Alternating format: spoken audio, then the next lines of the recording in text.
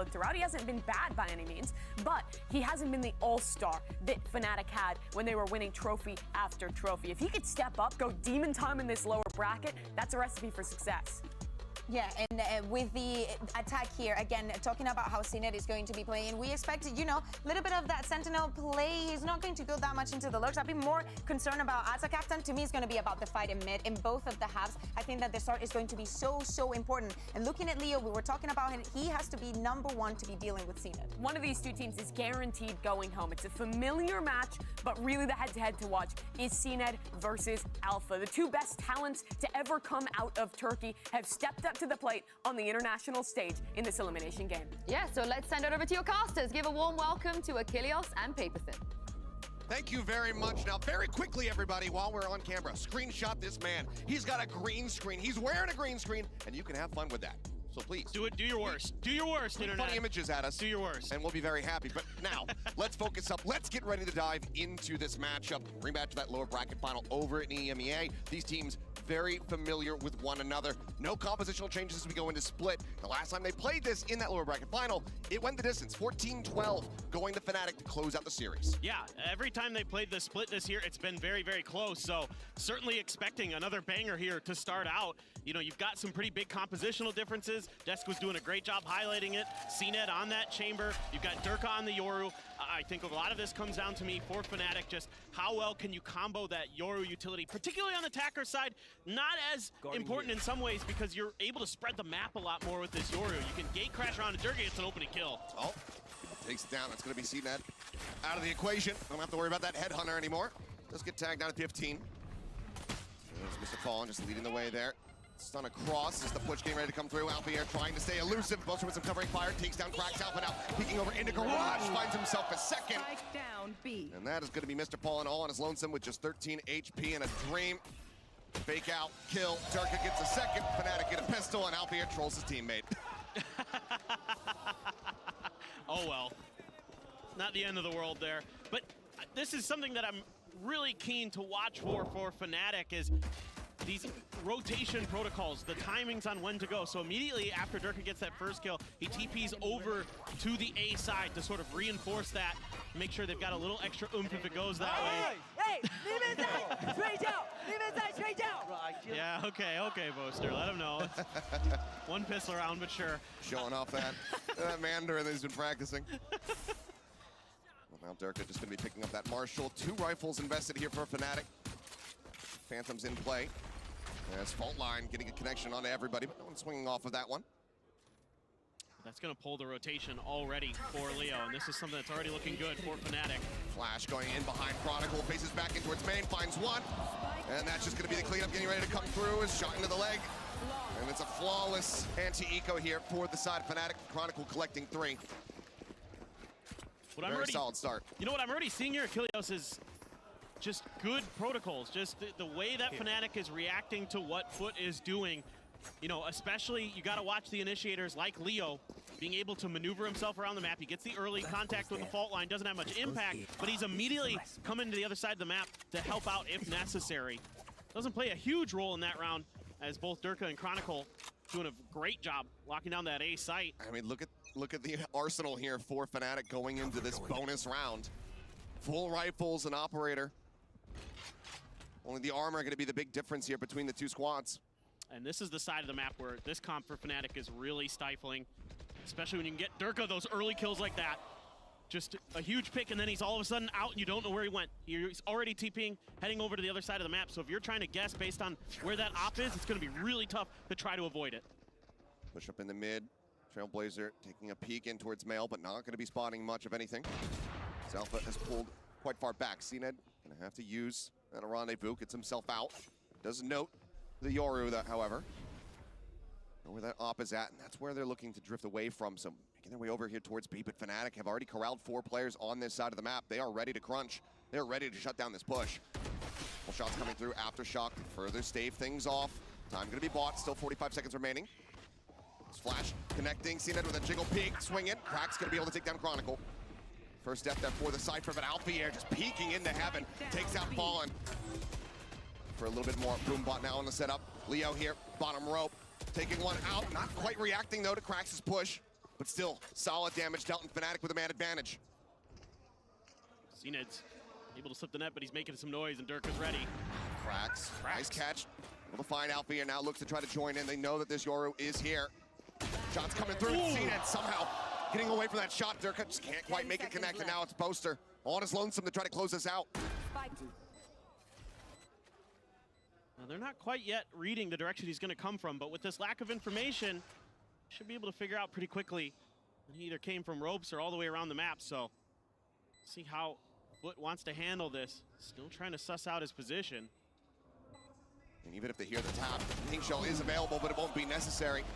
CNED to close it. FUT, they do get themselves on board here in the third round, not allowing for that bonus conversion, but still do suffer some heavy losses. Yeah, FUT just good awareness on this early rotation from Alpha, or excuse me, from Chronicle through the spawn. And that opening pick gives them just a bit of extra breathing room, because the initial protocols here from Fnatic are really, really good to use that utility to keep them stuck in B heaven. That's the whole plan there. And even if you lose Chronicle immediately, Durka TPs back towards their spawn, has the op there to hold down to make sure they can't rotate all the way back through Defender spawn. So there's some good things happening there from Fnatic, but it's just really good patience here from FUT that buys them that round, winning some big battles in that back space behind the B heaven stairwell. And because of the arsenal that Fnatic did have going into that round, now both economies a little bit wishy-washy. See, the Outlaw, the Bulldog, the Guardian in play here for the side of FUT. Stingers, Bulldogs as well for the side of Fnatic. This round here is very much going to impact the long-term economy for both squads. And I love this Outlaw purchase. Has tremendous potential for EDG. Do some damage, maybe win one of those flank battles that he is so want to take. Gonna get just a little bit of information, seeing Boaster. That doesn't give you too much on the defensive setup right now of Fnatic, as they are immediately now rotating back towards B. You know, leaving this 2-3 setup. It's gonna be Boaster up in heaven. See how well they can handle this. Spray across with EDG. Outlaw through, able to find Chronicle through that one way. Captain now pushing forward. Flash coming across. Does get the catch here, slowing them up as they get ready to go for this plant. Players here for the side of Fnatic, and Turner comes away with 3! Now just EDG, an Outlaw in hand, pushes out of the smoke. The right click's not connecting. The bullet's just dancing around the outskirts of Boaster's hitbox. He manages to keep himself alive, and we're gonna have to see that back on the replay, because the impact from Durka, that shut everything down. Yeah, and it's the timing that he can use off those gate crashes to rotate just a little bit faster, to get here a little bit sooner. Use that fake out to catch a bunch. Huge. Again, a lot of the Fnatic gameplay here is stall for the rotations, and they're gonna come quicker than you expect because of that Yoru. And Fnatic doing a great job holding that round down, despite, like you said, kind of a odd buy. And now it's a full-on eco and a full-on. Oh my God! Disgusting! 2 shots, 2 kills. Durka off the rip, putting him down. Paint Shell now lobbed in. CNED gonna be eating quite a bit of damage.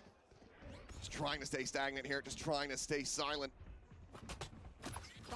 Got the Headhunter, but only 2 bullets for it. That Boombot's about to scout him. Gets the headshot on 1, but then Durka playing up onto the corner, able to take him down, stop any further bleeding. EDG noted, dead. Fnatic 4-1. Yeah, Fnatic here just understanding what they saw the last time in an eco from FUT, and this time they challenge it. It's just a slow push up in a 4-1 split up towards A ramp, and they just say, okay, well, we've got an Outlaw, you don't have shields, we're just gonna win this fight. And Durka was great with it on top of that. So just a good quick read from Fnatic, just kind of saying, this is what we saw previously. Let's see if we can punish it. You can see Chronicle now changing his util over towards B. Gonna be trying to play a lot of stall and delay. Toxic screen as well, gonna be over there. And you do have the chamber ult, but Durka immediately, they're using this ult to try to flush players over in. Seeing if they can get that fault line to connect. It does with a flash work.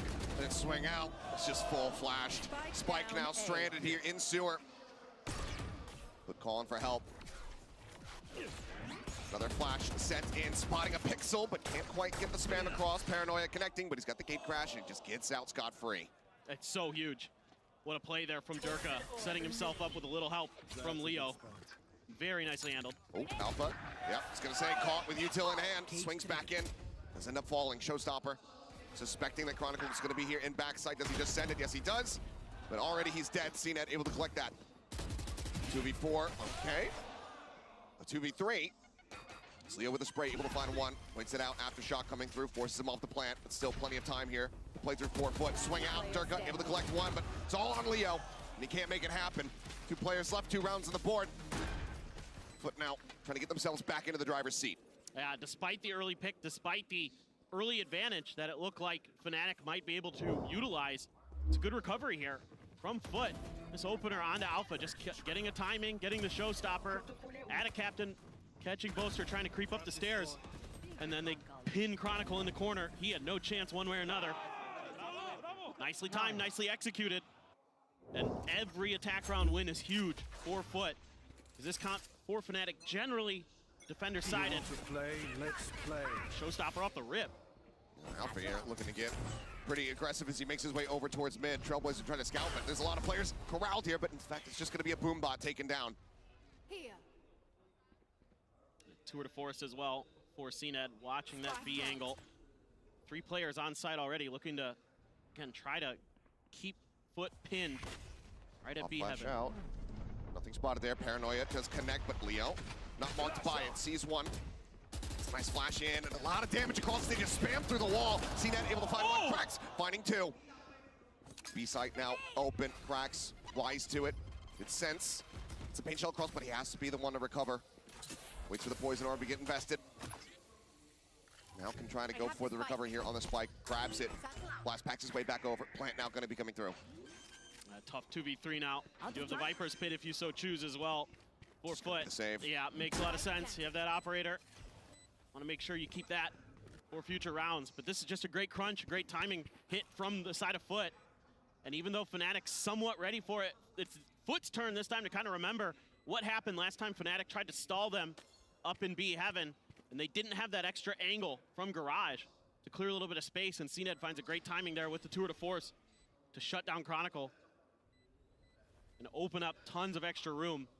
And Cracks as well, looking really, really good. He struggled mightily the last time they came out against 100 Thieves, so having him come out hot on this race, come out, start popping off, is a huge boon for FUT Esports.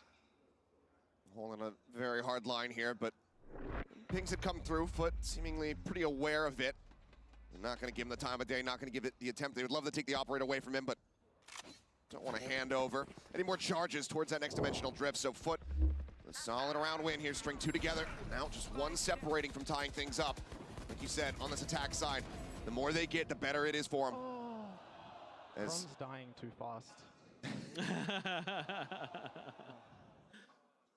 Well, sometimes that happens. You take a bullet to the head. Do be like that. Couple alts to speak of. Seekers 1 away from Mr. Fallen. Of course, still that Viper's Pit. 1 away from the Rolling Thunder for Leo. And the Neural Theft for Chronicle. The Omens as well with their alts, but those are more situational generally. As this time, it's going to be playing at the top of ramp is Durka with that op. But it's more of a 3-2 opening split. I think checking for aggression was FUT, having Mr. Fallen over there to back up EDG. Just in case they got a little bit aggressive again with that Yoru. Have a little bit of extra cover, but CNED very clean on the movement, gets himself out of there. Minimal damage taken. As Chronicle does get knocked down a little bit lower. Yep, push him onto the trip with the spray. Bolster's dead. He should have been EDG dead in that position, but somehow turns it around. Was expecting it off the back of the Paranoia. Now just wide swinging back across to get himself out to safety. Reveal in. Leo able to play off that one. Crack's going to be taken down. Spots out a couple of additional players, but Captain now finding Alpha here. Chronicle here on the site. Sends out the Neural Theft. Seekers chasing onto the rest of the team. The Rolling Thunder now to try to hold everybody at bay and TP over onto the A site, but Captain noted, revealed, and Durka slowly creeping up. The operator in hand. He finds the shot. Spike now on the floor. patience 30 seconds left. paying dividends for Fnatic there. And Mr. Fallen is just not ready for it at all. Been having a rough game so far. Now EDG, nothing more to be done. Just drift back over here, wait out the rest of the time, but this round very much getting away from FUT. 10 seconds left. Yeah, and even though they win that opening exchange, they shouldn't have. The change in positioning of those trap wires for Fnatic worked a treat. They caught 2 players with it, should have had the first. But somehow EDG was able to get out of there and get the kill onto Boaster, because he followed up right away with that paranoia as well. And then the other trap wire, right at the front of B, catches a player. They're able to spam him down through the blocks, and it is just unbelievable. Just aim for the feet and spray. This right here is huge, getting cracks off the rip. And then again, having this Yoru makes it a lot harder to make plays like that Omen TP work, because that Yoru can stick around for a really long time over on the other end and use that gate crash to quickly get back to try to help out on a potential retake or defense of the other side of the map. Durka, it's the poison orb to consider. Trailblazer coming. That's gonna back him off a little bit. Does spot him. And now he's just back over here at screens. Flash in, not really getting a blind connection on anyone there. Here. He's got 2 players committed to crossover at ramp. CNED trying to lead the charge. Moving away, shifting off that rendezvous, so doesn't have the fast TP back into sewers. Pit now going to be invested here up in heaven just to try to take some control. Boaster spamming across, trying to find somebody. Cannot. Cracks, able to collect him. As the Omen goes down. But how do they get themselves now onto the site? Durka still here, Alpha here, still in heaven. And now they're very much aware of it as CNED falls. Here. Brilliant setup from FUT. I mean, it feels like in all likelihood they're going to have to try to just pivot across into vent. Try to rotate towards that B site, but Chronicle's still holding it down. Cover going out. And he's got a trap wire right in B heaven as well, so if they do make that pivot, he could get a quick kill and back out, buy some time for rotations potentially, but still FUT considering how to make this work. Don't have any more flashes. Fault line at the ready. Decoy sent, the peek, the kill. Mr. Fallen dead once more. Durka continues to make the site somewhat unassailable. They finally are able to displace him. Leo getting juggled around, attention pulled in multiple different ways, ends up falling. Now it's Alpha and Chronicle to try to clutch it out. Blast pack through, and EDG somehow comes away with that kill. A 3-piece for him. The plant now with 4 seconds to spare. Chronicle finds himself in a 1v3, but HP bar is dangerously low here for 2 of the players. If he can isolate, pick them off. Still has to worry about the showstopper, but now he doesn't. Cracks the first one to fall, and suddenly this becomes so much more winnable for Chronicle.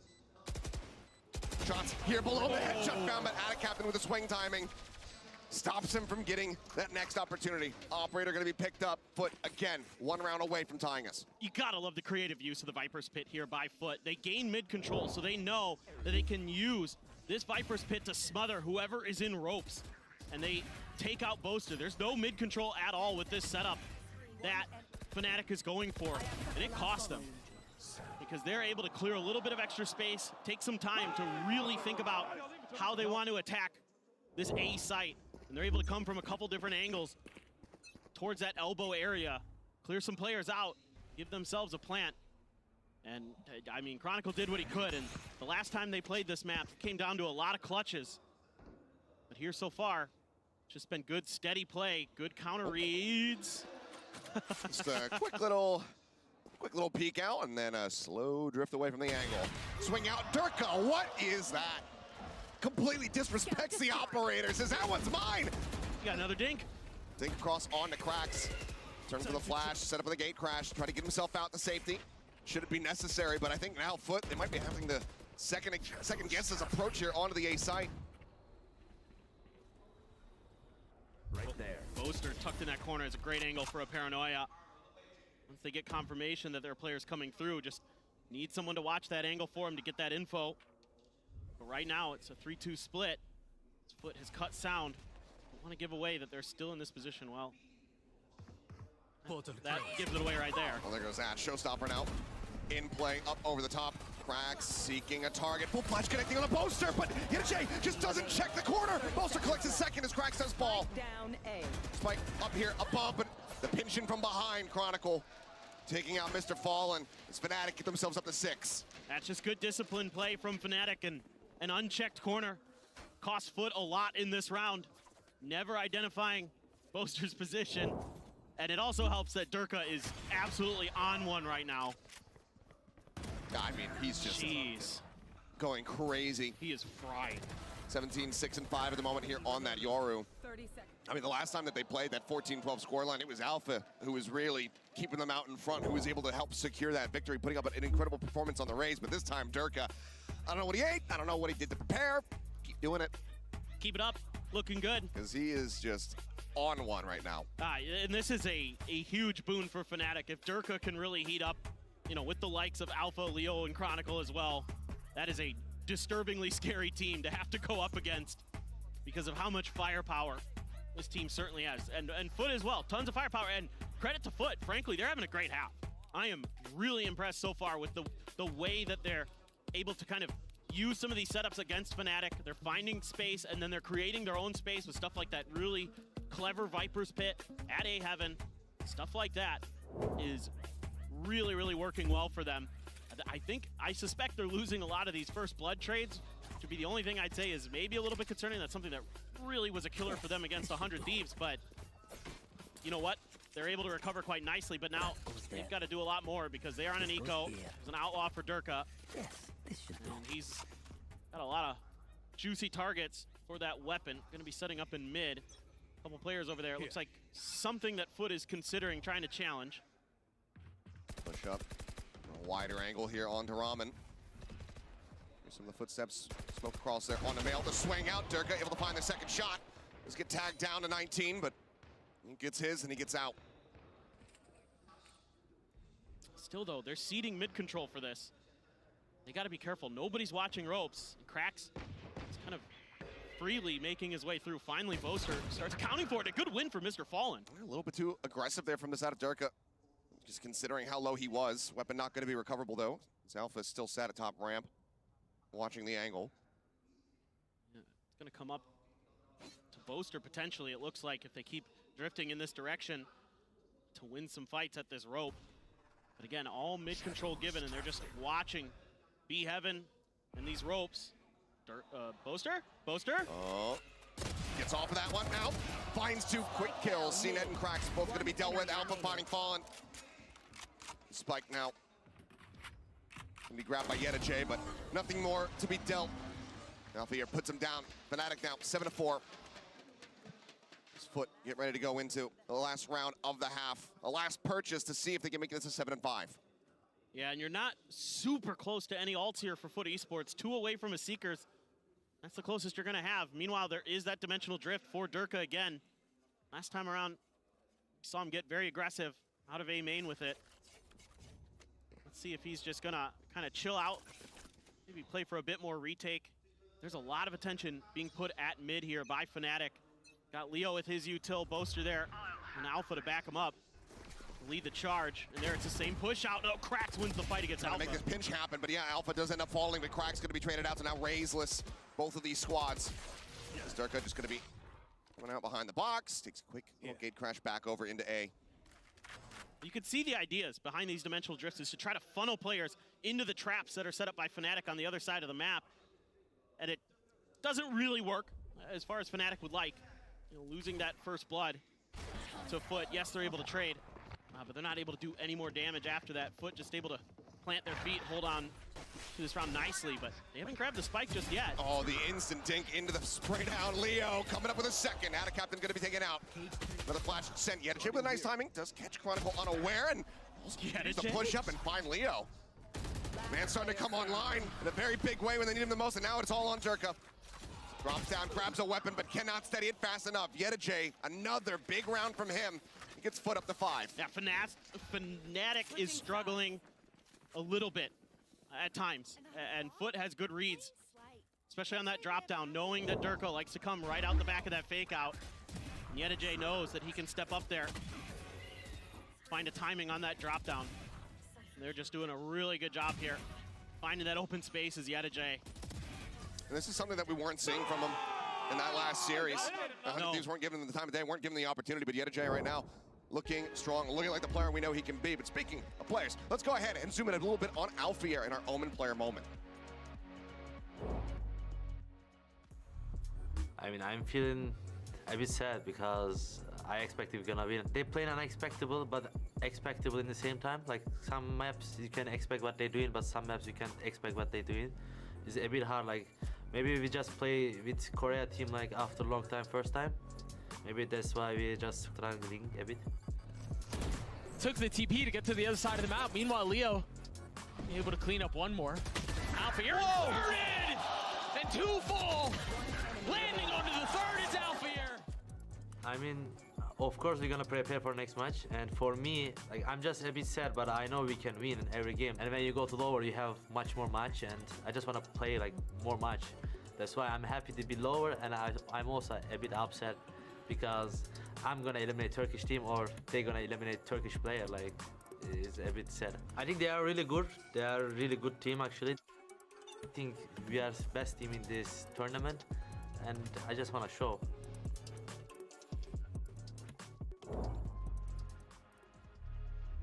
Well, Alpha is saying that he's more than happy to be in the lower bracket, wanting to play as much as humanly possible here in front of this crowd.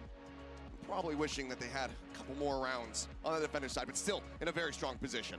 Yeah, no doubt about it. It's not bad, and this comp can definitely do some damage on the attacker side against Giant X. Fnatic had a ton of success. They were 9-3 on their attacker side, so it just comes down to coordination, especially with that Yoru in play. Like, how are you going to be able to chain stuff off of the Breach util into the Yoru, you know, TPs and then the flashes and things like that? Like, being able to generate your own space, so important with this Fnatic comp that they have crafted here for Split. The good news is Durka is on one, and if he can find those good timings, he can start wreaking some serious havoc. Yeah, I mean, right now 2x, the next highest kill count on his team. CNED looking to try to hold things over at ramp. Chronicle just going to be tucked away into the corner as EDG is taking a very aggressive line. Alpha seemingly reading it, but not ready for it. EDG takes his head off. Finds that kill. Mr. Fallen just going to be dropping back, giving up some space over here in Mail. The rest of Fnatic, though, got to start working their way maybe towards A. A little peek in towards the vent. But even with that kill, still a little bit of a slower approach. Durka finding the timing, a little bit whiffy at the start, but gets the mark all the same. Mr. Fallen going to be taken down now. Man advantage here for Fnatic. Yeah, this is great for Fnatic. They have opened up so much space on this map. Chronicle seems aware of this rotation. EDG making a ton of noise, and he's gone. So wise here from Chronicle. Now the cut back over towards B. Footsteps heard. Durka still lingering forward. Sets up the gate crash. See how aggressively he wants to play this. Very aggressively, in fact. And it is another absolutely star-studded round from Durka. Another 3K, another pistol. And now I believe he's got 21. It's just amazing patience here from Fnatic. Even though Alpha loses his battle, that kind of gives a little bit of extra confidence to Krax to try to push an angle himself. See if they can really smother Fnatic out of the round, but Chronicle wise to that, and also the lurk from EDG. I mean, Durka, that is...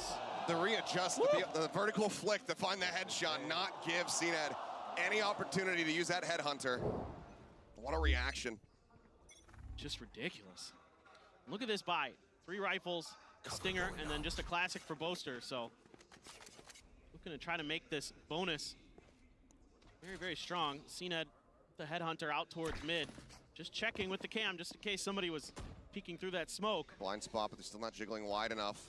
Now cam back through. Shot going to be sent, but CNED having to pull off the angle. Rendezvous back to safety. Looks to try to reinforce this A site. It's a great read there with that cam. Buys them so much extra opportunity to try to close through, but are they going to be ready for Krax? Boombot to Mail, so they haven't necessarily scouted him, but you can see them just still staring in this direction. But Poster, getting caught on off timing, does end up falling, but it's quickly traded back. That's okay. That was just your classic buy. So at the end of the day, that's an unexpected loss in some ways. It was also your smokes. Yeah. And your paranoia, so. That's okay. Could lead to some more damage being dealt here, but we'll see how FUT do fare. And CNED, I mean, it's just completely surrounded here for the most part. Big up coming through. Here's the cam set up. Paranoia up in towards heaven. Drifting over. Chronicle. Oh, but the cam. Oh. The timing. Just getting that dart through. Chronicle keeps himself alive. Cedar now gone. Again, that advantage very much here in the hands of Fnatic as they storm their way over onto the A side. Chronicle holding the rope with ease. Push up. Now Captain will be able to deal a little bit of additional damage, catching Durka unaware. Still 3 players to try to work through. More damage from here can very much be dealt by FUT if they can find some additional kills. Rifles in hand, they would love to take those out. Now going to find Captain EDG. Is he going to drift all the way back through Vent? I mean, he needs to die in this round, so it seems like that's going to be the plan. At this point, just looking to die to the spike, but again, good, meticulous gameplay from Fnatic, good reads to begin this round with that camera. Chronicle, you know, we've seen it on a knife's edge with some of the util in hands for Fnatic. We saw Boaster with his TP in the previous half. This time around, he's able to switch. Heard the drop down, but I was gonna say, if he continues pushing in this position, Chronicle's gonna be the one to take him out, and that's now the Neural Theft online. It's huge. It's a huge win for Fnatic, keeping those 3 rifles. So yeah, the Stinger and the Classic gone, but that's totally fine. That's all part of the plan. And you're able to have a really strong bonus as a side of Fnatic. And now I start to really keep my eyes on this Yoru to see exactly what some of these setups are gonna look like. You know, because sometimes you have to take a bit of space early on split with a Yoru to make sure that those gate crashes can get as far as you need them to go to really keep your opponents unsettled and get yourself a ton of extra room. This one's just gonna go all the way up towards mid, right next, but I think it's cleared there, or just faked. One of the two, right next to CNED. So that's just gonna, just send them slowly, working their way through. They're gonna wait for some contact and then try to crunch into mid, it looks like to me. A little bit of noise made there. Had a captain just swinging back and forth. CNED spotting it, Poster. Pulls away, likely worried about a paranoia potentially coming through. And then a rush play from Alpha behind it. That's Dimensional Drift online. This is 2 big ults now for the side of Fnatic to try and get this converted. HL sent early. Mask now coming on. Dimensional Drift. Spotting out one. Bumps into him. He's looking for more. The captain now going to be noted here at elbow. Calls made. I mean, Spike is on Durka. Rotates back over here to ramp. Joining in alongside Chronicle once more. And that's just going to be Fnatic maybe silently cutting their way across in towards B. Yeah, they didn't like what they saw on that site. They thought it was a little bit too cluttered for their liking. So back the other way they go. Still CNED to contend with. Boombot cleared. HL's sent. CNED dealt with out the air. Shuts him down, but EDG, decent timing. Swings in, finds Poster. Gets rid of the Omen here in the post plant. A lot more work to be done. For now, he's on his lonesome. And with him falling, I mean, a call to save might have to be made here from FUT. Especially now, activating a trap wire. Just full awareness. Chronicle tucking back. They're still pushing forward. And he has an opportunity to deal so much damage here. Waiting for the timing. Swings out. Mr. Fallen, wise to it. Does shut it down. But they're running out of time. Paranoia not catching anybody. Backside setup. Leo finding one. Durka getting the other. The cleanup is good. It is swift. And Fnatic now doubling FUT scoreline as they reach 10. Yeah, just great mid-rounding here from Fnatic. Using that Dimensional Drift so wisely to get a ton of info. Don't even have to invest your Neural Theft that round. To just go to the other side, and that's a huge opening win for Alpha. That breaks up so much space. EDG then left on an island. The other 3 players, 4 FUT on the other side of the map. Fnatic just reads it so nicely. And it just all comes down to the calling on that one. I mean, it helps you have the ult as well to get the info. And it's just a beautiful read from Fnatic, and they're trying to push some space towards B early, but gonna think better of it. Just checking for a push out from the side of FUT. Orb grabbed, this time by Cracks, getting closer to that showstopper, but still 3 orbs away, so a lot to go for this ult rotation for FUT. EDG clearing the wire. Yeah. Not wanting to give that just free control, that free knowledge over to Fnatic. Maybe they'll have to second guess potential flank here. But for now, all eyes focus up towards mid. Being really diligent. A lot of mid control is great. Now let's see, they do get the dog spot here onto Leo. Leo, that's gonna keep those players pinned in garage. Call a couple players over just in case they keep trying to push out with those sheriffs. And the headhunter. They gotta be wary. You know that fault line is gonna be back online. Like Rendezvous, CNED still looking to try to push forward. As they're reading this beautifully, EDG completely expected and dealt with. Durka finding that kill. Gate crash now set up for him at back sight. CNED dead out the air. Entering, there's the TP, there's the pick. And there's the sight. Handed over to Fnatic on a silver platter. Last player standing. Crack's just gonna be picked off. Looks like they're just hunting for kills, not even concerned about planting the spike until this very moment. Didn't need to be. Just such firm control over this round. good mid control taken again here by Fnatic. I wouldn't be surprised if we see a timeout from FUT to try to address that in some way, because that's cost them some of these rounds. You give so much space to pivot. For the side of Fnatic, at a captain. Can he win this one? Oh, yeah. But he can. He still eats damage, though. Teleports across, but the fault line still connects. Durka flooding in from behind. 3 kills from him once again. As Fnatic move up 11-5. Oh, and he brought out the brimstone from the gun. I love it. Thank you. 25-9-5. As yes, a timeout will be called here from FUT. Last-ditch effort to try to turn things around. And you're just giving Fnatic so much room to maneuver on this map when you're seeding mid-control that much and not having backup plans to follow it. And it makes them tough when you've got players like Chronicle that are going to be getting their traps a little bit deeper sometimes. We saw that where he got one into ropes, and you're able to get tons of information on those late rotations or those retake attempts from the side of FUT. Just really shutting them out right now are Fnatic. This is just incredible how well they're playing, and FUT just looks like they still haven't recovered from that match against 100 Thieves. Yeah. I mean, EDG, solid performance, cracks, just right there nipping at his teammates' heels. But we're not seeing that impact from CNED whatsoever. That's a good point. And it was, you know, again, going back to the most recent matchup on Split between these squads, it was CNED, it was Alpha Year. That Turkish battle to see who was going to be able to come out on top, and it was narrowly Fnatic. Right now, though, it's looking mighty absent. Operator going to be coming through here for him. Decoy. See if he's going to be able to find value.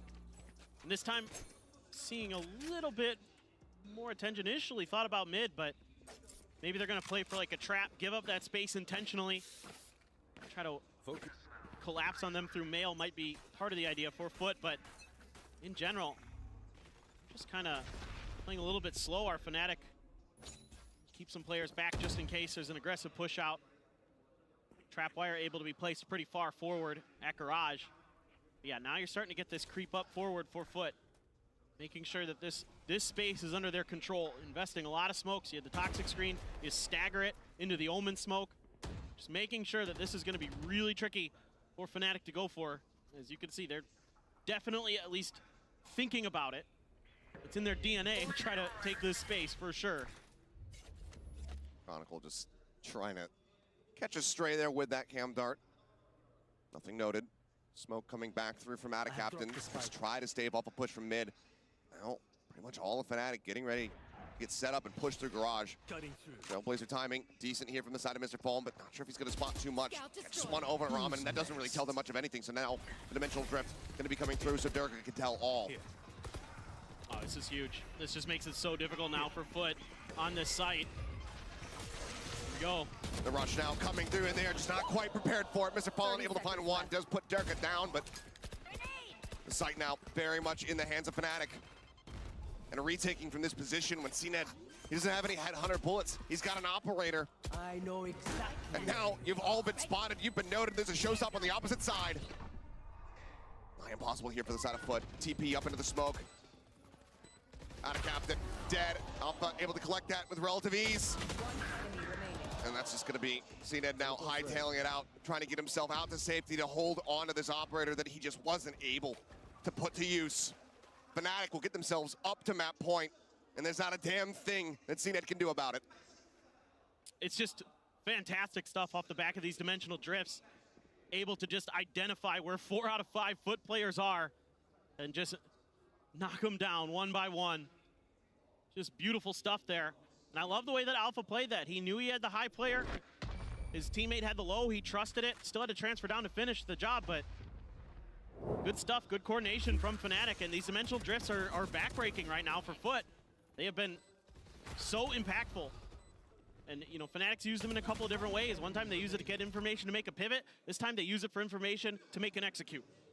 And it's worked an absolute treat. They haven't dropped a single round here in this attacker's side. It's just been absolute brutality here. With potentially this being the last round. Durka, a 4-piece necessary if he wants to drop a 30 bomb. The way that he's been playing, it's I think he could be good for it. It's definitely in the cards. And Cracks really wants this orb. Jumps across, he's trap-wired, he's stunned. The trap-wire confirms the kill. Alpha will be taken down, but Chronicle collects himself a second. 30 bomb not gonna be possible. If they end the map here, I don't think Dirk is too concerned about it. No. Just wants to get himself over to Lotus. Can mark that trapwire kill on your bingo card. You don't see those every day. No, you certainly do not. EDG just sat here behind boxes in mid, but no one gonna give him the time of day. No one gonna go pushing through. All of Fnatic now just shifting back over here in towards main, where it's CNED, the first and final line of defense on this side of the map with that op in hand to see if he can turn this round on its head. I think he's gonna have to try to play ahead of the smokes that are coming through towards screens, is my guess with this operator. You see the pings coming down. Get the one and done. Flash is coming in, fault line still available. He's got that rendezvous to try to take him out. Okay, tucks back, is able to dodge out. Gets the shot on the Turka, what a shutdown from him. Great reaction, great read here from CNED, but still in a very rough position to try to retake the 30 site. seconds left. Those are peeking for it there, trying to utilize that smoke. EDG around the back. He's gonna have to alert him. He's gonna have to break this trip. For now, we'll just play this out quietly and wait for the rotate from Mr. Fall, and the Seeker's now coming through. A 3v3. Possible 4-foot. Tripwire destroyed. As there's the wire. Chronicle now aware of EDG's position, ready for the swing timing. Flash sent. CNED in the bad spot. It's going to be taken down. Chronicle finding himself a third. The swing up from Leo. We'll finish it off. 13-5. Fnatic not allowing for overtime, not allowing for FUT to even get close here in this opener. Fnatic looking dialed in to start the day. Insane stuff from them. Absolutely. Now they have their map pick of Lotus coming up. We'll see if FUT can rally back after the break. I'm gonna practice some of my Chinese. Hey, hey, hey! 你们在睡觉，你们在睡觉，你干什么？你干什么？你有问题吗？休息，休息，休息，休息。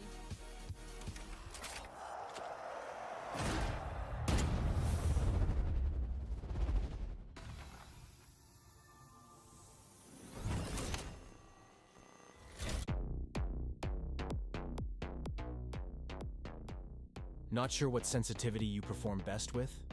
Are you constantly changing your sensitivity because you're missing?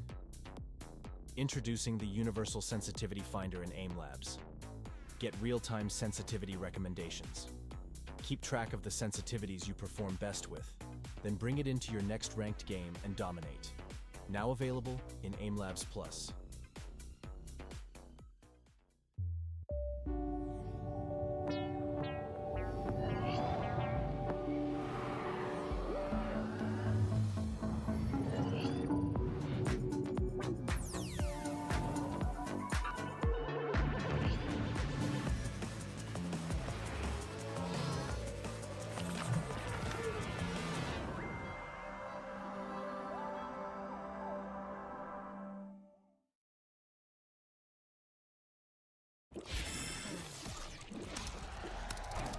Red Bull gives you wings.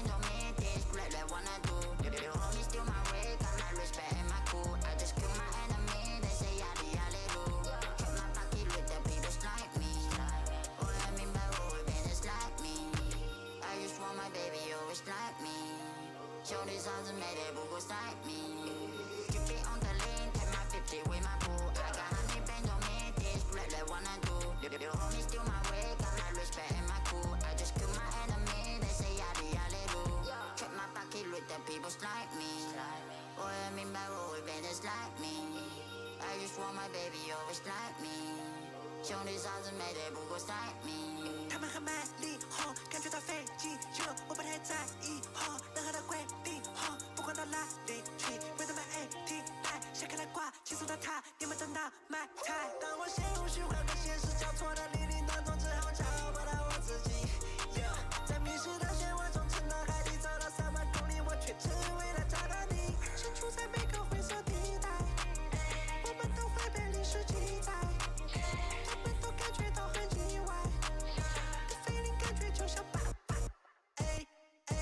Got my pocket with the people like me， 我也明白我会变得 like me。I just want my baby always like me， 兄弟嫂子妹对不过 like me。Keep it on the lane, take my 50 with my boo。I got honey bands on me, this split like one I do。You homie still my way, got my respect and my cool。I just kill my enemy, they say yadi yadi do。Got my pocket with the people like me， 我也明白我会变得 like me。I just want my baby always like me， 兄弟嫂子妹对不过 like me。Hey guys, what's up? I'm here with Elma Putty of Fnatic. Congratulations on that first map.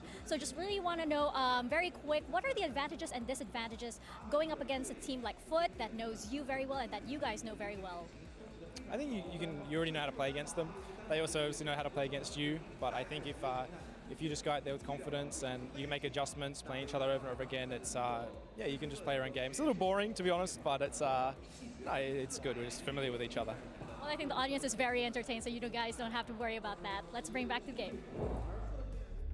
And fantastic start there for Fnatic. As you guys heard there from Elma Putty, Mimi, and Kukuka, they knew what they were going up against. Yeah, much like that interview, the game was 6 foot versus 5'11" between FUT and Fnatic. They're so familiar with this team, and I think they came out with a really good game plan. The Yoru comp looked good. I loved a lot of the set plays they had, especially on the defense side for proactive looks. They were punishing FUT in the mid round, and FUT was almost never even getting that spike down, which led to that super dominant half. Yeah, let's take a look at the Verizon high-speed moment, because we talked about Durka and Kukuka. He did not come to mess around. Amen. One of the things that I wanted from him was the movement, right? The impact. I was mentioning how on the defensive was going to be about him, but man, did I expect this. The operator, time and time again, not only with the Outlaw as well, the productivity that he had of even re-pushing these angles. Sometimes, hear me out, it was dangerous, but just because of this kind of plays, we need to see that Fnatic has understood this comp. Yeah, but I actually like a Fnatic that's willing to take a lot more risks, especially versus FUT. I think taking some of these riskier pushes in the mid-round, trying to find that timing is actually really good. And it paid off for Durka round after round. 406 ACS to end the game, not too shabby. Okay, we talked about Truth and Cope about Fnatic being so back. Can we now say Durka is so back? Not so back. Durka's back. Oh, I'm not overreacting. I'm not overreacting. He's back. I love overreacting because I just love it. But honestly, seeing the first time that Durka played Yoru after all that time, hyping it up, comparing that to what we just saw, it's so much better. It's night and day. It's night and day. They've gotten, I think, a lot better. In EMEA, some of these comps didn't look fully fleshed out. I think here they're really proving that a lot of work went in ahead of Masters Shanghai. Yeah, if we take a look here for the AIM Lab shoot around as well, checking in with Boaster, who had some unfortunate first death, but I felt like the calling was spot on. Yeah, it was really good. The defensive side especially, I think, had some great moments from him. And when he got into the attack side, kept it really clean, controlling the map super well throughout to keep that game dominant. Yeah, and I love the time that they were taking to read into the situation, how patient they... I can't concentrate on my job, please. This is how he plays, actually, always. I think he's just making a meme because this is probably what we were seeing, you know, beforehand when we were trying to see what he was doing. He plays like that so he can see the mini-map.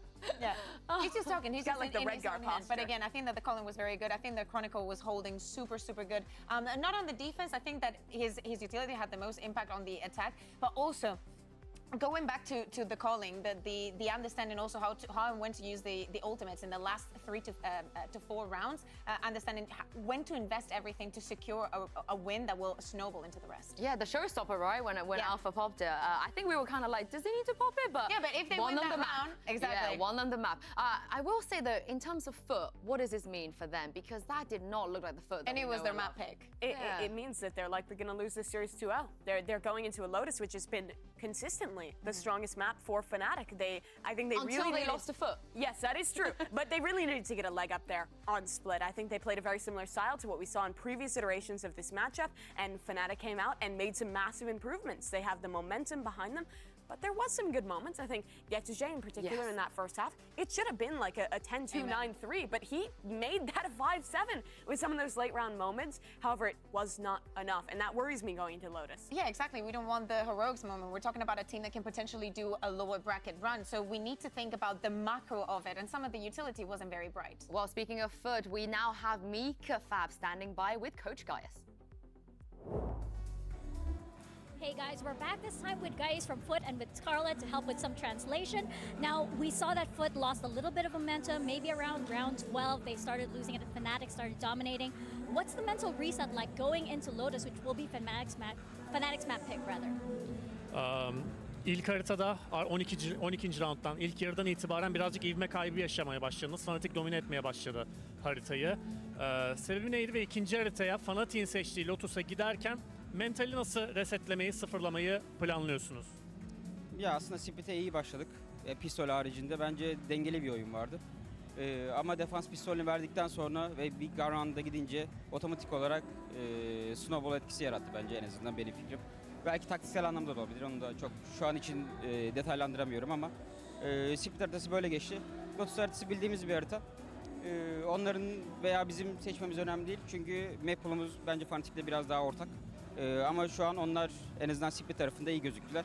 Bakalım Lotus haritasında ne olacak. In the first map, I can say that at least the first part of the map was quite equal despite the gun round. On the second part of the map, we lost the gun round, we lost the pistol rounds, and then when we lost the gun round, they gained momentum. We struggled to come back.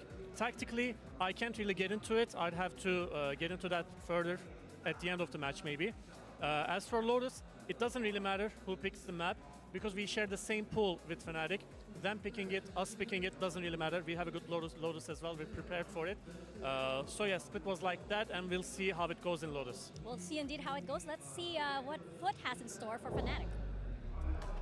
Well, it looks like they're not going to go back to the comp that they did previously beat Fnatic on. But what did you make of what he had to say there? Yeah, I think it's very important. I think that I love how much he's given in this interviews, how honest he's been. Yes, it did give Fnatic a lot of momentum. If they're able to carry it to this map, things are going to get very, very complicated. Fnatic choosing to start on the defense here. They chose that against Genji, with FUT starting on the attack. It doesn't look like it's anything bad for Fnatic. They had a very, very good defensive half. The retakes were on point. Well, FUT, they have to win here if they want to stay in this tournament. Achilles and Paperthin, let's see if they can. Let us see, indeed, Lotus on the horizon, Fnatic's map pick. Now, we have had a fair few teams, do some decent anti-stratting on their opponent's picks and then drop their own maps. That's something that has happened for time immemorial here in Valorant. But right now, the display that's being put on here from FUT, it doesn't lend to that story. We need to see a complete tonal shift from this team in their performance. No doubt about it. It just feels flat right now for FUT. And they're going to need to dial up something special here on Lotus. Both teams having about the same amount of success on this map throughout the year, about 60%. So in that respect, they should be evenly matched. But Fnatic on this defender side in particular has great protocols. They're really good about controlling their space on the map and already making quick rotates here, getting no contact on A. They're saying, okay, well, this might be an early B pivot.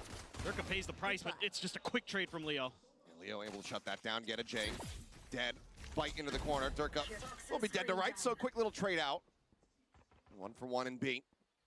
The rest of FUT now slow creeping their way up here towards A. Chronicle playing in alongside this wall, the screen dropping. There's 3 players here in front of him. He nearly somehow comes away with a kill, but eventually will fall. CNED able to find that one. Paranoia now across. Ada Captain pushing forward into B, able to find Boaster. For the catch, CNED collecting out the air, and FUT now bringing this round back. Oh, just beautiful stuff. We'll get to it when the round's over, but Spike still planted. some Fade util to work with. They know where he's at now. Leo in a bad spot. Won't be able to find any more kills. No more value built up. CNED collecting himself a second, and that's going to be FUT winning out the pistol. A desperately needed pistol round, but it's just a good understanding of how Fnatic was going to rotate off of this in a way. Even though they're caught off guard by Chronicle's position, he's not able to punish them, so... He's caught off guard even more so. Yes, yes. Everybody's caught off guard by that. Like when the wall crumbles in Saving Private Ryan and everybody's just there with guns in hand, like, what do we do? That is absolutely accurate. Cage triggered. It's all classics. Nobody investing in anything for Fnatic, and they're just going to full stack on B. I mean, everybody is here. But for now, FUT is being very good at making sure that they're checking on it. Yes, they're pushing out, but Watching here. FUT should have a lot of space, but the spike's down out here. Yeah, this could potentially be bad. I mean, Trapwire to continue to slow things up. Chronicle just getting tucked in behind the box. Do they read this at all? So even if they do deal with Alpha, which they will, CNED finds it. Do they suspect? He does. What a read, CNED. Picking up a second here in round number 2. Derka working his way forward at Mount. Can confirm that there's no presence on this side of the map. He'll just be grabbing that orb to try to build up a showstopper. And there's all of FUT now stopping their way over towards the A site, where it's really only Leo at stairs to try to slow things up. Mr. Fallen has that outlaw, that deep cover that they might need. Fnatic trying to get into position to contest. Boaster. Decent amount of damage dealt. CNED now finally dealt with. What was that run back? Suddenly just an explosion of death into the kill feed. Solid damage dealt here on the back end from Fnatic, where it looked like they were just going to get absolutely rolled. They do manage to bring it down to just 2 players left standing. But you could see that there was some anticipation by FUT that Fnatic was trying to contest on site. There was a bunch of spam when those early smokes came down to try to get the plant down, and then Fnatic just kind of pauses for a second, takes a brief freeze, and this is just a great read from FUT, doing their homework, knowing some of these plays that Fnatic has on their ecos. Shuts it right down the trap wire as well in a great spot to make sure that wasn't much to be able to be done out of that. Now you have the op for Derka, you have 2 outlaws and already cracks. Dead. It must have just been a Jiggle Peek cracks. Able to just double tap when some added damage from Mr. Fallen plays off the back of that outlaw. Lurk timing in. Leo gonna be taken down. Chronicle now forced back over at Waterfall. He just saved? They might have to, given that the operator is once again in play. Derka maybe can wait out the smoke, try to go for a peek in, but you don't really have anything to escort that other than a paranoia. And yeah, as you can see, slowly drifting away, trying to save. Out of Captain, will catch one. Not sensing Boaster here. Maybe in a position to be punished, but already such fantastic damage dealt. And this is the FUT that we were looking for on the opener. As they will be converting this bonus and start things off 3-0. Yeah, that opening pick is the go button. A lot of times it's kind of a single player on C for Fnatic. They got that kill and they immediately opt to punish it. Especially when you know it's Leo. You can, and then Captain so ready for those quick rotations. He is on the hunt right now. Boaster at risk. Boaster dead. Last back across, but Derka also dead to rights. Captain with the 4-piece gets FUT up 3-0. They take everything away from Fnatic. This is huge. So many ults almost online already for FUT. And Derka's close to a showstopper, sure, but let's see how this started. This is... Oh, my. Outlaw wallbang into the finisher on the Sheriff. Unbelievable. Yep, hands off the keyboard. It's like, what else could I have done? Yeah. It's just a good reaction here from the side of FUT. Ready for that jiggle out. Insane. Captain, so proactive in that round. You'll love to see it. Contest for rubble space. Boaster trying to push aggressively far forward. Cage thrown out in front of him. Orb gonna be grabbed. Alpha all alone. A little bit of help now from Chronicle. Fault line. That's gonna be good. On the 2 if he sends it, and he does. CNED already dealing a significant amount of damage as he wraps around back side here. Alpha taking down CNED. Not quite ready to see that many faces over at Waterfall, it would seem. Leo is able to take him down. Jet now dealt with. Paranoia set, Boaster finding one. Fnatic starting to drag this round back into their favor. There. got a good chance. Even though the plant's going to come down, they've got the numbers advantage. They've got just almost a pit, one away, but not quite there. Misread from myself. As Mr. Bond looking to take some space in a little bit ahead of the flash, but still comes away with a kill. Brings it now back to a 3v3. Not much util left in the bag for FUT. Plenty here for Fnatic. Still got the paranoia. Another fault line. Haunt out. Entry here from Durka, and he's able to find the shot. PRX finding one, but Durka collecting the final. PRX will fall, and Fnatic will get themselves on the board in a round where it looked like they were just dead to rights. Hand over to Leo, Nightfall online, and it is a MasterCard Thrifty for Fnatic. And even though in the previous round, FUT was very ready for some of these fast rotations from Fnatic, this time just a little bit extra time being able to be bought because Alpha just doesn't die off the rip. And so you have a little bit more space to work with. And with this late lurk play from Boaster, he's able to shut EDG down. And now Boaster's into it. Now he's saying, we got you, we understand. We understand what you're trying to do. Now you get the Showstopper and the Nightfall to worry about. Yes, you've got the Rolling Thunder and the Viper's Pit. You gotta get in a position to use those for FUT. And just some util exchange. Boaster again, teeping up a little bit further, but this time opting to stay behind rubble. Waited out. There's that Rolling Thunder to clear space, but Alpha wise to it and just backs out. Yeah, but PRX reading that decently well does send the fault line to the back end to ensure that he finds a stun, but a little bit of damage going to be taken here. Pit now thrown through, and that's going to be the Nightfall in over top. Decay on both sides. PRX trying to stay alive, and Alpha able to find it. Showstopper in from Durga, takes out Mr. Paul, and the Pit's still standing. Still in with a chance here.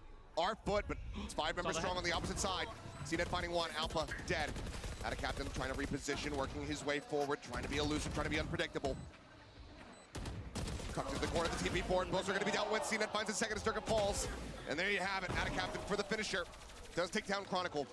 But it's still heavy investments here for FUT, but they stop Fnatic from finding that second round win. Out of Captain having a great half so far. And he plays this Viper's Pit so well, just feeding over information, never pulls the trigger on some of those identifications. He sees the head of Alpha as Alpha's crossing on top of sight, catches a gun barrel sticking out of the smoke in the back of sight, and just holds his trigger the whole time. Discipline wins them this round.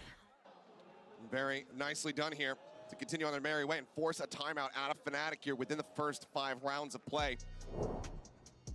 That being said, I mean, breaking down the economy and also exchanging 2 for 2 on ultimates. Yeah, Pit, Rolling Thunder, 2 very costly ones. Takes a while to try to build those ones up, but getting the Showstopper, getting the Nightfall, those big retake tools, and still winning the round. That is a big boon here for FUT. Exactly, exactly. That was so well played by FUT. And Gaius is fired up, but so is FUT now. And this is a breath of fresh air for this Turkish squad. Starting to really understand, you know, the timings that Fnatic is trying to take on these fast rotates. And then in this round, just really understanding how to play against these ults, how to position themselves well so that they don't get punished. You know, just in a good spot to deal with Boaster's TP, all those things well accounted for by the side of FUT.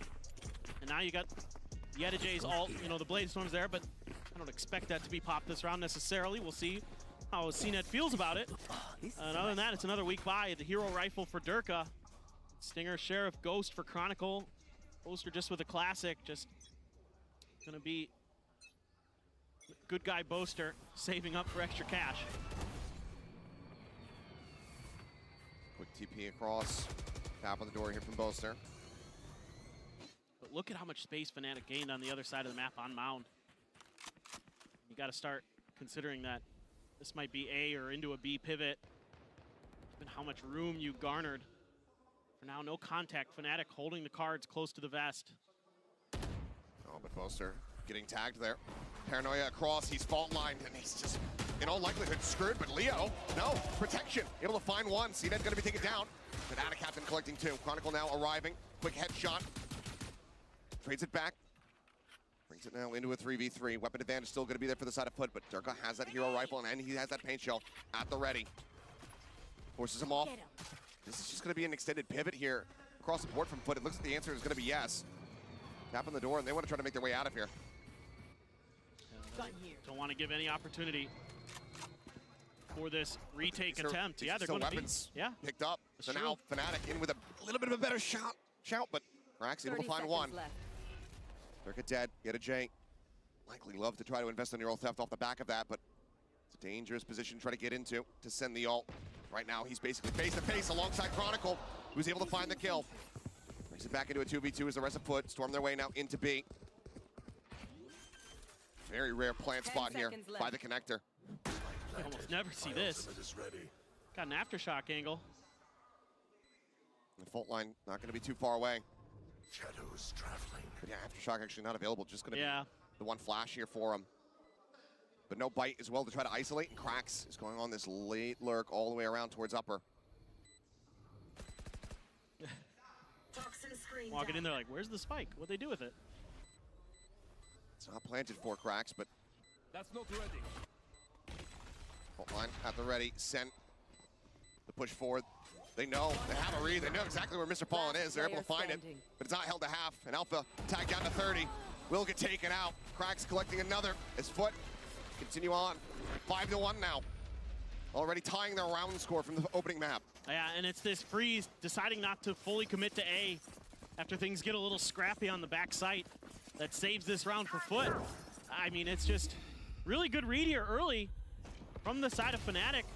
They completely isolate any info on where they're hiding on the site. Yeah, Boaster takes a little bit of damage, but Chronicle's able to step in there, do some damage. They're able to get those gun upgrades, but it's that late round pivot from FUT. Those options available to you on Lotus, utilized so well here by the Turkish squad. Durka out the rip, does some serious damage. Yeah, Mr. Fallen dealt with, spray across, trying to find CNET, tags him down to 78. He will be able to stay alive, but that's a good opener here for the side of Fnatic, who've been needing as many advantages as they can get. That delayed haunt, so good. Almost gave him another kill. This might be a bit of a fake, we'll see. Still could swing through door. Clock cleared out, still 2 nanoswarms. Likely just trying to see if they can try to paint as much as humanly possible here. Eat on the Prowler. CNED wanting to see if he can get ahead of it, try to find a timing, get a headshot, but Zed just gets worked down a little bit lower on his HP bar. Oh, Boaster. As Boaster out front, able to deal with one. The Jet now gone. Counter spray, a little bit of damage found, but overall, not too much.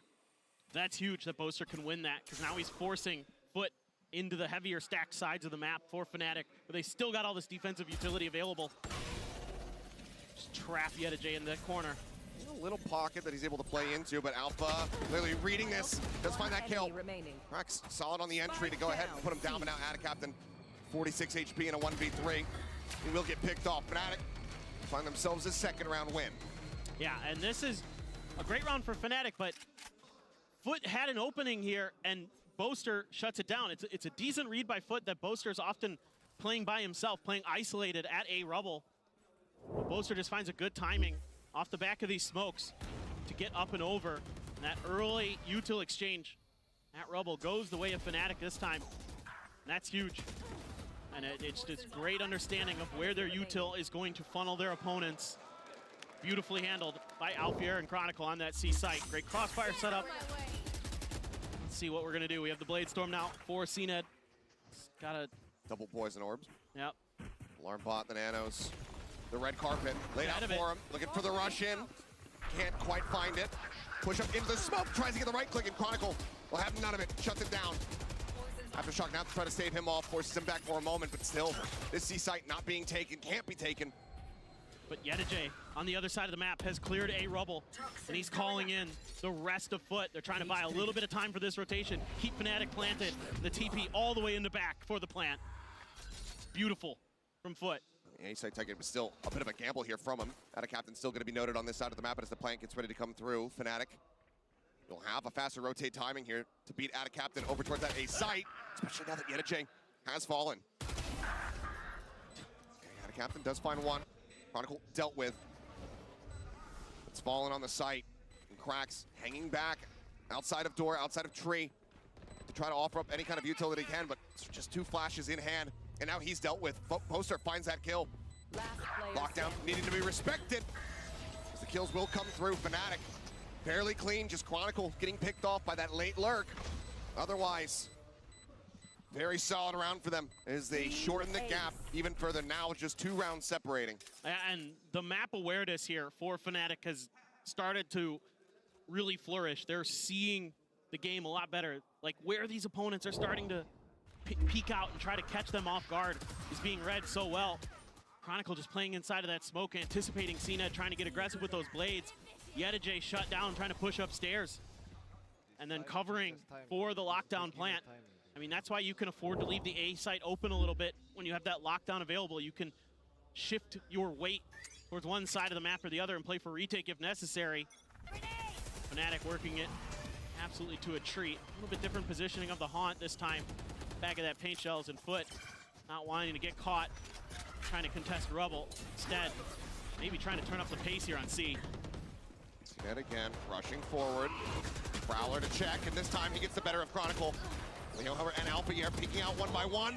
Find a kill, but then get taken down. Showstopper short distance here from Durka. Doesn't ensure the kill. Mr. Fallen going to be taken down, but man advantage here for the side of FUT. Just not wanting for Fnatic to get closer. Spike, however, still dropped all the way outside of Mount. Durka with that headshot brings it back to parity. Now into a 2v2. Boaster on the lurk, cracks. Aware that he could be in this position. And even though he has to redraw the weapon, Boaster just not quite fully checking the angle. Kill found, EDG. Already over here towards this A side of the map. Quick check on the cam, nothing gonna be spotted. Tap on the door, he works his way forward. Sturka pushes up. A paint shell to try and delay, but he's not reading this left side hold. EDG puts him down, one shot. His FUT, once again, keep themselves separated, now up to 6. Yeah, they do a great job of finding the weaknesses in Fnatic C-site defenses. CNED breaks through, gets past the lines of Fnatic and causes chaos. Catching Boaster here, really nice. So as much as I credited Fnatic for kind of having their heads on straight the previous round, this time it's FUT who's able to bamboozle them. Too straight. Wasn't loose enough to look to the right a little bit more. I don't know, something's in the water and people aren't corner checking these last couple days. Yeah, happens sometimes on this map. I think some damage to CNED off that paint shells, but he's still good on Boaster. Finds a headshot, Boaster instantly disrupted, killed off. Half the smokes now dead. Quick re-grab the camera. See where FUT decide to take this, but looks like it might just be that C site once again. Give me a corpse. Where is everyone huge. hiding? Getting that neural theft. You're gonna have that confirmation that there's 3 on B, 1 on C, and they are hightailing it in towards Alfier. Got that op. Good for the first. Attic Captain gonna be shut down, but Durka traded. And then EDG on this flank. They're just gonna pull off of this. They're using this information from this Cypher again. Just ping-ponging back and forth here. Tap onto the doors, EDG just trying to see if he could bait somebody to peek out. Looks like in the end though, B site likely gonna be the resting place here for this spike. Don't want to show him the same look twice for that free space. And it's just a full spread of the map for Fnatic. I don't think anybody's gonna contest this plant.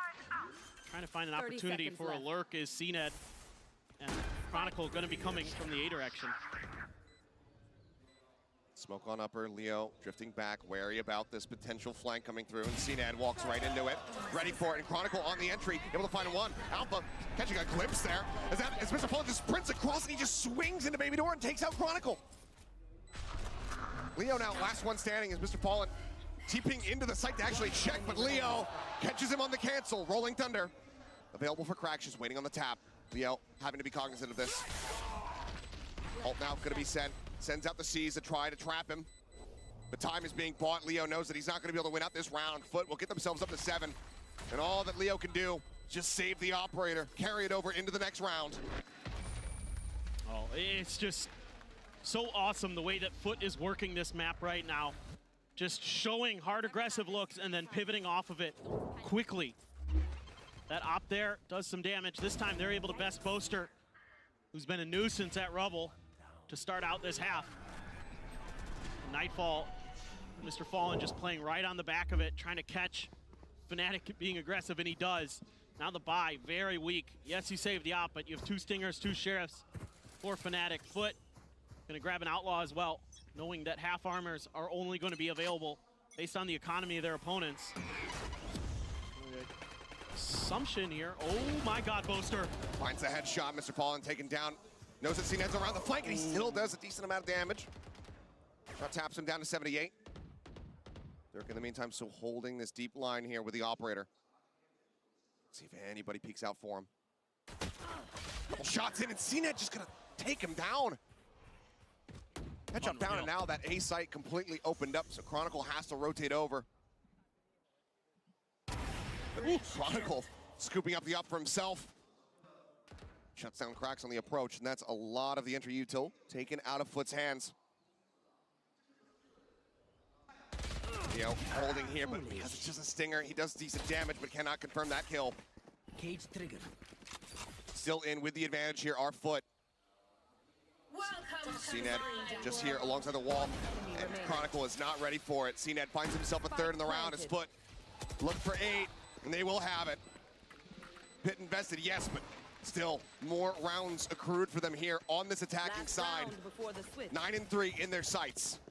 I just so aware, our FUT, of where that off was likely to be. And it's pretty typical to have it on top of stairs like that. CNED able to identify that position. They also had Cracks standing on the rock at A main, kind of as a backup plan, just in case things go wrong, but here, doing a great job.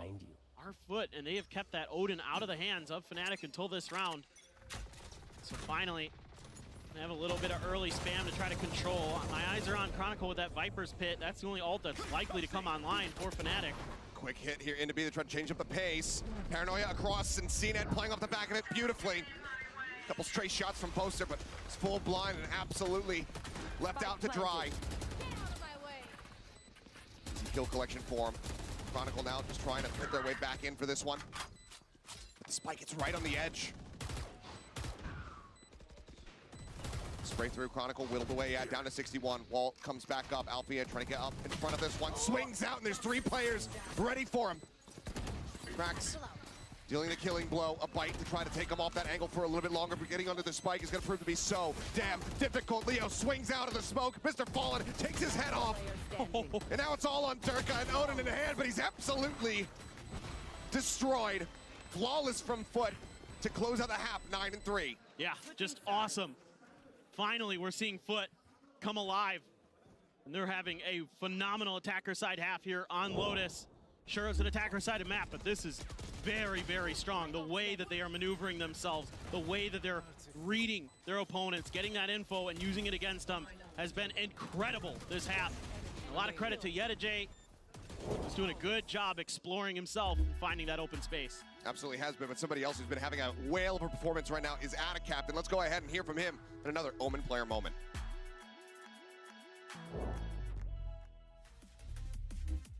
Oyuna zaten hızlı giremedik. Çok çabuk bitti oyun. Yani fazla üzgün değiliz. Rakip zaten Amerika Ligi'nin birincisi olarak geldi. Tabii ki de hafife almıyoruz. Çok güçlü bir rakiptik ama birazcık rakip analizine fazla takıldığımız için kendi oyunumuz arka planda kaldı. Yüksek ihtimalle kafa kafaya gitse kaybetsek daha çok üzülürdük. Ama oyun hızlı bittiği için ya pek fazla bir üzgünlük, bir sıkıntı yok şu an üstümüze. Diğer maça hazırlanacağız. Hustio cleaning up 2, leaves now Cracks on his lonesome to try to clutch it out. 1v2, looks for the first, gets the headshot, gets the spot of the bang, and a smattering of damage, and he readjusts. Fnatic cidden çok güçlü bir rakip. Zaten yüksek ihtimalle şu an yani dünyada top 3'e girecek bir takım. Ama onu ligde 2-0 yenmiştik. Son şansımız, kazanmamız lazım. Başka şansımız yok. Daha çok hırslanıyoruz.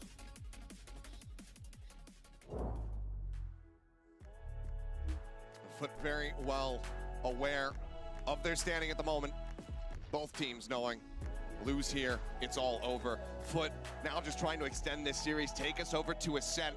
The Desk were talking about it earlier. They said if it goes to that map, who the hell knows what's going to happen. Right now, FUT are looking fired up. Yeah, it's anybody's ball game, it feels like now. You know, FUT looked rough on split, but they're right back in the saddle now. And just curious to see what this pistol round from FUT is going to bring us. If they can really just railroad Fnatic out of here, get this pistol round win, send us to Ascent quickly, or if Fnatic has something to say about it. It is obviously an attacker-sided map, generally, other than sometimes in Pacific. But It's a little bit anomalous in Pacific from time to time, yes. Yeah, but in most of the rest of the world, you know, this is where you're going to get your damage done. This is where you can really work the map, and Fnatic loves these B pivots. They love to try to contest rubble and then use that to either go A or B. But a lot of attention being played towards C early for both squads. Get a full stack here, the fault line ready to go for cracks if there's any contact. But that's smoke. As Fnatic, considering other ideas and all this space that Boaster's got, says, guys, let's try this for now. But it is just CNET here. Yep, but he's been pretty good so far this map. Has been, but exit tool's not really there because of the full investment on the Sheriff. They could just end up 50-50ing him a little bit, but there's a swing out. It's a decent amount of damage. Tailwinds across, gets himself into sight. He's reading the push-up here from Durka. Does some damage, but gonna be caught right before he can fully reload. Sets up the rest of his team to potentially be able to bring this round back into their favor.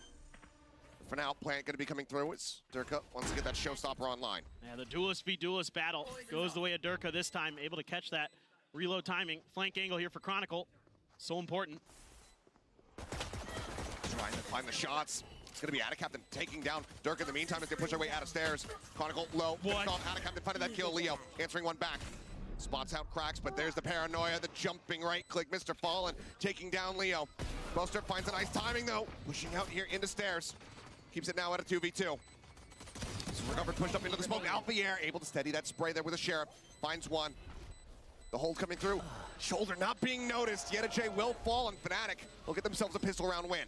Man, what an awesome pistol round. Both teams making some really clever maneuvers. Coming from a bunch of different directions. Our FUT with that overstack towards C. They're able to push through spawn pretty quickly. It's accounted for by the side of Fnatic, but they're just a little late to react on that back line. But still, Boaster with the stairs rotate is huge. Catches, cracks off guard while he's trying to let loose with some util. And that's just round over at that point. And then Alfier wins a crucial 1v1 on the back of the site. Able to keep that battle from going into a 2v1, making it a 1v1 in the end. So fantastic work with a really tricky round. FUT through a lot of Fnatic, and they were able to hang on. Getting that spam through the smoke as well. Onto Chronicle was a nice pickup. Ooh, Alfier gonna be noted. The rotate coming through out wide from Attacaptain to try to get the catch, and he's able to do it. Headshot from the Classic there at that distance. Puts down the enemy KJ. Solid start, but still more kills to be found if they want to do some significant damage here to the economy. Durka, one with a rifle. Takes out Mr. Fallen. Back now into a 4v4. The smokes come through. Just really looking to lock off this heaven. Durka staying out wide. Flash at the ready, comes in, tailwind. Durka, oh, he's fully blinded, but he still manages to find that kill. Weapon now passed over into Leo's hands, trying to maintain control of it. Gets a headshot onto cracks, and EDG out, last one standing. Looks like he's gonna go on a long walkabout. Camera taken out. Camera destroyed. Just wants to get into position to die to the spike. And Fnatic is pinging it out. They're aware that this could happen, so they're saying, okay, guys, he might end up there, but let's see if they're gonna try to contest it at all or just let it happen. It's good stuff here from FUT. Again, identifying this open space and just being even more aggressive against it on these C lurks, and catches Boaster a bit off guard. So I think that's something that certainly in this round Fnatic might want to consider, is how are they going to deal with these aggressive push-outs from C if they're going to keep their attention towards a rubble. Part of the map that they love to fight for and try to pivot from. So this leaves a little bit of space for FUT, generally speaking. And this round, though, FUT is going to make an adjustment. They're going to start contesting this space a bit. Particularly, oh my god. Lost the open of the door, and CNET dead off the rip. Looks for a second, Mr. Fallen does manage to stand his ground. TP's back across over into the site. Does get tagged up. Down to 48, but duelist exchange here on both sides. Entry power taken away from one another. Well, and you can understand why Fnatic likes to contest this space because they have the phase raid versus not the phase raid. In this case, a breach jet. So it's a little bit harder for FUT. Fade raise, but yes. Oh, sorry, God, fade raise. Oh my God. Oh boy, there's a slip of the tongue. But the fade raise, phase raid. I'm getting my teams confused and everything. Wires crossed. Wires are crossed, yeah. But anyway, you can understand why they would be willing to contest that space early, is my point. Yes. Solid trade out there from Mr. Fallen, but now approach here, Honesty, getting ready to come through. Fault line at the ready from Cracks. Really gum up the works here. Flynn and Leo both at a risk of getting clipped by this one. Just waiting it out patiently. Spike gonna be passed over. Fault line now coming through. Prowler on the check, after shot to try to see if they can find any opening kills, but nothing gonna be spotted there. Orb goes down. Out of Captain filling here over at Ben, gonna be noted by that Prowler, but the spray in from Cracks. He's able to find one. Out of Captain having to tuck back TP up over the top, not gonna be heard here, but Out of Captain still finds Alpier. Cracks getting another Out of Captain, ready for it. Looks up, gets the catch, and it's only CNET dead within the first few seconds of the round. Everybody else alive as FUT get themselves up to 10. The Ada Captain has been monstrous for FUT, 18-9 now. Just a nightmare to deal with over here. Yeah, Durka, a good opener. Clear some space, has an opportunity against Mr. Fallen, but kind of caught still moving a little bit. So Mr. Fallen able to find his shots sooner, but Ada Captain just knew. I mean, those Omens love to get on top of that box. I mean, man, it's just on a tear. Big turnaround. Basically everybody on FUT compared to what we were seeing on that opening map. Right now leading the charge as far as kills are concerned. CNET tries to take some space. The Paranoia crashing across, and he finds the first one. Durka going to be taken down. Now swing back around over towards Rock, and Boaster does fall. Leo up over the top, just waiting patiently here for that wall to fall. He comes away with one, but CNET gets himself a third. Spike now stranded in a forward position. Chronicle desperately spraying with the Odin to try to find something. Well, you wondered how they could deal with it. Just hit a banger Paranoia, and you can clear out that space no problem with CNET dashing in. Just trying to buy a little bit of time, but what do you do here as Fnatic? Your options are so limited, and FUT can just stack on top of the Spike and wait you out, grab orbs, get everything they want out of this, potentially more. There's no way they're going to give them opportunities, you would think, for that Odin spam. Starting to work their way forward, clear out on the camp. CNET feeling it, gets himself the 4-piece, can't find the ace, but still, FUT get themselves now up to 11. 2 more rounds to go to replicate and invert the map score from Split and take us over to Ascent. Man, this is awesome. I love this. You know, one of the things I was concerned about with this compositional difference, trying to control this space, well, CNET gets behind Rubble, a beautiful Paranoia from Mr. Fallen, and it's a lot of players falling for Fnatic. And that's got Gaius fired up, and now things start to get desperate for Fnatic because they are 2 rounds from dropping this map, and they are in an eco. They have a showstopper, yes. Late storm pop for CNET. Ada Captain has that Viper's Pit. Boaster gonna lead the charge with a frenzy here. It's Fnatic looking to see if they can get a thrifty and find some hope to keep this map alive. Oh, what a spot. Timing a little bit off there. Has to go for the reload right as the trap wire does get the catch on the Durka. Boombot quickly cleared out. Cyber Cage gonna be set up as well. A lot of spam, but no connections. Nightfall committed, gonna be able to note 2 here on the site. Yet a change, clearing out the Prowlers, just watching every which direction to try to keep himself alive here. Push up from Durka, he ends up falling. Cracks just again, pot shots in towards 3, finds 1. No audio, no problem. Ada Captain catches Boaster. Picks him off now, 2 players left alive. Dash back from CNET, unable to get the knives to connect. Leo finds Mr. Fallen, keeps them close, but Ada Captain shuts it down once again. Leo now gone. CNET needed to be a headshot here. Chronicle able to find 1, but now down to 31. They line up for him, but he cannot get the shot through.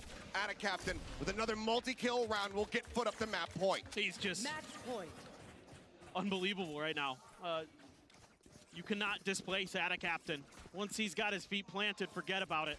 On this defender side and on the attacker side with some of those lurks, but he gets caught by all the utility from, I mean, they invest everything here. Except for the showstopper. Durka doesn't pop that, but, you know, it's Fnatic trying to scrape together something. Nightfall be damned. Util be damned. Leo's still able to come out with some big kills, but Fnatic now facing map 3.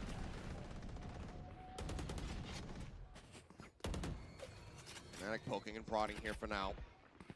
Double drift up and towards B. TP across over to the door switch here for Boaster.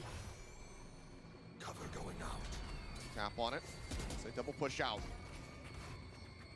Trapwire set up for a bit of a raise catch here, knowing that that showstopper is going to be in play. Cage trigger. But looks like it's going to be scouted. Poster maybe noting that. Durka just sneaking in underneath. So Wire not getting the catch. Paint Shells at the ready to be set, but Atacaptain already finding an opener. His Poster going to be taken down once more. Paint Shells into the back though, and Atacaptain not quite registering that. Ends up falling to it. So Durka trades it back and still has the showstopper in his back pocket. And now this retake gets extremely difficult for FUT because you know that showstopper is going to be coming your way. Taking their time. It's a freeze here from Fnatic. Just wary of a timing hit from FUT. Finally going to feel comfortable enough that they can go for this. Alpha going to try to sneak in behind this door. Behind the box, Fallen not reading it. Alpha quick with a headshot. Manages to take him down. Showstopper now. The further delay to buy some space. Sends it. CNET quick with the tailwind. Keeps himself out to safety, but as he repeats Alpha here. Well, once again, final elimination. After shock through, but Durka having none of it. Crack's dead. Now it's just EDG. Clean and necessary turnaround here for Fnatic. Paint Shells built back up. EDG wanting to just try to challenge, wanting to get as many weapons out of the hands of Fnatic as humanly possible. But it's going to stop at Durka. Alpha with 3, keeps them afloat, but it's 6 rounds consecutively necessary for Fnatic if they want to go to OT. Yeah, and it's a really good job here by Boaster, being the point man to make sure that that trap wire is identified, just in case. And he's just able to kind of sneak underneath the net of the defenses of FUT. Like you said, Achilleos, they were planning for that showstopper to come through that door, and it doesn't. That gives just enough room for Fnatic to set up underneath the site and start letting loose with those guns to clear that extra space they need to get that plant. Alp and Outlaw in play here for FUT. Lockdown for Alpier. EDG just having to backpedal. Quick clear on the cam. Trapwire is well eliminated. Opening up B a little bit. Tap onto the door. CNET taking a quick peek. Not going to be spotting much of anything though. How far does he want to push this? Looks like for now we'll just stay sat over by Mound. Mr. Fallen at the same time. Outlaw in hand. Waiting to see any ounce of movement here. Has to be a timing off the toxic screen, you would think. In fact, it's just a pivot towards the other direction, but look how much space they have on this mound. They're drifting back. Clear out on the Prowler. They keep the op disguised for now. Haunt as well gone. Paranoia, however, going to be able to catch on to both of them. The C's comes through, and Mr. Fallen going to be taken down. Alpha just entering over at A. Gets rid of that Outlaw. Cracks able to find Alpha, but EDG going to be traded out at the same time. 70 HP here for Atacaptain. Cracks as well. Worse for wear. 53. Boaster TP'd into drop, and I think FUT somewhat aware that that could be possible, but should maybe get the plant down here for Fnatic. Plant through, fault line, not connecting. Boaster still sat, turns on the flash, quick to it. CNET swapping over onto the Phantom. Looks like they still want to try to play this one out, but now CNET's dead. Cracks has to give it up. Picked off Boaster. The major turnaround round for him. Gets himself 3 kills, and Fnatic continue to keep themselves in this. It's a little bit of a gamble from Fnatic with that TP, but it works a treat. You know, they've been now kind of shifting their attention, conditioning FUT that they're not going to be going A. And this time around, they wait a little bit. Yeah, Alpha gets the early pick, but then they start contesting that rubble space, investing that Paranoia over there. Boaster, it's a great one. Set up those shots, and then he's like, I'm going to TP over in a drop. They're not going to really fully anticipate it. Get some kills, get the plant, get the round. Still 5 more to go just to send it to OT though, for Fnatic. But big ults available for FUT if they so choose. They can maybe get a kill or 2. Who knows, maybe they try to end it right here, right now, but just Sheriffs for the buy for FUT. So gun advantage and a lockdown advantage for Fnatic. Can they take advantage of it? Keep us going. This is one of those moments as a coach where you got to be sitting back watching and just hoping that the team, with these 4 ults that they have online, don't start overcommitting with them. Flash coming through, push out, space going to be taken, pushing them away from Mount. Well, just eat a shot there into the shoulder. This is going to force the pivot here from the side of Fnatic and FUT. They're trying to get ahead of this. Yeah, already rotating multiple players over towards A. This is what they did last round, did Fnatic. So, you know, they're reading it really nicely. Our FUT, our Fnatic, maybe going to try to pivot in towards B off of this. Early contact. CNED tucked right behind the door by Tree, seeing if he could find the angle. Already that baby door cleared. Spam through.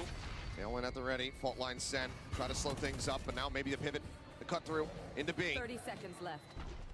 Just had a captain here to try to intercept. Snake Bite gonna be thrown down, keeps him at bay for now. More time gonna be bought. Wrap around from Alpha, gets himself over in towards main, but the cam is there, set up to go ahead and note him.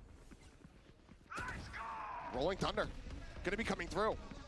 Sounds out on the multiple. Alpha pushing forward, able to find Woman right now. They're just trying to buy some time, and Alpha Air has opened up space. 2 kills bound. Plant can come in. They cannot deny it any further. One enemy remaining. As Alpha gets the headshot, CNED will fall. It's going to be flawless here for Fnatic. They get that Rolling Thunder out of FUT as well. Yeah, FUT felt like they maybe had an opportunity to try to close the door, but just not quite able to do so.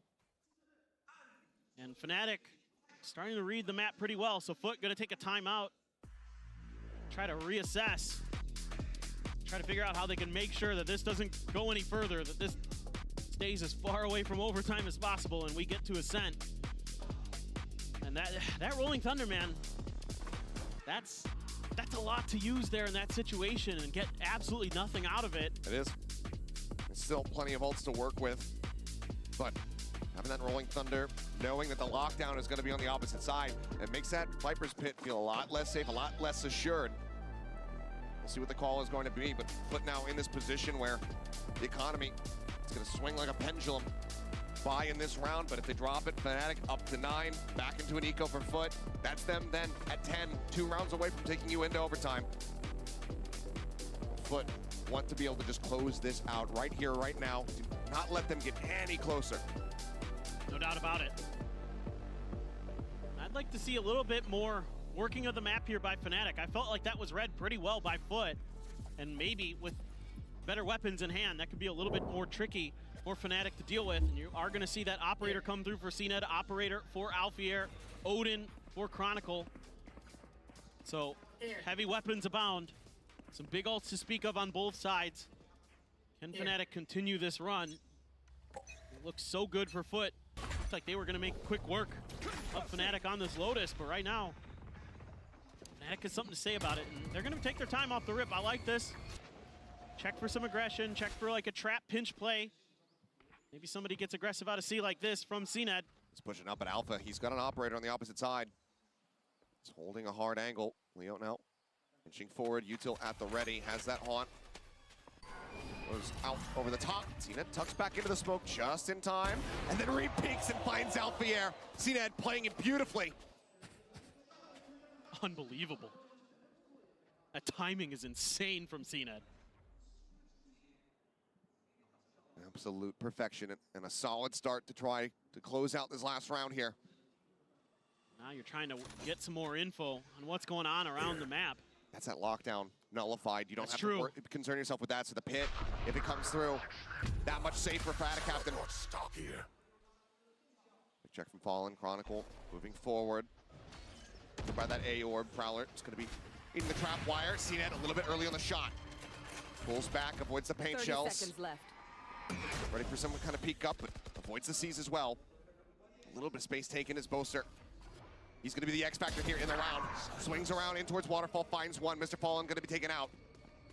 Got to pivot into B. Love that from Boaster. Trapwire set up. Durka still expecting CNED to be lingering around. He will go ahead and start rotating out. EDG left tucked away at Waterfall to try to intercept this raise. Nightfall across, not going to be catching on to anyone. Durka, does he read this at all? The answer is no. EDG finds the shot. Neural Theft invested. Reveal coming through. Out of Captain, finds Chronicle. And now the pit to retake the site. Boaster spamming wildly, hoping desperately that he can find some kind of opening. None to be found. Leo, a spot out onto CNED. Drags across, finds a shot, but it's going to be cracks to put them down. 13-8, FUT will take us the distance. They are not going out without a fight. They are sending us to Ascent. A huge map from FUT. They look completely recovered from that disappointing performance on Split, that disappointing performance against 100 Thieves. They are ready to take us to Ascent. Very much alive. Now Ascent, anything can happen. We'll see who comes out on top of this series after a quick break, so don't go anywhere. Allah. GT'ymiş amına koyayım. Nice! Nice! İşte bu! Helal!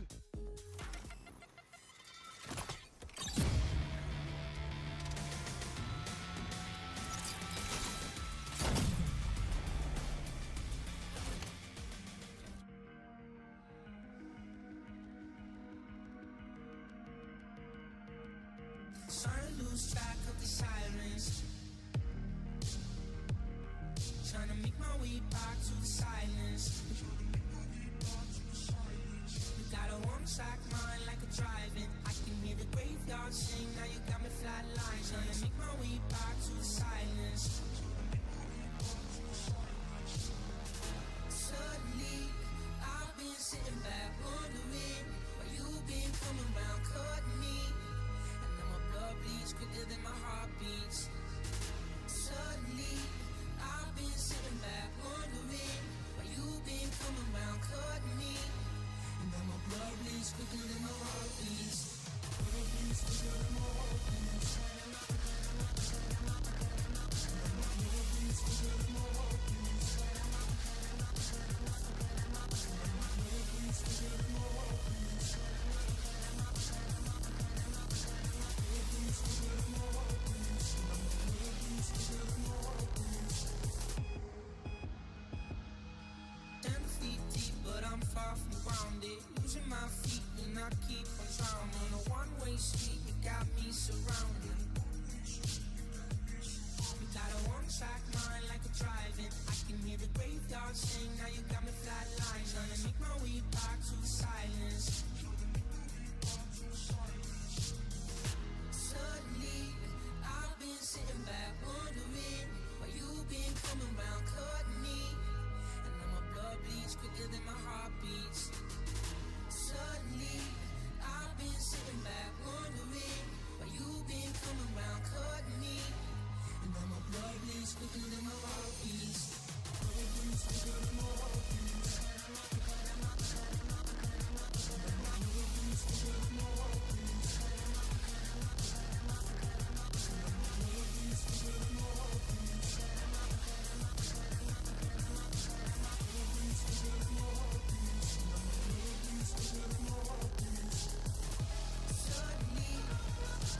quicker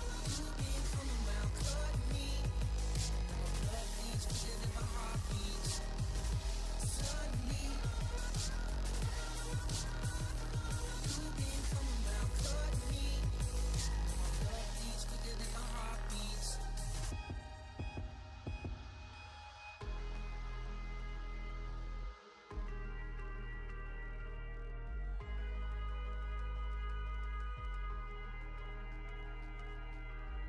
Suddenly, I've been sitting back wondering why you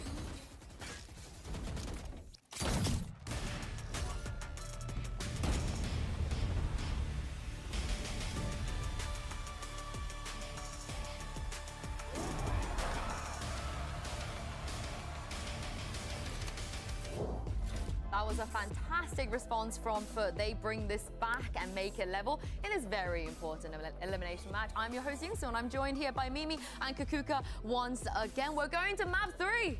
Yeah, this is an exciting one. It seems like FUT has the number of Fnatic on this map. I think Fnatic, we saw some of the same mistakes crop up that we saw in that Gen G game. Alpha are getting caught off on the lurks by CNET, and FUT just some really good defensive rotations to close that one out. Yeah, exactly. Especially on the first half, even though Fnatic was starting on the defense, all of those protocols that they had for the retakes were not there. The communication was not on point, and time after time, we saw FUT taking the upper hand and just capitalizing on Fnatic's mistakes. Yeah, it was a little unlike Fnatic, right? Like you see in this round, players kind of coming in one at a time into this retake and really looking reliant on the individual plays. And, you know, it looked solid when players like Durka or Alpha was able to have that individual moment, but then you have rounds like this where Durka's just not clearing a close corner and loses the clutch because of it.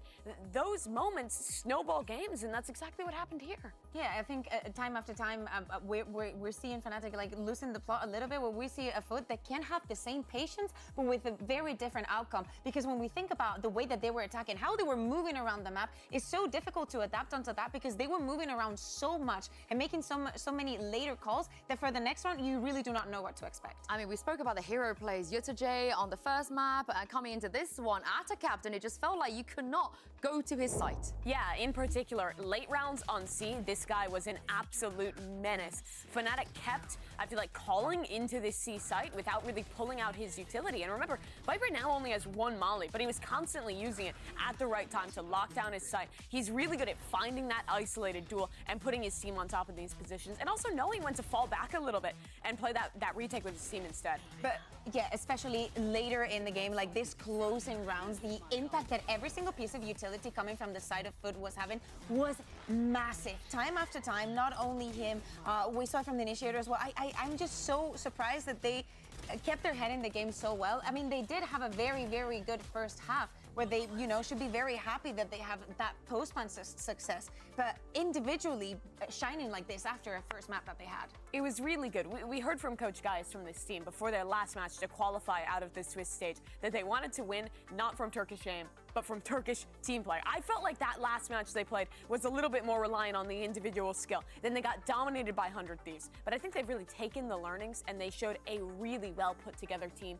in this one. The mid-rounding on the attack was on point. The protocols on their defense to hold the site was good. This was a clean map for FUT, and I think sets them up well for Ascent. This is the thing though, why on earth are we going to Ascent? It feels like a map where neither of these teams, Kakuka, want to even play. I'll take it over any breeze. But here, yes, Ascent is a complicated one because the fact that we're even here only shows that it's not that they wanted to be here, it's that they didn't want to play the other maps, right? Because it's a map that they do not have a lot of experience throughout the year. I believe that they've played a couple of times each, and it is a map that literally anything can happen, and it's all down to fundamentals. If we talk about a basic map, it is Ascent. Yeah, these teams have also played each other 5 times. We've never seen them play Ascent head-to-head, so this is really going to be an interesting one. This, to me, now becomes super reliant on just the basics. Team play, synergy, how good are your fundamentals on a map that you're probably not scrimming as much as the maps a little higher up in your pool, which to me, it makes me feel like FUT might even have an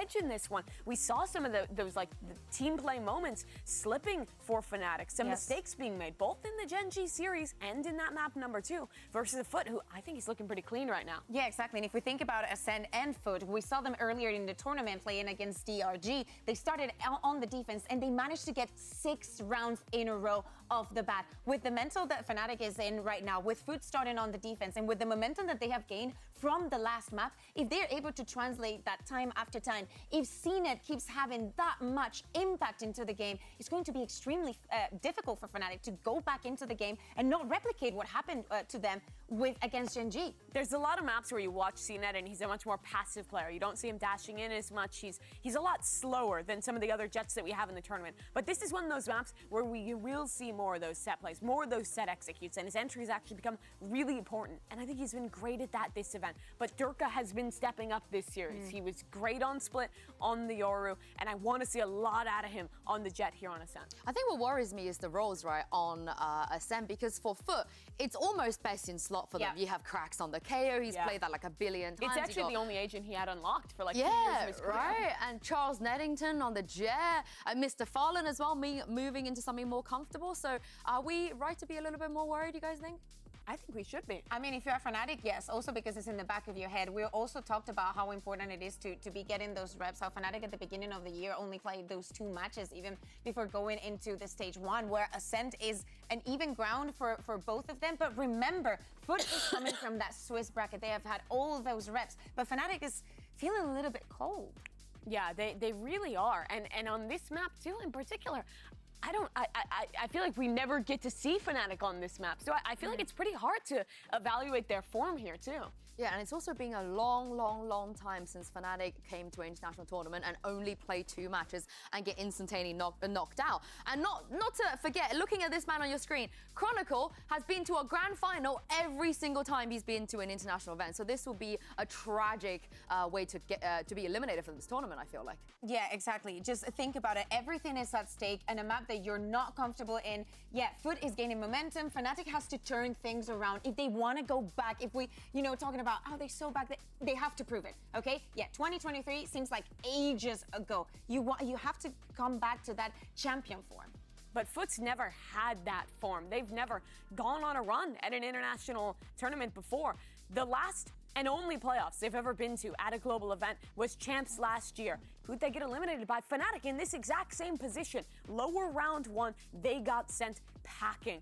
And now they're here in that same spot. They've just won a map in dominant fashion on Lotus and have a chance to start a run here. It would really be a first for this team, for their region, for Turkish Valorant as a whole. This would mean the Not for world. Charles, not for CNED. Sure. He was the first to do it. But bring these other the guys Sage have it. out. Yeah. Bring the Sage out. That's what I'm saying. It's not bind. It's not bind. It would be great if it was on bind. But yeah, pretty bog standard comps here. Yeah, exactly. I don't think, especially when we're talking about how stale this map is, you have to play it to your strengths. Even if there was something prepared for deeper in the tournament, it's not the moment to whip it out now. I think it's the pressure is on both of the teams, and it's so high. Krax, you were talking about him. He is best in slot. He's fantastic on this KO. The synergy between him and CNED to set each other up for plays is really important to this map for FUT. Well, this is it. The loser will be going home and leaving the competition. Achilles and Paperton. This is going to be an exciting way to end the series. I very much agree. Let's head over onto Ascent. A classic map to close out this what is becoming a very classic matchup between these two squads. FUT finding their form in stage one, looking like one of the best teams, if not the best team, over in EMEA. Get themselves to the tournament, but only one of these EMEA squads can remain.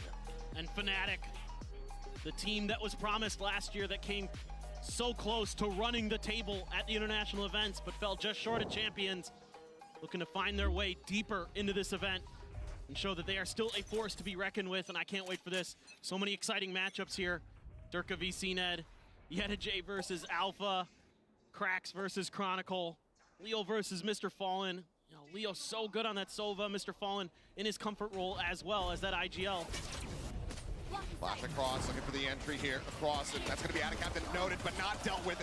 Answers back, finds a headshot. Kill coming through, but Chronicle going to be good to trade one out. EDG now going to be taken down. Oh, a big opener as Chronicle finds another. It's the finish there onto the omen of the HB right now on the side of everybody. With Fnatic in tatters. The man advantage might not matter too much. Another shoulder shot there onto Alpha Yair. As he wants to flush this player out. That went burned, now out of bullets. Gonna have to go for that. Reload here pretty damn soon. As he runs it down, but for now, just gonna be held at bay. Alpha still pushing forward. Dart coming through though. Leo barely able to jump across into market. Tries to swing out, tries to take the fight, but it's gonna be Krax coming up with 3. As FUT take the opening pistol. This is huge for FUT. It looked like it was going to go Fnatic's way. They had a great crunch there from A main and Tree, setting up themselves really nicely. But a good paranoia keeps them at bay long enough. Yeah, they're able to isolate that player in the corner and by switch, but they're able to take it down. And then FUT is just able to match these rotations. Fnatic tries to bail out Alpha as best as they can. And they try to make a rotate off of it, but it's just read nicely. CNED with a finger wag across the stage. Alpha Yair, not gonna outdo me like this.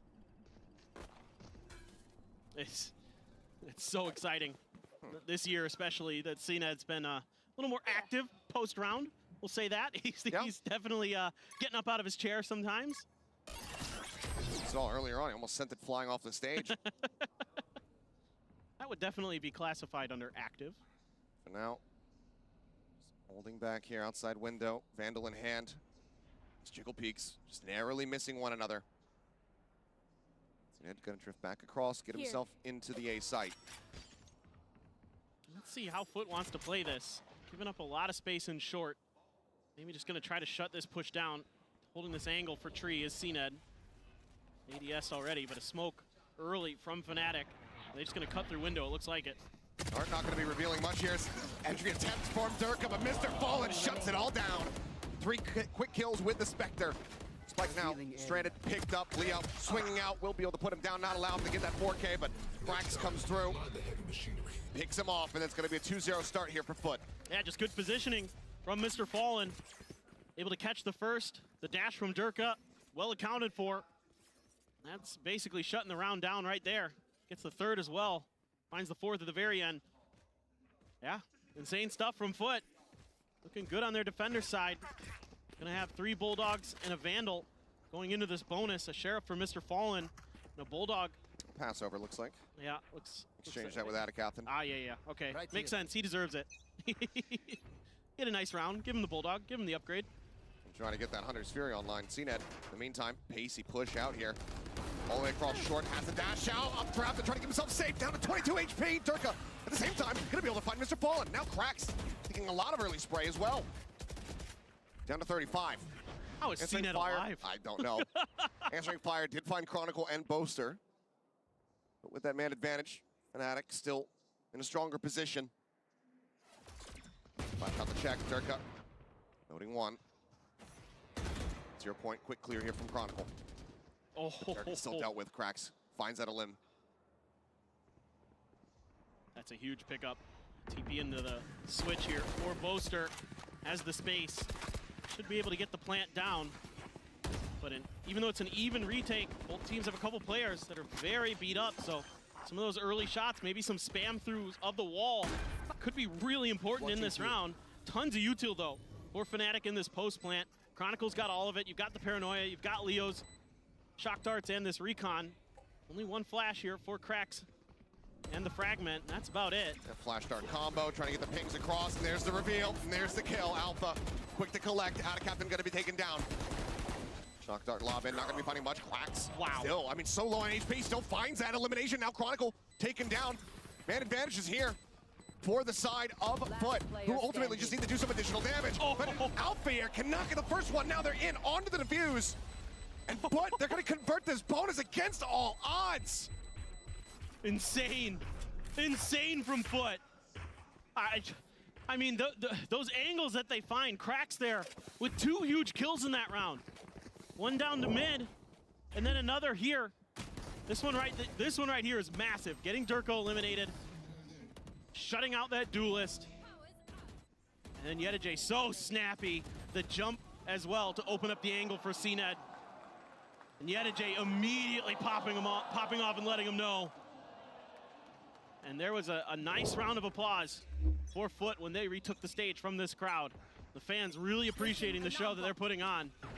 This bounce back that they're having, looking to keep their tournament hopes alive, and it's a weak bye again for Fnatic.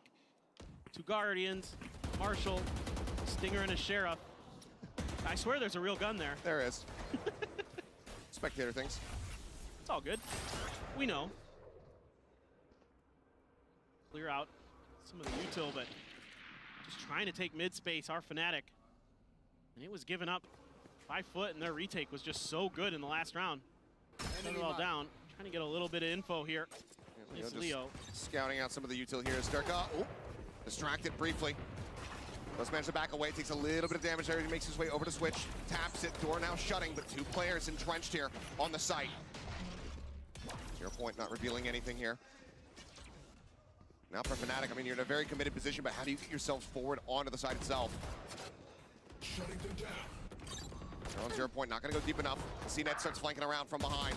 Spotting them, taking him down, Leo dead. Durka able to find one. Sends off a warning shot here, trying to keep him at bay. CNED for now will respect it, pulls 30 back, seconds but they're left. no closer to getting this plant down than they were previously. As the pivot gets ready to come through, door again opened. Boaster checking in towards market. But there's just not enough time to get themselves over to this A site. No, this has to be a B hit at this point. And good luck. This is going to be tough. Gonna have to try to stick it, but EDG not caught at all by that Paranoia. Durka snappy with a head shove, and the round is already over. 3 players left standing. Cash aplenty. FUT now up 4-0. And even though Fnatic can get to the switch and get themselves towards the site, they can't get into the site. It's just too much congestion, too much confusion. And a lot of players rotating quickly. Mr. Fallen right on top of things. And then this lurk from CNED is devastating right as that door is shutting. Able to take some players down. And the 2 on site just never bothered. Never messed with. And you can see some frustration from Elma Putty, as he knows that this is already a very tough start for Fnatic, and FUT just looks so dialed in as we have a bit of a tech issue. I was curious about it. Saw the headset come off before the previous round was played. We went right into it. It seems like maybe whatever minor issue they're having, rearing its head once again. Hopefully something that can be dealt with swiftly here so we can get back into this action. FUT breaking a momentum. Obviously not something that they want. No. They are right in the wave at the moment. Yeah, they look unstoppable right now. They're just playing together as a unit really, really well. That's something that when this FUT team hits that extra level, they are fearsome. You know, it's one of the things they've talked about coming into this event that, you know, everybody talks about this team and talks about Turkish aim, but they want to be known for their Turkish teamwork. And it's looked a lot better here these last couple maps, that's for sure. Trying to get some new headphones. Yeah, look, just like a swap out. Been told it's only going to be a matter of minutes. We'll get right back into this one. Fnatic getting ready to go into a bye. Still severely lacking, very behind as far as the ult cycles are concerned. Hunter's Fury up from both of these squads, but a hell of a lot closer to some very crucial ones are FUT. The no command in particular from Krax. He's had a 6-0 start, so he is right on pace to get that in a crucial round potentially. They're also perfectly aligned. 6-5-4-3-2. Nice. It's like they're playing Yahtzee. Solid synergy from the team. Looks like headset back on, some checks to make sure all is well and good. And then we will go ahead and jump right back into this one. Now the big question is, Fnatic, do they have a timeout locked and loaded on the opposite side of this tech pause? Good question. Because they very well may. It's worth considering for sure. I don't know that I'd dig into it just yet. Their mid control has been great. They've been getting some of that space that they want. It's just the reactions are better from FUT. They're able to rotate so quickly. You know, Fnatic's not spreading the map a whole lot. Granted, we haven't seen a ton of rounds. This round, though, looking a lot different here from Fnatic with a 3-2 split. Trying to take some space at A, and look at all this from FUT. So heavily invested to B. But Durka able to catch one. Shot taken, but not received. Durka able to avoid that one. CNED trying to still push up here. Does find Alpha here, but already a two-man. Coming through here for the side of Fnatic. Saw an opening kills, but Durka's just bouncing his way forward in the tree. And now he's going to be taken down. A site is taken, but the count here is equalized. The 3v3 now.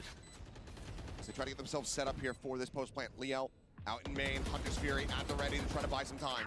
That's the big key. Cracks as he tried to save that 0 point to try to interrupt the Hunter's Fury, but he sends it. Notes the two players. Suspects that they're going to be here in hell.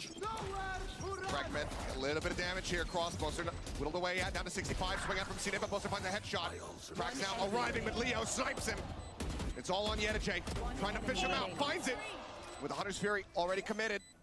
It's going to be a shock dart. Get some decent damage to swing in, and Leo, he will bail them out and get Fnatic on the board. Yeah, Fnatic has to dig deep, but FUT gambles on the B side of the map and just says, okay, we're going to try to push space. We're going to try to show you an aggressive look off of this tech pause. See if we can catch you sleeping a little bit. But they don't. Durka very aware early towards Atacaptain's position. Takes him down deep in mid past Fountain. And Leo's playing this post plant to perfection. So good on the Sova, historically, is Leo, and he's showing you why. And now it's Alpha's turn to get up and let him know. He's got a smile, of course. They're all friends. Oh, plenty of camaraderie. So I'm chatting in between the games, smiles on faces, despite the fact that one of these teams is going to be eliminated after this map is concluded. And sportsmanship certainly never in doubt. Chalk dart with a lob in. Not going to be able to find its mark. Like this. And that's still just holding. Yeah, I like this Outlaw purchase. You have the blades to back it up as well. 3 players on half armor for Fnatic, so this could really get you a ton of value in this round. I mean, this could be one of those CNED go kill rounds for sure if you can find an opener, do some damage. But as of now, Fnatic is doing a good job not giving up any of that information or space. Boaster considering the TP, but the pings are out at A main. 0 point only catching Leo. Loading one. Maybe now going to be coming in. Double pump. CNED able to find Leo. Spike down B. There's a spike. Dropped. Hit now coming through here on to A, where they need to try to find some value. Durka swinging around the back of Jen, and Atacaptain can't quite drag that crosshair over, but it doesn't matter. The reinforcements, they've arrived. And now, look at EDG tucked away here in B main. 30 seconds left. Just a quick glance at the weapon. Swings in. Spike once again on the floor as Alpha falls, and now it's just Boaster here in mid. Vulnerable up. With with just no time to make anything happen. No knowledge of Krax's position, and no hope in hell as FUT now 5-1. Yeah, just awesome stuff from FUT. Great time to buy that Outlaw, and even though the first player he makes contact with has full armor, Cena is just so good at controlling that recoil. Oh, what a spot for Mr. Fallen too. And then Chronicle only on half armor gets taken down. And you were just talking about it. Well, here it is. It's time for that timeout from Fnatic to really figure out what's going on. And this is going to be difficult, Achilleos, because there's a lot of ults. Oh yeah, for FUT. I mean, you have the blades there between both of the jets, but the null command since been built up by Krax can easily, instantly take away that ult from the jet. And right now, it's seeming like Fnatic, similar scenes that FUT were putting up on display on Split, able to take space, able to get themselves over towards these sites, but never onto the sites themselves. That's where the struggle has very much been. We saw that, FUT taking control of A Heaven, getting that pit, but then wondering, okay, how do we drop down from here? How do we get this spike planted? Both teams having their struggles throughout. Yeah, it's just good reactions for FUT. They're really having a good sense of the timing of when Fnatic is going to attack. And even though these two teams haven't played this map in quite some time, the last time Fnatic played it was like a month ago. FUT, I think it's been even longer, so it's been a while. And you can see that they're both really well prepared, but FUT much more so. As even though they're giving up the space, that's all according to plan. And they are going to continue to just spread the map. Look at where Mr. Fallen is. Get out of my way. He is in the furthest corner of this map, expecting the updraft Blade Storm. Did not come through from Durka. Not just yet. So for now, that's just going to be a little bit more space given over. The alarm bot there to check as usual. See if that's cleared here by Fnatic with a shock dart or something. Right. And that tucked in spot is red. They understand. They just ping that position of Durka out. Reading this very well to start. Drone here from Leo now. Check and see if he can see anything similar in towards this B site, but nothing noted. Lockdown, however, going to be online. So they want to commit it this early into a thrifty attempt. Clear out on the alarm bot. Tailwind popped. Durka ready to try to take some space. Dashes forward. Updraft is still available. You should run. Mr. Fallen tucked back on the opposite side of the wall. Ult now through lockdown, trying to create some space, but counter lockdown in play here. The push-up coming through. Albier with a nice sheriff shot, able to put down one, but EDG takes him out. This Chronicle now working his way in. Trying to cover this body, make sure that they cannot get the res here. On Krax can't bring him back into play. Swing out of the smoke though, CNED spotting one. Does get paranoid up, does get revealed. Durka finding two. CNED and EDG both gonna be taken down. Paranoia across, Durka making his exit, joining in with the rest of the team. Spike still not yet planted, 15 seconds remaining. Mr. Fallen still has that Hunter's Fury, but what a right click. Durka takes it down. 10 seconds left. Shots are locked in, interrupts it. Plant resumed, Hunter's Fury opened up. He wants to try to close the round, but he has to stay alive. The cancel, the plant in, now the 1v2. The pressure from Durka saving them here in this round. Mr. Fallen trying to clutch, spots one. Both red boats. Durka's still in at market, and now the one-way setup. Jumps out, Durka strikes, and it is a MasterCard Thrifty delivered by Durka. Oh my word. This is a great round from both teams. The reactions with the lockdowns, Durka taking so much space and then going absolutely bonkers with the Blade Storm. Gets the reset on the dash, allows him to get away from that paranoia. Baits at a captain in, takes him out. Nice, good job. And then the proactiveness to understand that the Hunter's Fury was gonna be there. And if that was allowed to fully activate, if they were allowed to get that second beam out of that Hunter's Fury, that was round over for Fnatic, but they were proactive on it. Oh my, that was a great round. 3 suppressed. A round like that can very much put the momentum right in behind you. So Fnatic are going to be banking on it. It's thrown up over the top. It won't get a spot on the two players. 1 suppressed. Mr. Fallen just tucking back, 0 point, identifying the Omen on that side of the map as well. As we see EDG getting himself crept up here in towards bench. Gotta worry about that op now. In CNED's hands. Still, it's a Blade Storm. What a push out, what timing! They're able to find one. It's going to be a trade out here on the Sovas. Cover going out. Still some info gained here for the side of FUT. Boaster knocked down to 38. You can see they anticipate that this is going to be a rotate, and they've got EDG tucked in a perfect position based on that push out. Shut on the market door. Boaster going to be the first one to take contact, and that's going to be the spike revealed, but a quick trade out. Down mid. Alfia keeps it at a 3v3. Market door shut here for him. So there's going to be the pop on that null command. CNED scoped in, no, pulls off the angle. A little bit too much movement. Tries to go for a timing shot, but now the fragment will keep him off the angle. But no! Scopes back through, finds Alfia. No. Jiggle peek. He spots him out, knows that Chronicle's here, and Chronicle now completely surrounded. What a round from FUT, what a shot from CNED. That's a heartbreaker. Just a dagger through Fnatic's heart. Unbelievable. The read that he has. Misses the first and then buys a ton of time for the rest of FUT to come through. It looked like maybe Fnatic was going to be able to get through this round with those trades, even though FUT catches them off guard in a couple different spots. You know, so ready, our Fnatic, to not let some of those positions turn into multi-kills for FUT, but still, I mean, CNED is just so darn good with those ops. And it's another weak buy here. Hero rifle for Durka. And it feels like a broken record. Talking about these ecos for Fnatic these last couple maps. Drone spot on the 2. Sending their own here, but swing in. It's basically unescorted. No flash behind it. Captain finding Boaster over and man at the same time. Things again falling apart. Alpha fortunate to be able to drift back after getting a spot here on the CNED. CNED wants to take the pace up and over, spots him. They know exactly where he's at, and he will get taken down. Mr. Fallen, a 3-piece for him, a flawless for FUT. Now 7-2 in the lead. Yeah, the coordination so good right now for FUT. Even CNED there, just making sure they don't give up anything extra, using that updraft to break the crosshairs of Alfier at the end. But just good read on those positions by Mr. Fallen. Using that Sova utility so well.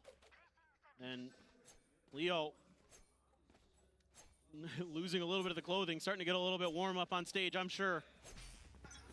As it is starting to get intense. Fnatic starting to feel like this half is slipping away a bit. Yeah, it's attacker side Ascent, but you'd love to get a couple more here. And just an aggressive position from CNED, but can hear some of these footsteps, so for now, he's gonna lock himself in that corner. Wait this out as Fnatic wary. We've seen a couple aggressive maneuvers from FUT in the early parts of the round, so you have to account for them, consider them. But look at this Killjoy utility. It's placed in a tree this time. Flash to clear, nanos are popped. So Fnatic able to bait out some good utility. And now the smoke sent to just go ahead and further slow them up. Drone checking out into mid here from Leo. CNED still on that line. They have to turn around if the pressure starts coming through. You can see him already starting to pull back a little bit. Get himself into a safer position for an exit, but Fnatic getting ready to strike here onto the A site. Are they going to read this position from EDG? Yeah, one from space, but Spam not finding much. Bozo just TPing into wine, and EDG unread and cracks. Unhindered. A headshot through, take it down, swings in, finds a second, but Alpha, faster reply. Man advantage still, however, going to be here for the side of FUT. As they work their way forward into the site, Mr. Fallen here, add back gen, sends the shock dart, Captain takes out Chronicle, and Alpha, he's lost the plot. Ring around the rosy from Fallen and a shorty, and Alpha goes tumbling down. It's awesome stuff from FUT. I mean, always trying to take that little bit of extra space on the map, and it's positions like EDG's that break apart these crossfires that Fnatic would love to set up. Even though there's some good util to buy a little bit of time, they bait out some good util as well, clearing those nanos at tree. It doesn't matter if you can't get that crossfire going. And FUT has just been all over the place, reading Fnatic's movements, setting themselves up positions where Fnatic doesn't expect it. So many good things to talk about with this squad. We're gonna grab this orb. CNED under pressure. Trying his luck for the timing shot once again, but lockdown invested. As CNED, how does he keep getting away with it? The boldness to push up against the clock, against this lockdown, and comes away with the pick. Chronicle, take it out. No! Nice, connect. Alfier dead on the floor. Down to 10 HP, but only 3 players alive, 2 Guardians and a Stinger. Boaster playing off site, getting ready to arrive now into B main. Drone from Fallen, trying to check. Nothing gonna be noted quite just yet. CNED wanting to lead the charge, dumps the knives. Reveal, instant headshot, Fallen taken down. They need so much more of that. Durka finds it, but CNED gets poster.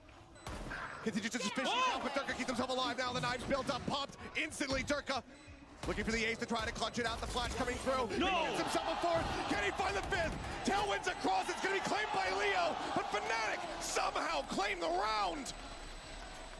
A tale of two duelists.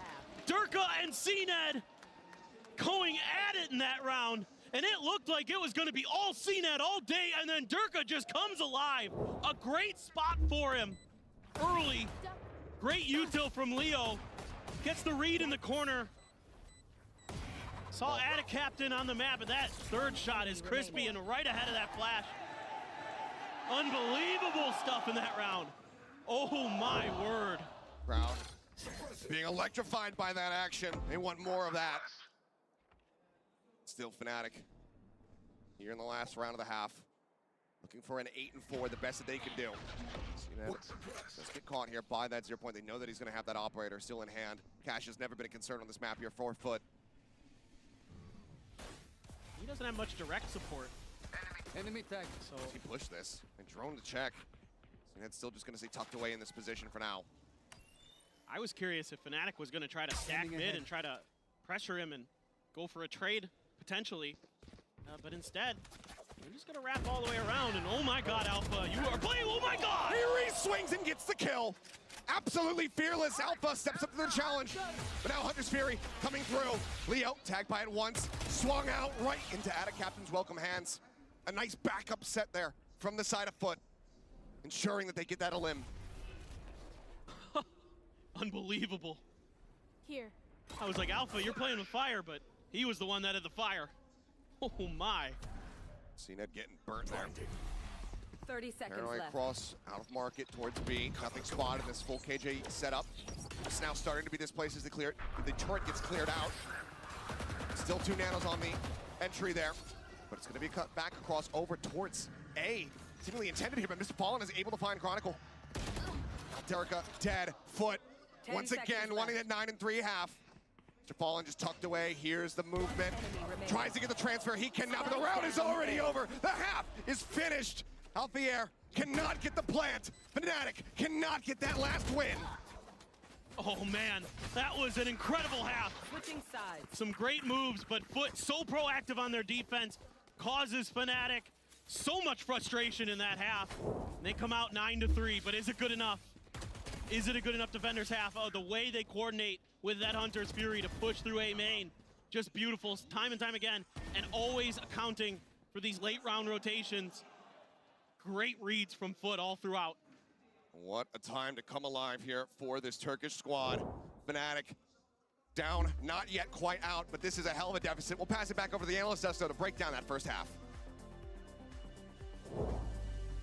What a great start for this Turkish squad indeed. And it just felt like on that half they could do no wrong. Everything went their way. Yeah, it was an incredible half, but it all started off with this bonus round win after winning that pistol. This team has been pulling off some ridiculous moments, but I feel like they shine the most when you're watching the coordination between CNED, Cracks, and all of these boys. It is crazy, right? The confidence, they know exactly when to be and how to breathe into the game. Time and time again, they get to isolate these kills. Not only this, at the beginning of the round, also knowing what Fnatic is doing with the time and how they're working with the map, having very good reactions in very specific places. The fundamentals were absolutely on point, but so were the stars. CNED stepped up and had an amazing start to this half. He had so much impact once that operator was online, getting tons of first picks for FUT. But on the other side, Durka had started to come alive at the right time. Yeah, exactly. This might be a 9-3, but remember, just think about how Durka was at the beginning of this best of 3 with the Euro, with the operator from the defense. This is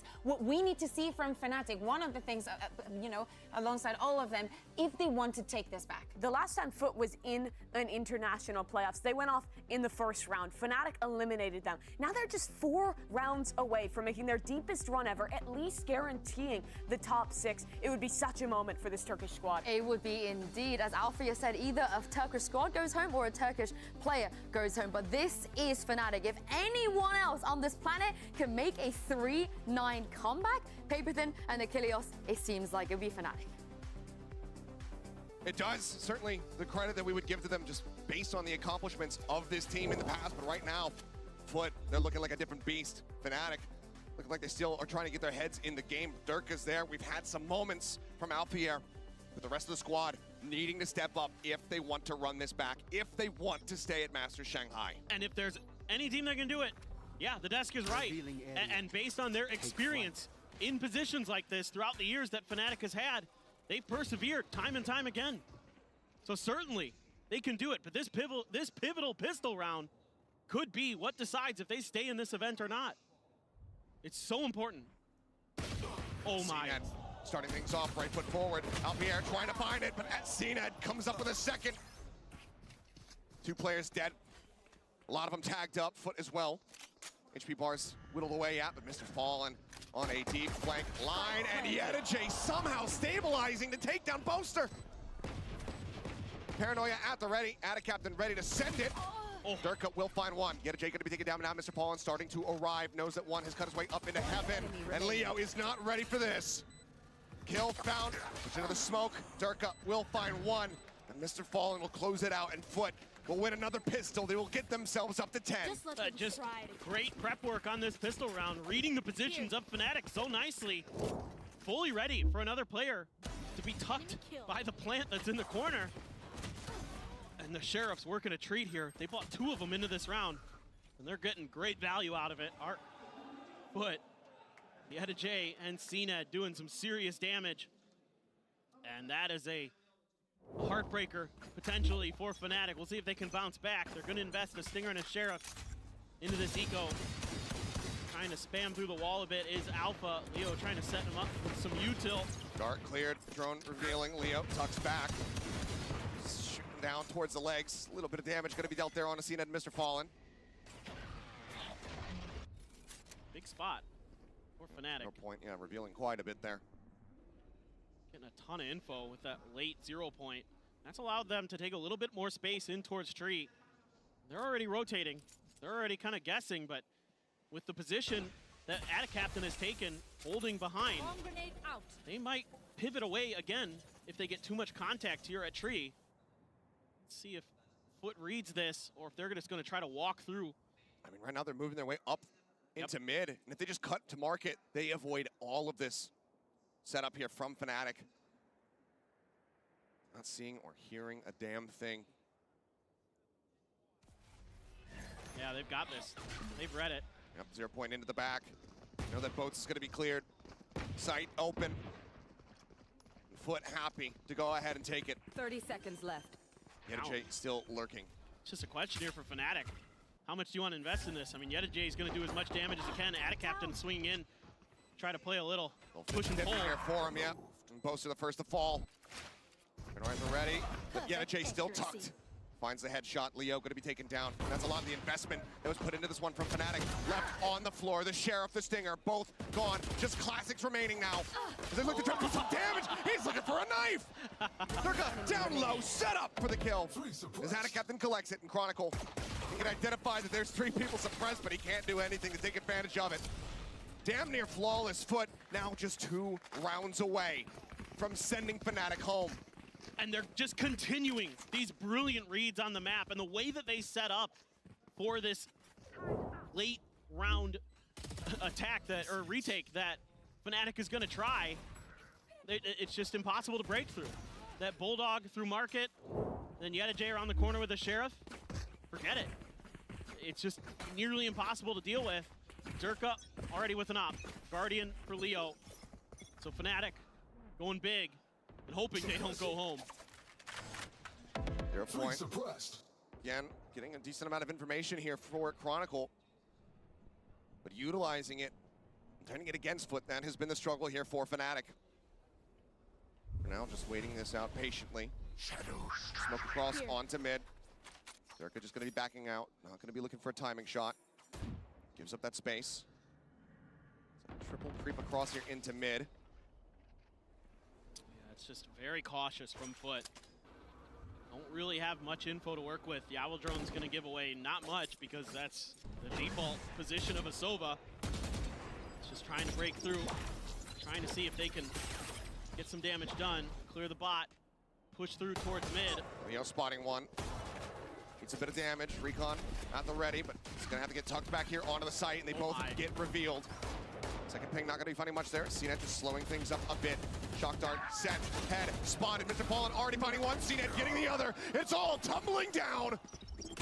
As FUT once again look to convert a bonus over Fnatic and get themselves up to match point. And they can't do anything about it. They have this up. They invested so heavily.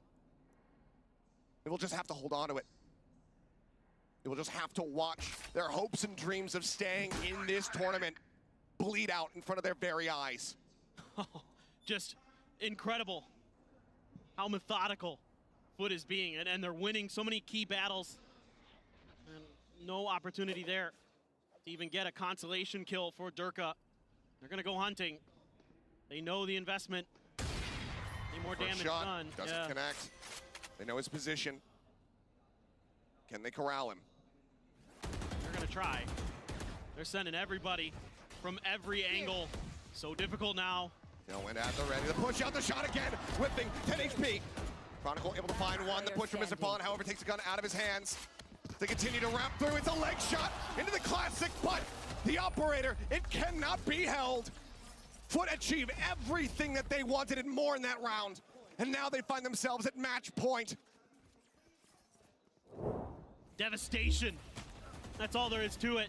Oh my God, Mr. Fallen. Just based on the shots, able to track it down and immediately swings right before the smoke comes down. And then Krax throws a beautiful flash to set up CNED onto B site. And then they just go hunting. Because they know they have got Fnatic on the ropes. All it takes is one more round. Guardians abound for Fnatic.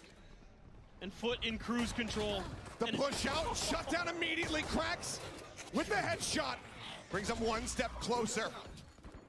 Fragment into the back. Pop flash over the top to escort himself out. Chronicle ends up eating it. Swings, looking for a little bit more. But ultimately has to back away.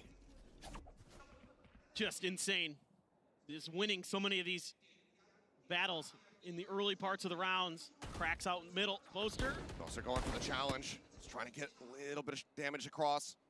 Krax is tagged up. Spike's still stranded. For now, Alfier tucked in, but it is red like an open book. Out of Captain, flushes out the rat.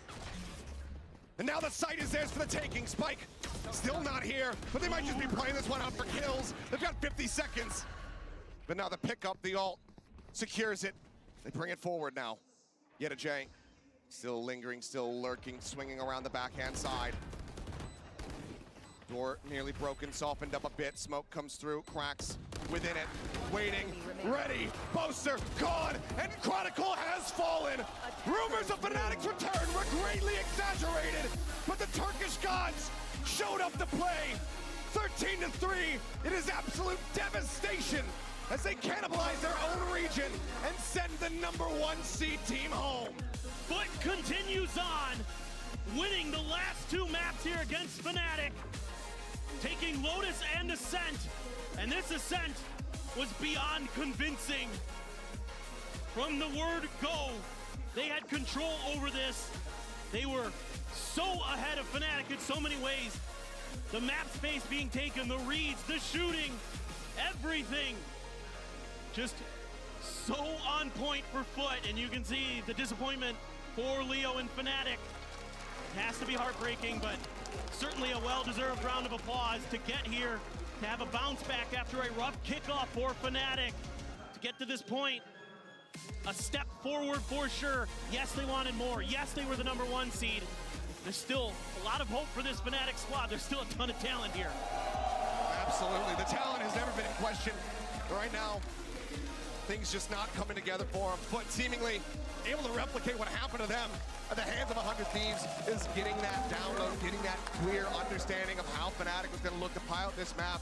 And at every twist and turn there on Ascent, for a lot of Lotus, Fnatic just couldn't put the pieces together. They couldn't figure out what picture FUT were painting.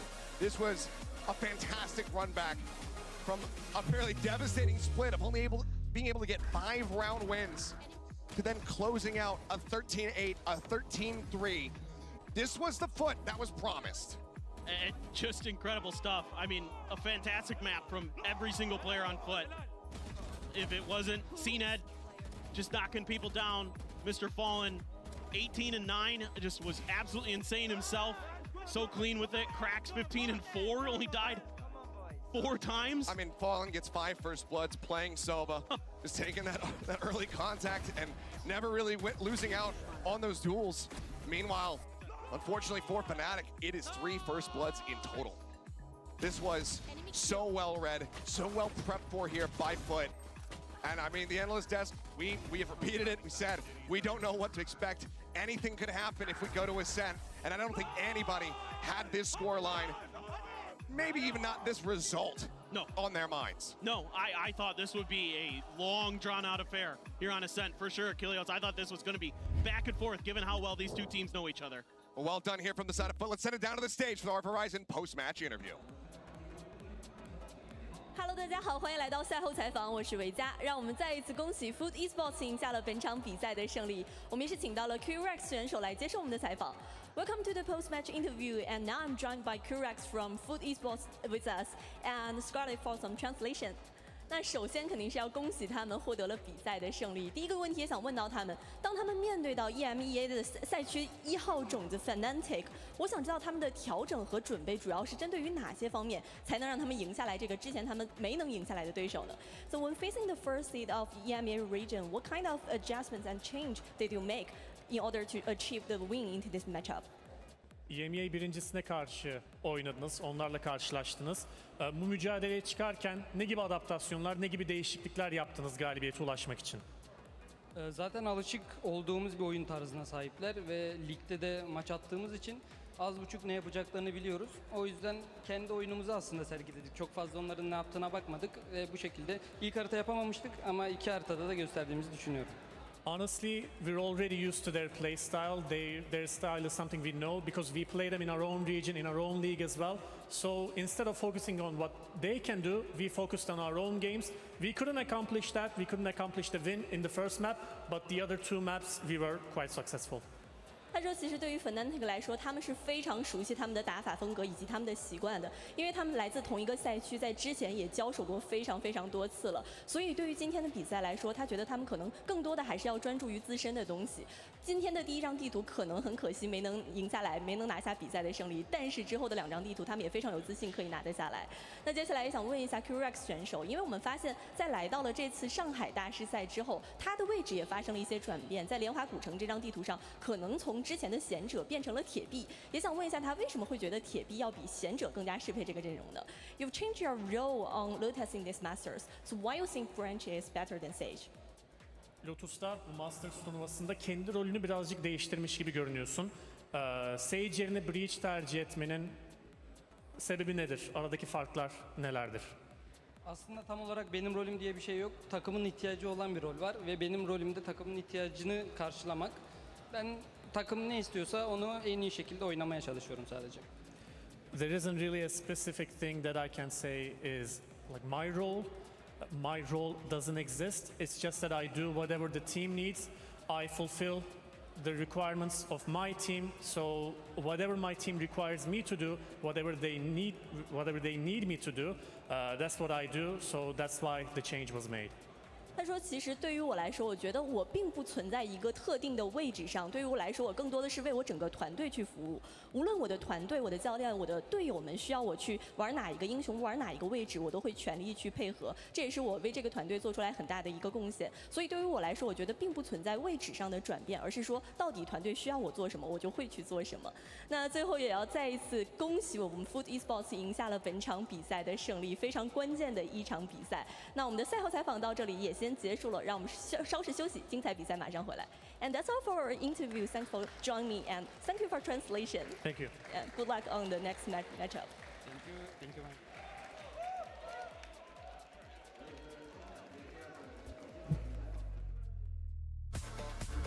This is the position that no team wanted to be in the lower bracket already here at playoffs. But both both of these opponents are very, very familiar with each other, and a matchup we have seen many times before. Flash going in behind Chronicle, faces back in towards main, finds one. And that's just going to be the cleanup, getting ready to come through. Is shot into the leg, and it's a flawless. Right. They haven't grabbed the spike just yet. Oh, the instant dink into the spray down. Leo coming up with a second. Captain going to be taken out. Another flash sent. EDG with a nice timing. Just catch Chronicle unaware, and EDG, another big round from him. And advantage very much here in the hands of Fnatic as they storm their way over onto the A side. Chronicle holding the rope with ease. 13-5, Fnatic. Not allowing for overtime, not allowing for FUT to even get close here in this opener. And then Captain so ready for those quick rotations. He's on the hunt right now. Boaster at risk. Boaster dead. Last pack across, but Durka also dead to rights. Captain with a 4-piece. Gets FUT up 3-0. Captain having to tuck back TP up over the top. Not going to be heard here, but Captain still finds Alpier. PRX getting another Captain ready for it. Leo up over the top, just waiting patiently here for that wall to fall. He comes away with one, but CNED gets himself a third. CNED feeling it, gets himself the 4-piece, can't find the ace, but still. 13-8, FUT will take us the distance. They are not going out without a fight. They are sending us to Ascent. It's all on EDG, trying to fish him out, finds it. With the Hunter's Fury already committed, gets some decent damage to swing in, and Leo, he will bail them out, get Fnatic on the board. Move it. Tries to go for a timing shot, but now the fragment will keep him off the angle. But no! Scopes back through, finds Alpier. What a round from FUT, what a shot from CNED. Fortunate to be able to drift back after getting a spot here onto CNED. CNED wants to take the pace up and over, spots him, they know exactly where he's at. He will get taken down. Shock dart, set, head, spotted. Mr. Fallen already finding one, CNED getting the other. It's all tumbling down. Rumors of Fnatic's return were greatly exaggerated, but the Turkish gods showed up to play. 13-3, it is absolute devastation as they cannibalize their own region and send the #1 seed team home.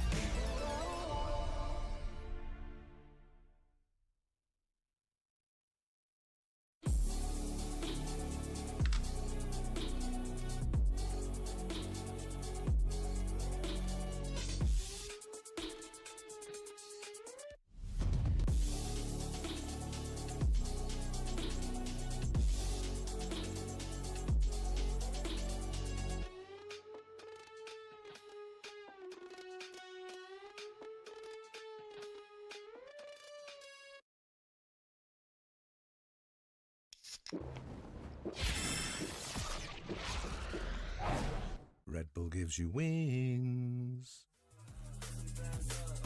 I'm never going to the country club. Yeah, never going fast, never riding on the bus, never looking at your man. Yeah, he wishes he was us. And my lady has no trust. Let me tell you that's the crux. They all looking at solutions in the bottom of a cup. Yeah, she on track. She's got a couple racks, some tats, and a fifth. Make it rain, just smash. I'm on the ass. I love her ass. Let me see a little sass before I give you the pass. Let me see a little sass before I give you the pass. Or while you rolling the back, or while you rolling the joint. I think I'm missing your back. I think you're missing the point. I haven't seen you in a minute. Let me see you in a minute. I mean.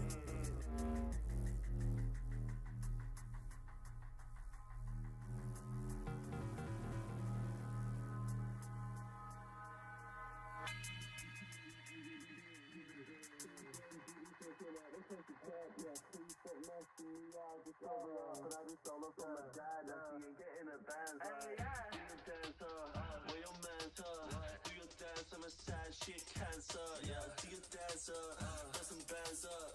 I'm never going to the country club.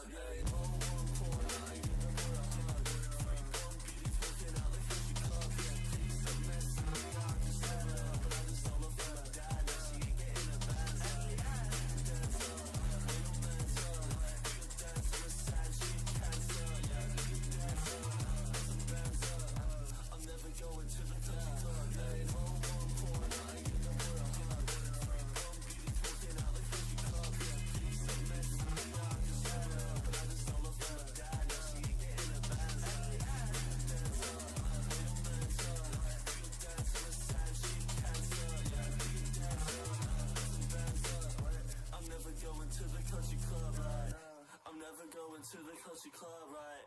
I'm never going to the country club, like. And your man, yeah, he wishes he was up.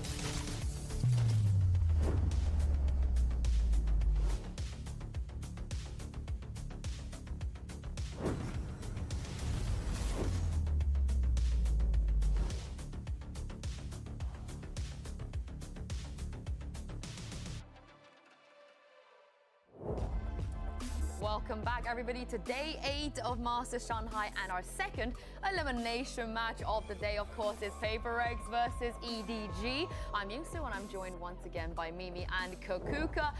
Are we smelling the upset? Is that going to carry on, you think, as the day goes on? I don't know about this match. Anything can happen. Anything can happen. Come on. Yeah, anything can. I mean, we've already seen it prove. Can FUT we played start amazing. getting the predictions in after we see the map, Vito? Because I feel like we're being played here. You want to be able to have the full information before you do it. Don't need it. What's the fun in that? What's the fun in that? I feel like honestly, being right gets you nowhere in life. The only time that you need to be right is in exams. That's it. Wow. Okay. Well, let's see what Forsaken had to say. Life advice for today. He's standing by with me, Kavags. Hey guys, I'm here right now with Forsaken. Forsaken, yesterday it was a tough loss, but you guys are going straight into your next match, and it is an elimination match. Can you let us know what the reset was like? How did you guys regroup yesterday? So yesterday after the loss, I think we just like discussed with each other, like how we lost the game and how we're so like disjointed with the team. But hopefully today, since we're in lower bracket already, we're just gonna go like all in and we try our best to win today. All right, thank you very much. Good luck. I mean, this is the thing. It was a tough loss, but it's PRX we're talking about, and I don't see an upset happening here. Yeah, this is a team that you will definitely trust to rally back in the lower bracket. And well, both of these teams, EDG and PRX, kind of got destroyed in their last matchup towards the end. I think PRX showed us some great stuff. That first map debut from them was really good. I think we saw moments where PRX was PRX. Yeah, but historically, we know that we've been in this situation before. This is a matchup that we have seen in the past. This is, if I'm not mistaken, the 5th time that it's going to be every event that EDG has been to internationally, they have played PRX. Yeah, exactly. And I think that the record right now is a 3-1, right? On the side of PRX.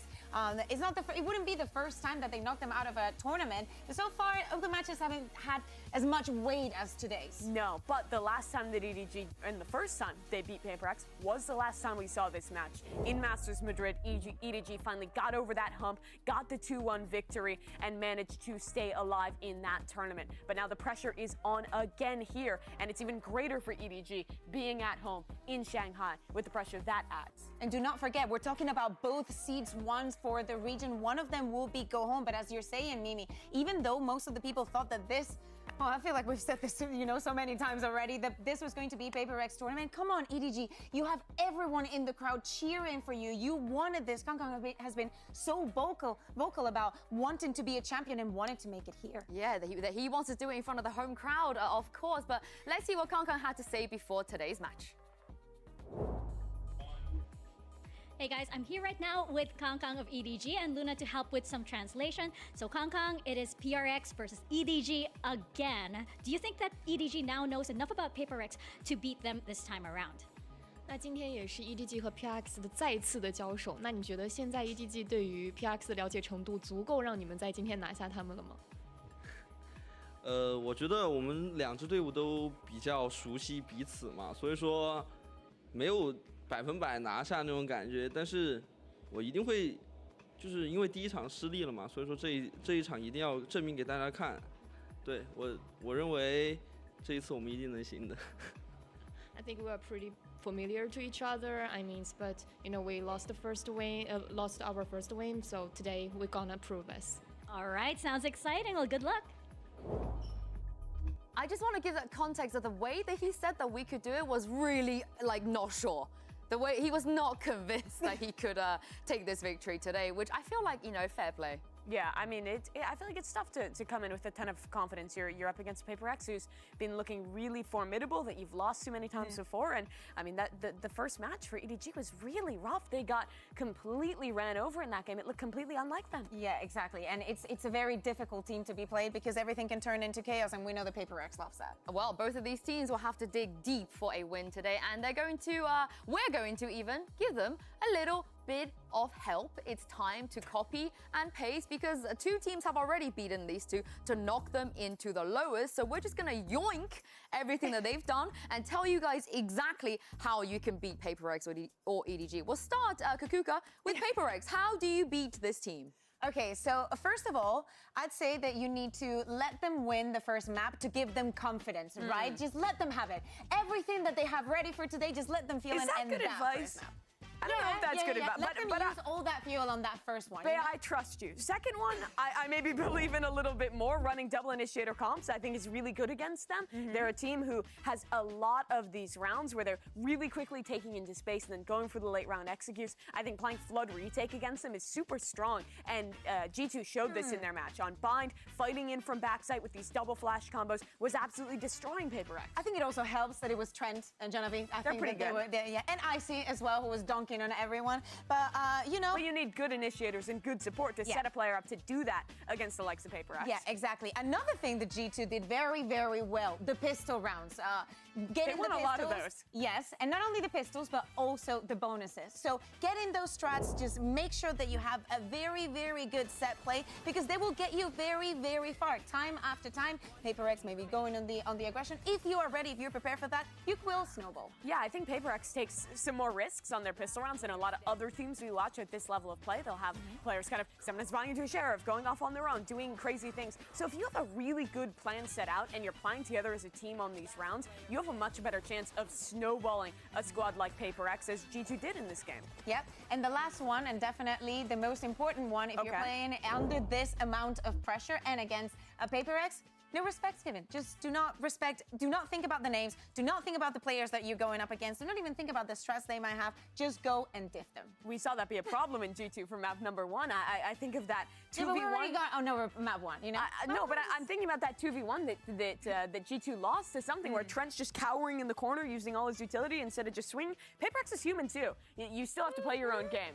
Yeah, I'm not sure. I think Jing might actually be a superhero. They lost. They might actually. Oh, David, of course. David is David. There's no other David. There's only one David. But on the other side, how do we beat EDG? That's a good question. And we've already seen it happen once. So let's pull up these ones because for EDG, I think a lot of people thought there wouldn't be much of a way to beat them. But we saw them really get exposed in this one. And the first one, taking a page out of your book, Bea, a little bit silly. Go B. Yeah, go B. I think that Heretics, I think that this all sums up the fact that if something is working, just keep doing it. Sure. Time and time again. Do not hesitate and why. Do not give it a second thought. If it keeps working, they're still surprised by it. I think the second one is continuing from that first point. Be confident. Be willing to take aim duels. Be willing to take these forward fights. I think a really disruptive style works super well against this EDG squad, especially on your defense. And also because the trading wasn't really there. So even if you challenge those duels, if you have the perseverance to, actually the restraint more so, to just go back, you will get that duel and everything will be fine. Sometimes though, you'll get one a little bit more free. EDG and the CN teams in general let this clock wind down, and we saw it be a massive problem in their game against Heretics, where the attack side mid-rounding runs out of options. They don't get anything proactive in the mid-round, and then they're late hitting into a site when their opponent has full util. If you don't give them much in the mid-round and really carefully pick when you're getting active on the defense, you can save a lot of that util to full stall them out and win rounds off of time. Sometimes EDG will lose the rounds themselves. Sometimes you just have to wait. You know that they're going to be, especially even in the first map, in both of them, they were taking their time. What's this guy doing up here? Yeah, also this could also help. How about you sign VUT? I don't think everyone can do that. I mean, having a star duelist player who plays as well as him and is hyper confident is good. Maybe someone like he's got it all. He's something. the full package. He's young. He's electric. He can aim. He gets the vibes up. Honestly, just get a vote in your team. I'm glad you mentioned something because it feels like that's the something that maybe EDG have to look out for. Yeah, something is definitely the root of this match. He is that star duelist, and nobody can take him down. Quite literally. Nobody can take him down.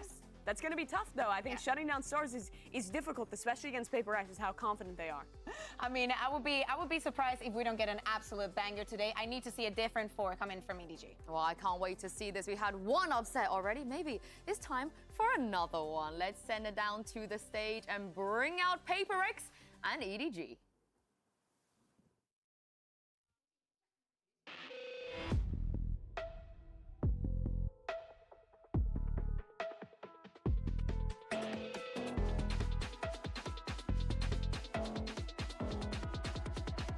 We gotta stay awake.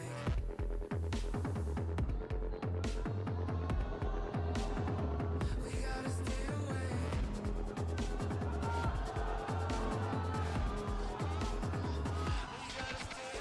Every game. PRX.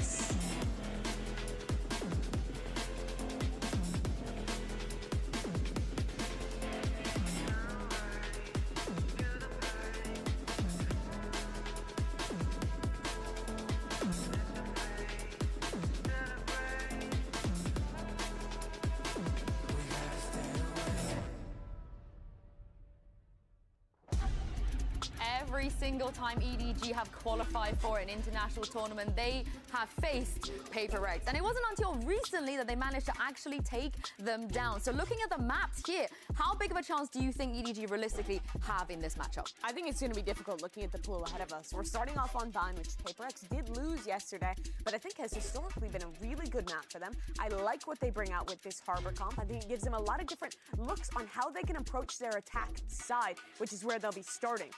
I'm wondering also in that Sunset, we saw EDG moving away from the Viper, putting the Astra in. Is that something that they're going to repeat? Do they want to go back in their tracks? Because also they look very, very repetitive against Heritage. We saw some big problems on their attacking side. They were almost always losing A main space and didn't, I think, do a good enough job of re-clearing and pushing the defense off of that area of the map, which means late round they were hitting into B sites, they were stacked by their opposition. PRX is a team who will also be really proactive in fighting for that space. And on their attack side, they bring this unique Sage comp that makes it really difficult, I think, to play your own game and play those like standard Sunset Flood retakes.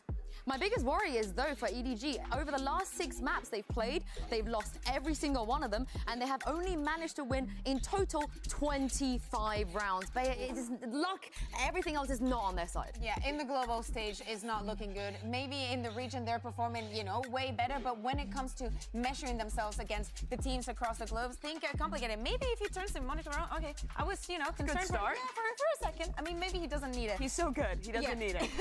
Yeah, but if we focus on this first map on Bind, EDG love this map. It is not a surprise that they pick it because they feel very, very comfortable doing it so in China. My biggest concern is around confidence for this EDG squad. I think they let the pressure get to them in their first match, and I'm looking for a revitalized squad today. Oh, yes! Something, give it to us. But also everyone else on EDG. I was thinking, about that game that they had against G2. But this response was not in my notebook. Yeah, I mean, they're switching on to the Reyna comp here, but they still have the bones of the comp they ran before. I think you do lose a lot with those flash combos with the Gecko, but you can do it with the Lyra instead. It's going to be sick to watch something on that agent, and I'm excited to see this new comp from EDG.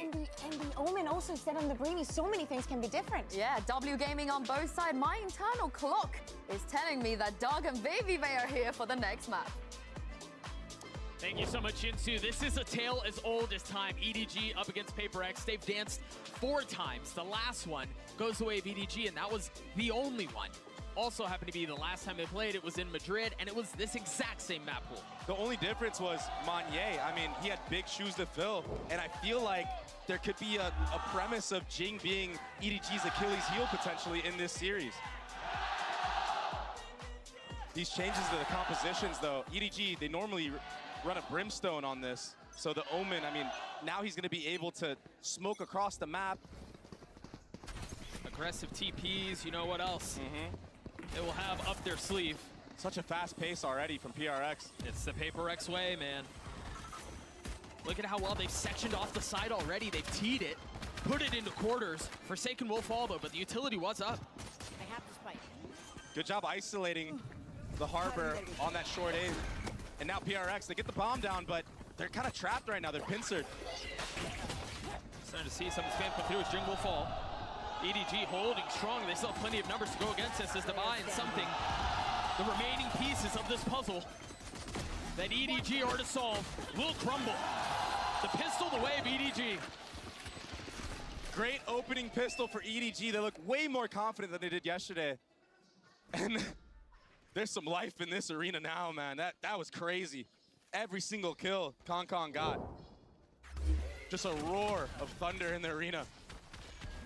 Look at these shots. He looks way better.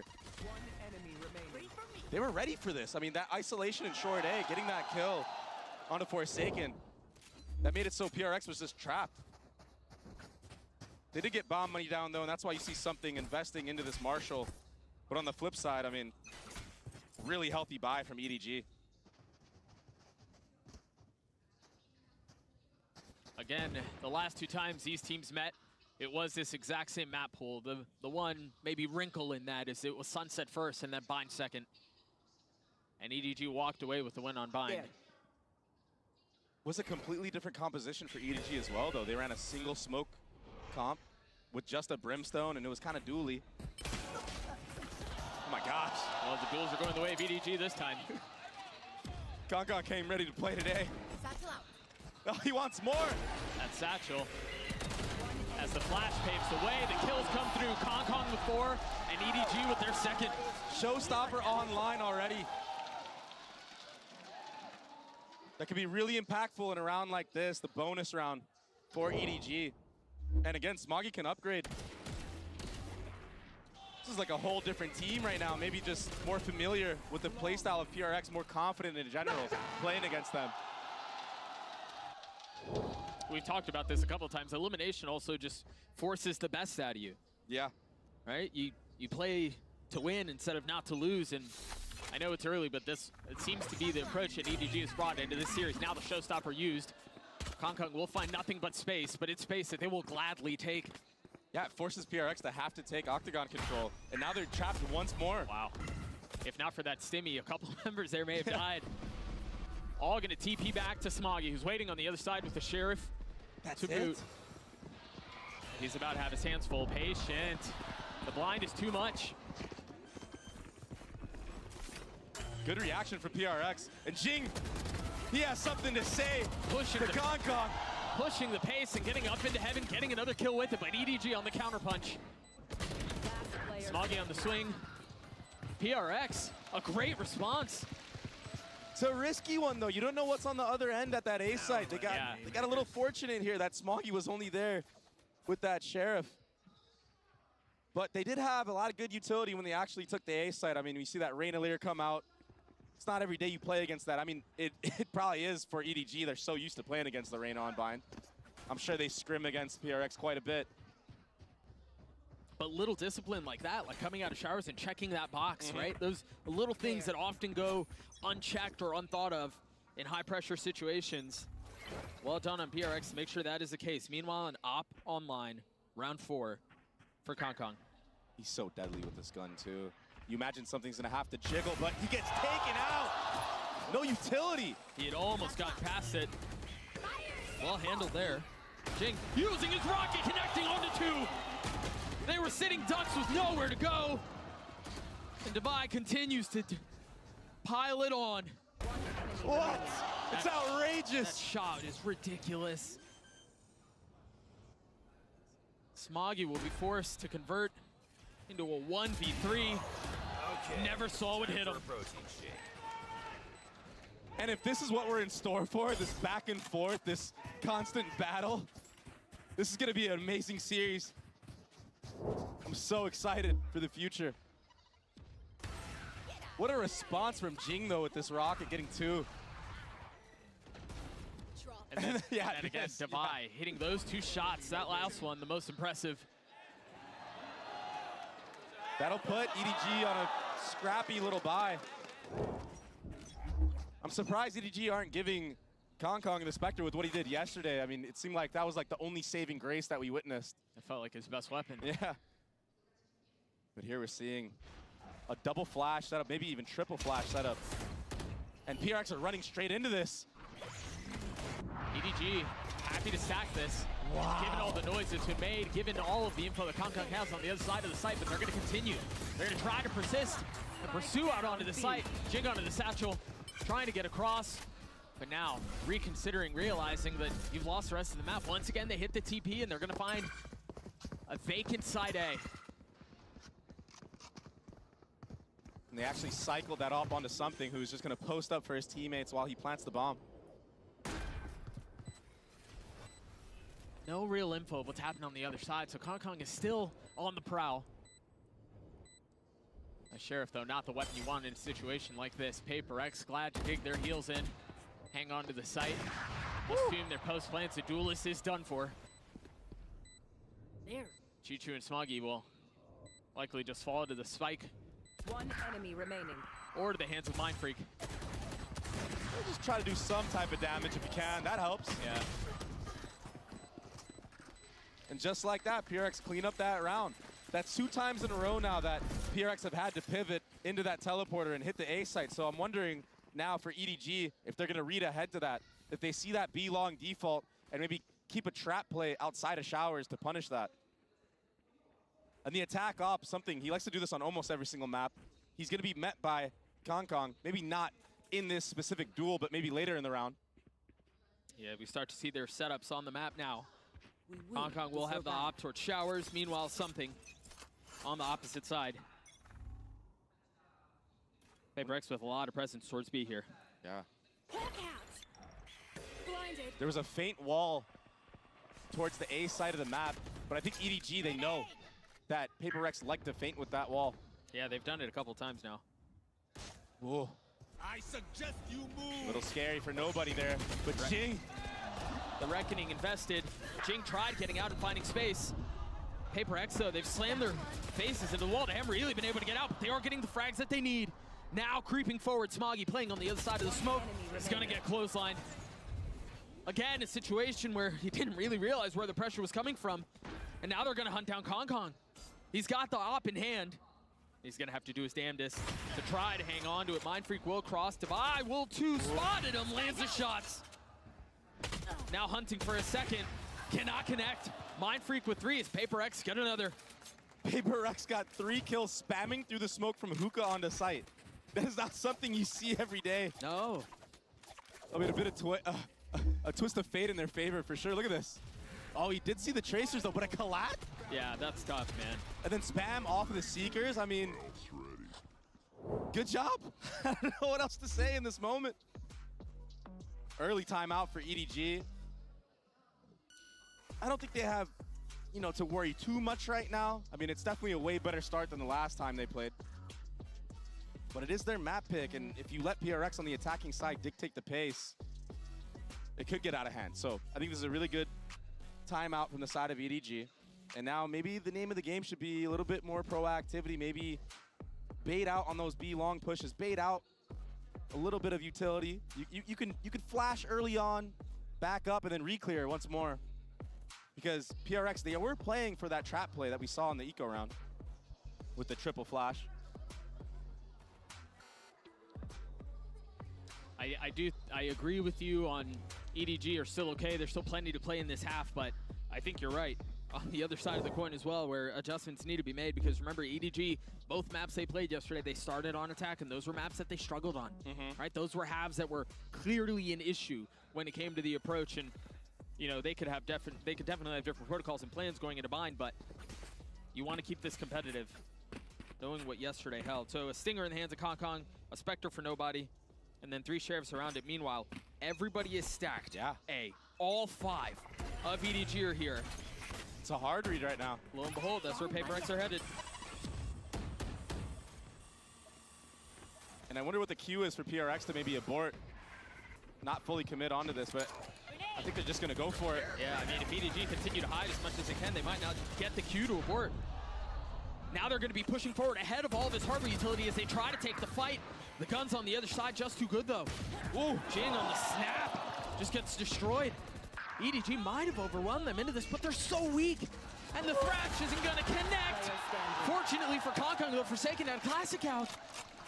Devi's left alone. Not a ton of HP. Both of them fall, but the Red Bull clutch comes through for PRX. In the face of the rocket, the shots settle. Jeez. Devi. I mean, he had to commit. You have no other option there. And maybe if Kong had a little bit more HP, he lives there and they win the round. Kind of feels a little bit like yesterday in that mode where they just can't close out the rounds. They bring it down to a 1v1. It just doesn't go their way. Great job from Devi. That's a funny one. Go get him. Again, early presence for PRX. And this time, it's not a fake. It's not a fake. Jing is already trying to getting out, invested the rocket. Something has been such a menace so far. It's such a pace that they're putting on EDG right now. Oh, the paranoia is good, but even when that connects, the kills come through. Very nicely done by Kong. To respond a little bit, you imagine that's going to call the rotate out from the spike back towards A. And Chichu, thinking the same thing, was considering B, but will now throw it back. And Mind Freak, he took his timing here coming out of showers. He had to if he wanted to get any type of space, so gets info that Chichu is in CT. There could still be one player here, though, and I think that's why he's so wary. I mean, look at how cautious PRX are playing right now. They're waiting for the harbor wall, waiting for all utility. The molly? Whoa! A little bit of high ground found.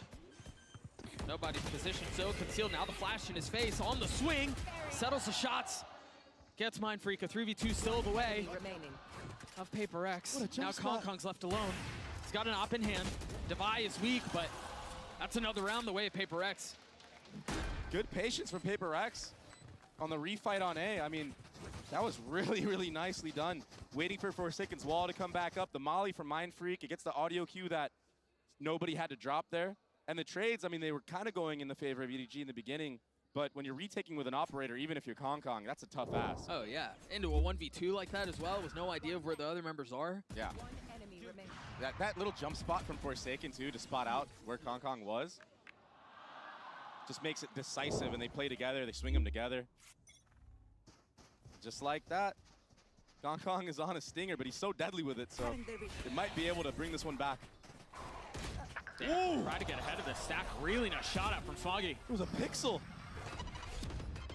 I like this reposition a lot as well. Yeah, this is the Omen shining right now. Able to play up close, get a kill, TP out.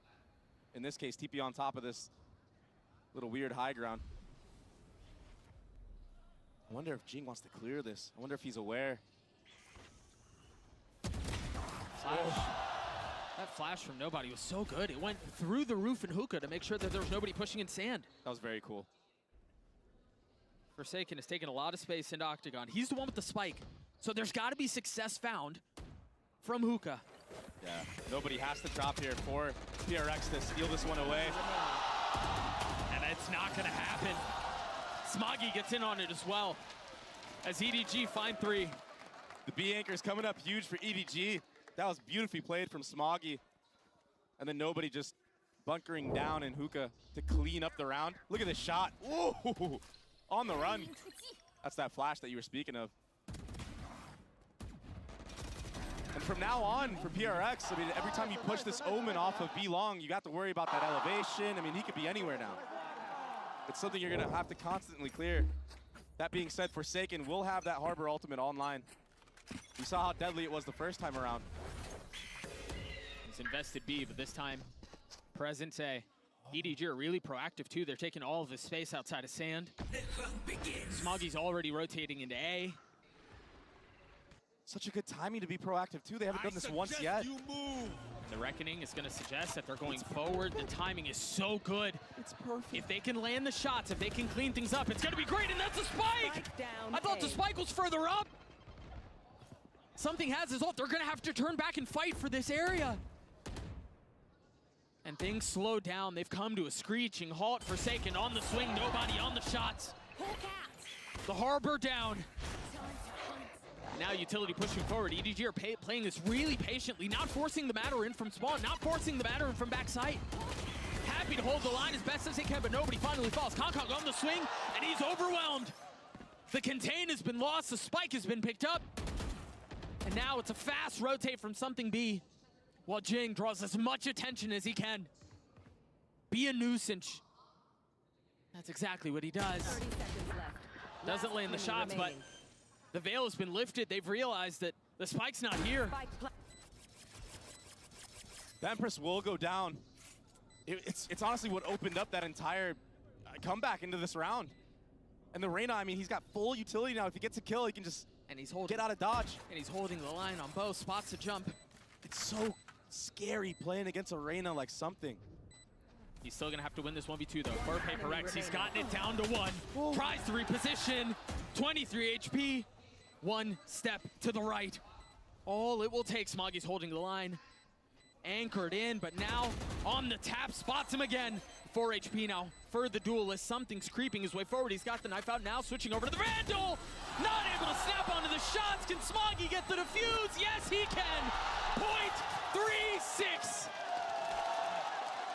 And it's EDG this time around, dictating the pace, pushing down Hookah. It got scrappy, it got scary, but they closed it out in that 1v1. One enemy remaining. That was so close.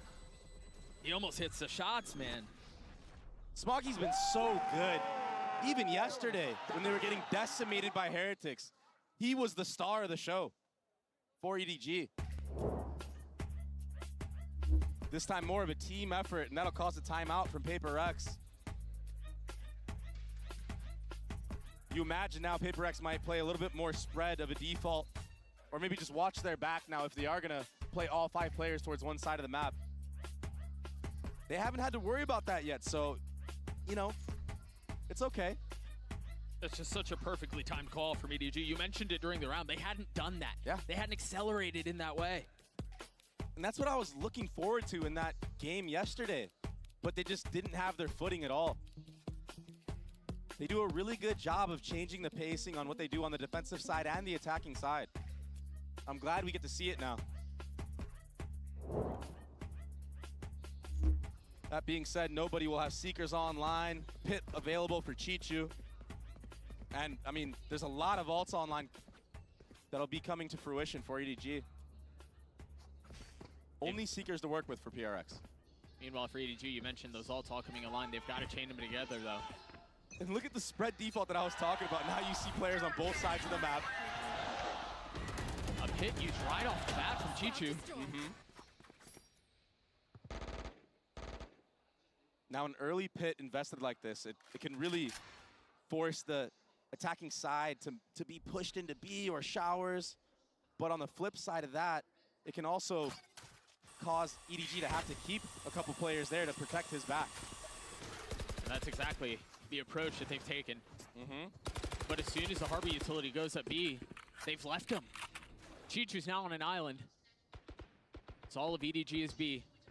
Devi has his Seekers, and there's still plenty of time left in this round. But it's nobody who uses his first. This bait setup B long. If EDG do get pushed off of B long here, that's when a rotation will have to come towards that A side of the map. The Seeker's got a ton of value. There. Spotting a couple, I mean all 3, I believe. But they freeze again. Right there. Posted up outside of B, waiting for the right moment to strike. The flash is going to confirm presence once more. This has been a really nice cycling of utility by nobody. Now traded on the other side. The Seeker's going forward. Chichu happy to hold the other side of the map. While the fight ensues B. Devi, massive kills. A 3v3 now. The spike making its way at B as Chichu repositions. He left the pit. He rotates over, but now with 10 seconds left. PRX trying to get back to A as fast as they can and get the spike down. So much to worry about. You have to worry about short, but Devi, he's kind of ahead of it. Wise to it, not able to land the shots the first time around. That was a great jiggle from Chichu. He got the info that both players now are stuck in U-Haul, and he just has to wait for his teammates to push up. And that's exactly what they're doing. Now Jing turning his attention back there. Goodbye falls. Jing cannot hold up. Beautiful discipline from EDG. And Chichu taking the timing on the teleport, getting kills in hookah, and then wrapping all the way back around with the jiggle there. That was fundamentally sound from EDG. Beautiful. And that lead that PRX had, I mean, it's gone. It's gone. Yeah. They had won I believe it was 6 rounds in a row at one point. This was just such a, I mean, you mentioned the discipline. It was beautiful to watch from EDG. But Chichu, honestly, had so much to do with it. I mean, we talked about the pit at the very beginning. His timing on hitting the TP, his wrap back around was perfect. Now it's Kong with that showstopper. He gets bought up. Oh, he gets an operator bought up for him. He's gonna have both. Last round of the half. Money to spend. What a luxury that is. Last time PRX did this A short wall, I mean, they just sped up B, so that's why you're seeing EDG get proactive here, pushing through showers. All the info is theirs. And the rest of the B anchors for EDG, they're just trying to bait out all that utility early on and buy time for a rotate. I really like this. Haodong, you mentioned all that info that they get showers, but they deposit Kong. They have Haodong rotating back. Meanwhile, Jing, doesn't connect on the rocket, slams into the wall, and Smoggy's there to punish with it. Nobody, the firing line as Smoggy joins in on the fun. The dizzy over the top. Almost everyone going the way of Smoggy, but Chichu's the one to clean it up. It's electric in here right now. Smoggy played that to near perfection, tucking in the cubby, jiggling consistently, and then the Omen flash to secure the kills. What a change. Look at this. He played this so well. Look, the little tuck right here. And then just the back and forth pre-firing, waiting for that Gecko flash to come over the top. Wonderful. The timing on that was perfect. It was Haodong who had left Kong showers, rotates back over it. The dizzy paves the way. We often talk about how Valorant is a family affair. We've got a couple of family members standing by for an interview. I've got 2 familiar faces with me right here next to the stage. I have Auntie Pearl, who is Jing's mom, and I have Xcaret, Forsaken's brother, and you saw him on stage not too long ago as well. How are you guys enjoying Shanghai? Very good. I like it here. Much better than Korea. Oh, wow. Well, I know that you love Shanghai. Forsaken, I know this is Xcaret, sorry. You look like your brother, by the way. I know this is a bit of a nostalgia trip for you. You haven't been here for 7 years, is that right? Yeah, it's been 7 years. Exactly 7 years I've come to Shanghai, so I'm enjoying my trip a lot after I finish my games. I'm just traveling a lot of good food and then meeting my old friend and something. It's really fun for me. Oh wow, that must evoke such memories, right? And Auntie Pearl, I see that you have your props here as well. Did you make this? You said you have an interesting story about this prop. Because this one was from last year, I brought it all along, and then the team has been very lucky. So yeah, it's here, it's back. Oh my gosh, so this has traveled pretty much all over the world with you. Yeah. Wow, that is a legacy prop indeed. And Forsaken, the score right now is pretty close. So what do you think of the rest of the map?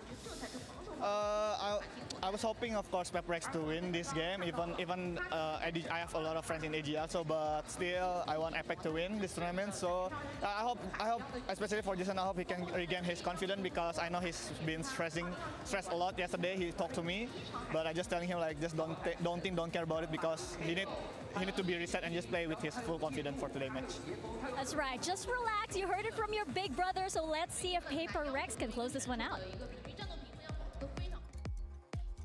Relaxing is much easier contemplated than completed when you're tied at 6-6 with elimination on the line. I mean, yeah, just relax, bro. What do you got to lose? It's fine. And I'll tell you who's not relaxed. It's Kong. He was very active in the communication, just talking to his team, yapping like crazy. And that's a good sign for a player like him. I mean, he's really bringing the energy into this arena, into his team. That could just be the difference maker as well in a series like this when there's so much on the line. Elimination. Pride. Between the two teams, they played each other so much. The last bout did go the way of EDG. But the problem is, they've now turned back over to the attack side, which, again, was a pain point for them yesterday. What adjustments did they make? That's such a good wall to just delay any type of hookah rush or presence, and that flash to re-walk in, that's proactive. The protocols were really nice, but the armor on Kong. Yeah, those shots just didn't hit the mark for something. I mean, he dinked him, but he had light armor in a classic. That's, yeah. That's what decides that. That's just crazy. It seemed like they had everything prepared, and fortunately for them, if something goes down, Jing and Divide clean it up. The frenzies are perfect as PRX get the pistol.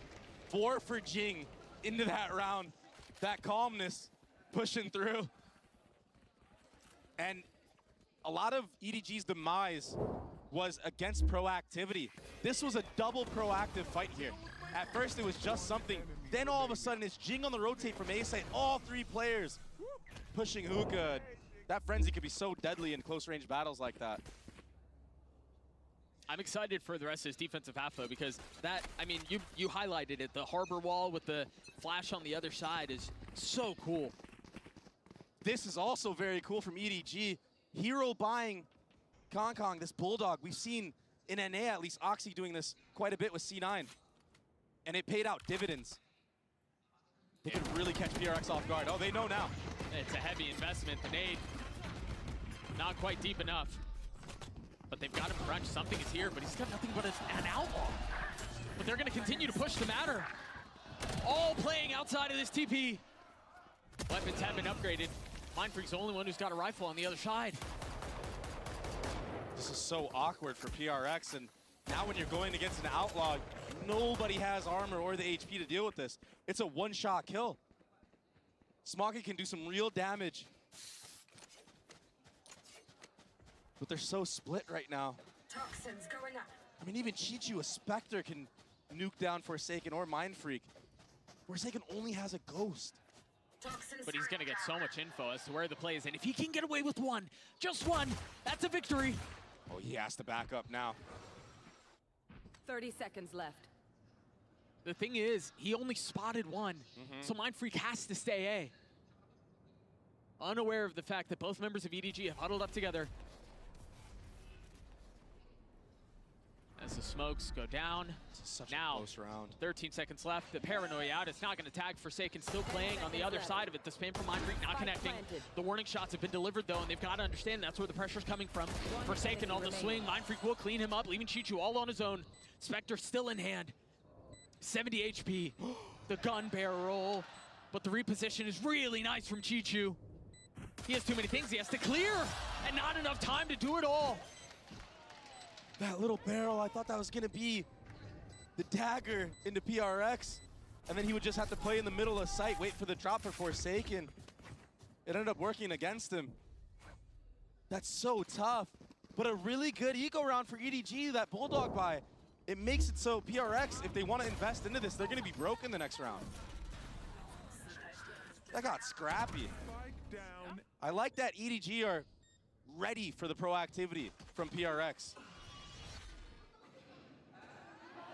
And it wasn't that clean for PRX as well. If they want to do crunches like that, I mean, you got to have more utility. The timing has to be a little bit better. Satchel out. They're always decisive with it, though. You got to give them that. Oh, that second satchel did not go the way it was intended to go. You see the layers of utility. A Gecko Molly, an Omen Flash, a Sky Flash, all to set up Kong to get that initial exchange, to come out on top, potentially get an entry. Keep a close eye on that, because you imagine they're going to do it once more. Kong still pushing his way forward. Forsaken on the other side. Won't be around much longer. The man just doesn't die to judges. You hear Wingman going forward. Jing has played this position so well, man. He buys his time and he strikes when everything is right. And now the showstopper not going to connect. I don't know where that rocket went. Mindfreak took the head off of Haodong, so couldn't get value. Yeah, couldn't get value there. With Smoggy, the reposition on short here, and nobody just finessing through the smoke. He finds the timing. It's so perfect. Divide falls 2v2. Nobody's left in a 1v1. Mindfreak waiting on the other side. He's got that Guardian in hand. He's playing it so well. He's buying so much time and then delivers the shots anyway. The bobbing and weaving from nobody in that 1v1. It kind of just felt like he had a hard read on the situation on Mindfreak. He played that superb.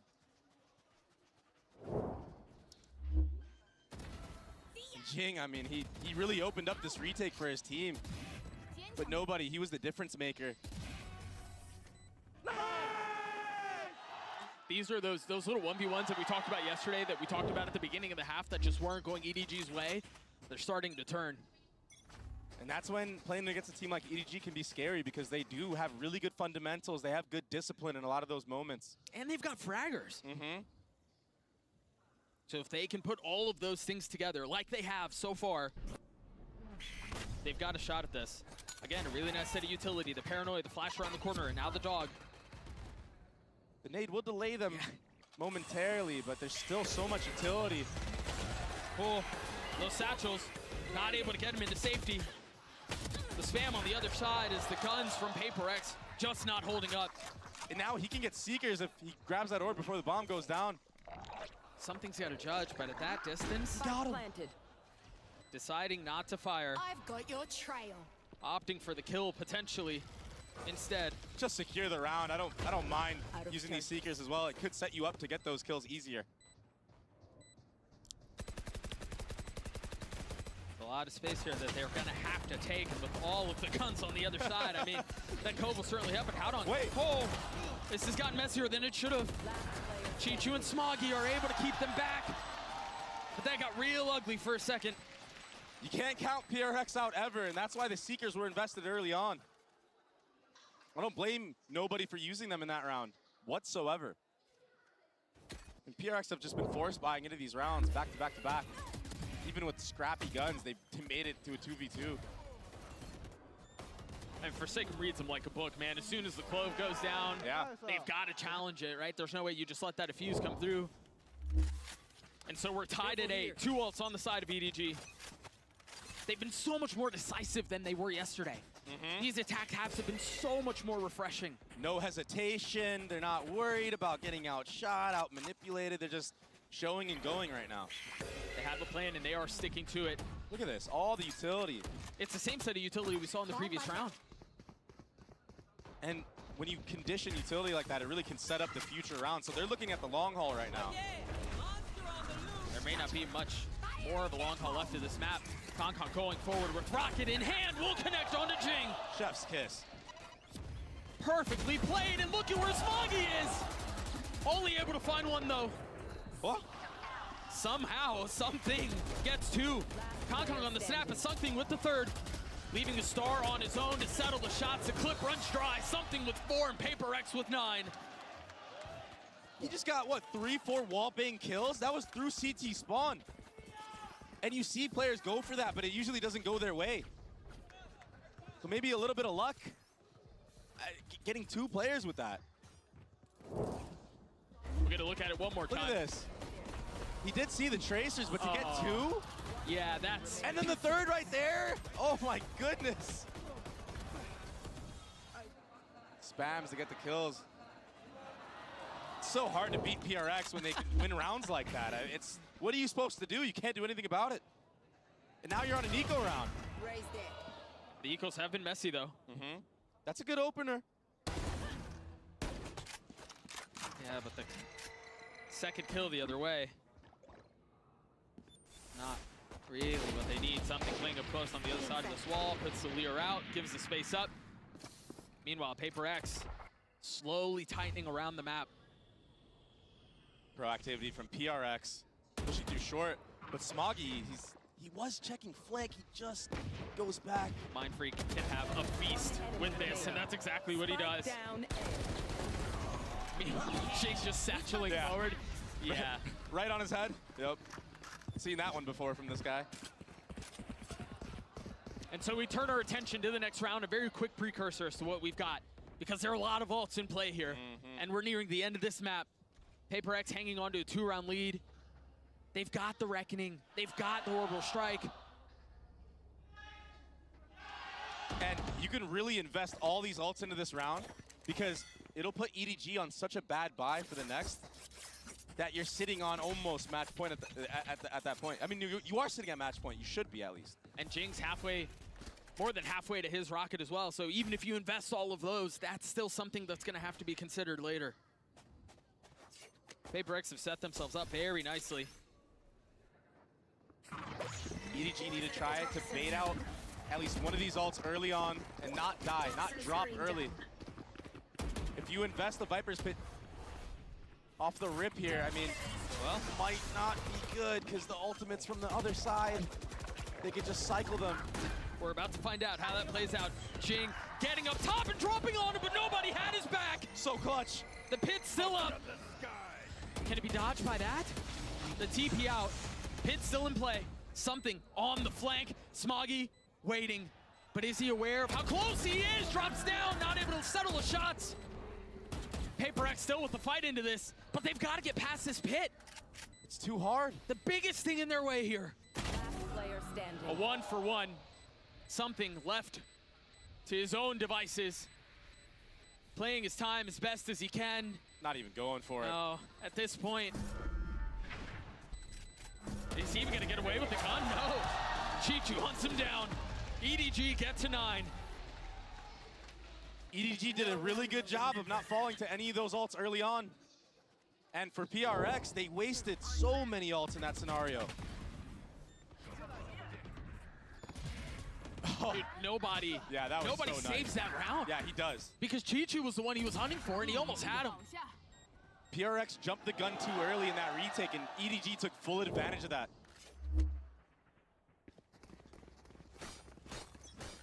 One round between the two.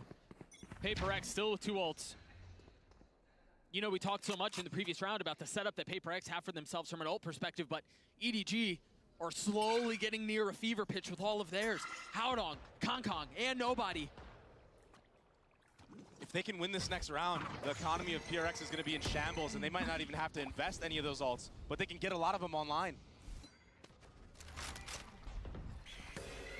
They're committing to this A. They're committing to this A, and it's a 1-for-1. Meanwhile, the Reckoning will continue to cause problems, but Howdong manages to sidestep all of it. Nobody does too. What a good split. And now, with that dog being proactive in the CT spawn, they have the info that both players should be on the flank. And they've seen 2 bits of utility as well, the dog and now the flash. They're too disciplined in these scenarios. Their post-plant win rate is sky high. It was good yesterday, it continues today. There's no way for them to get in. 1 enemy remaining. The reflink from Smoggy, it's clinical. Something again will try to save. He wasn't successful in the previous round. And I don't even think he really has a shot at it this time. Deals a little bit of damage. They're gonna get out, right? Just in time. Smoggy's so good, Doug. This guy's sitting at 20 kills on Omen Bind. All momentum going the way of EDG now. Look at that opener onto Jing. It was steady. So clean. No micro adjustment of the crosshair, nothing like that. Just steady swings right into it. Perfect. It's literally perfect. You're absolutely right. And so now a timeout called again. We're tied at 10, and that's all that PRX have left. If there's another timeout, it will come courtesy of Edward Gaming. EDG on a really good spot right now to bring this one home in front of the home crowd, win their first map in this arena, in this tournament. PRX, that round, what, 2 rounds ago, that one was, it was just rough. It's rough losing a round like that. You invested the Brim ult. Your timing wasn't quite there on the retake, and if your timing's not there against a team like EDG, they do really well in the post plant, playing off of each other, playing the crossfire game. And then Smoggy going for the reflanks like that. Now we're seeing why EDG decided to switch off the Brim and put this man on the Omen. Just so much more ability to get active. Caution here. And sometimes you gotta fight fire with fire, and Omen's a controller that can do that. Oh, they're gonna go aggressive into sand, and that's where they are. Jing has a rocket in hand. Something can flash through the wall. This setup is gonna be devastating if they commit to it. Kong tries to get away, and he's managing to dodge the rocket. PRX put a lot into the back of that punch, and EDG slip it. Now they can reset. Yeah, it's that push and pull. And that Thrash was picked up again, so they're able to use more utility now to clear out more space if they decide to do so. Dude, to go from that start in the round to nothing, no sound being made. You want more? Here's a flash to confirm there wasn't a flame coming through. And now Thrash, as you mentioned, getting its second cycle out. Something dinked him there. Nobody down to 12 HP. Almost got his head taken off. It's hanging on by a thread. Yeah, suddenly a freeze to the round now. Again. Hey, that's twice. They're so worried about flank, as they should be. That's a fake TP. Do they bite? No, they're not. There's a rotation coming in from Mind Freak, but the utility from EDG. You're right, he's already head to B. Something popping the ult. Left. Trying to get across. EDG are slowing things down. This has been a problem for them before. If they can settle, though, they should be okay. Forsaken is still going to be on the rotate, but the kills all coming through for PRX! And now the controller utility has arrived. Divide perch over the top. Smoggy has to frag his way out of this, but he's surrounded. PRX get to 11. A good hunker down from PRX, just holding hookah. Something he got picked off early there, but the trade's going PRX's favor. This is that beginning. Such a good job from Kong not going down to that rocket, being dropped down to 5 HP. But it's that timing of when EDG just seem to not know what to do in the round and they're just stuck in a corner where it just works against them. So issues reared their ugly head yesterday. And that feels like the first time we saw hints of that, right? First time we saw any inkling of things like that. Yeah. So PRX, a lead late in map 1. And this is such a cool setup. You have 2 players on different elevations. You have a Brimstone back sight, a Harbor close up. The Showstopper, it could kill one, but it should be traded. He's got to get out of there. There's the rocket invested. Wow. Again, the satchel utility is just so good, man. And you're not ready for something on top Chuck after Jing has fallen off. Apparently you're not ready for Forsaken either, as he gets 3. A flawless round for PRX. From start to finish, that setup was so beautiful, so clean. So close they can taste it, for sure. And the Reyna flash to back him up as well.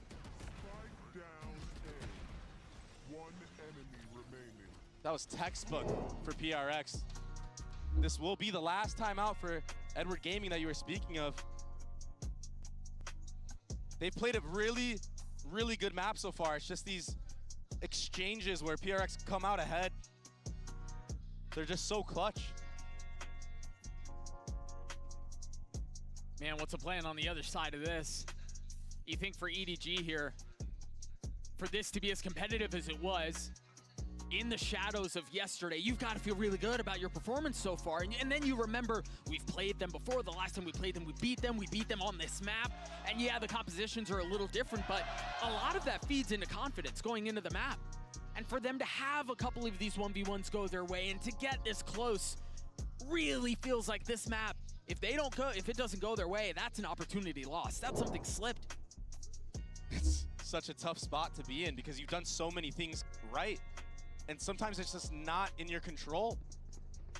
Sometimes you play against a team like PRX that just, you know, there's so many heroics from individual players. And then when you lose a round like that to a setup where they're all playing together. They just satcheled both of them up with one satchel. Yeah. That's the previous round, something was up on truck. And the outlaw buy for Forsaken here, there's a lot of players on light armor right now for EDG. Yeah, this buy is not great. And of course, something goes aggressive.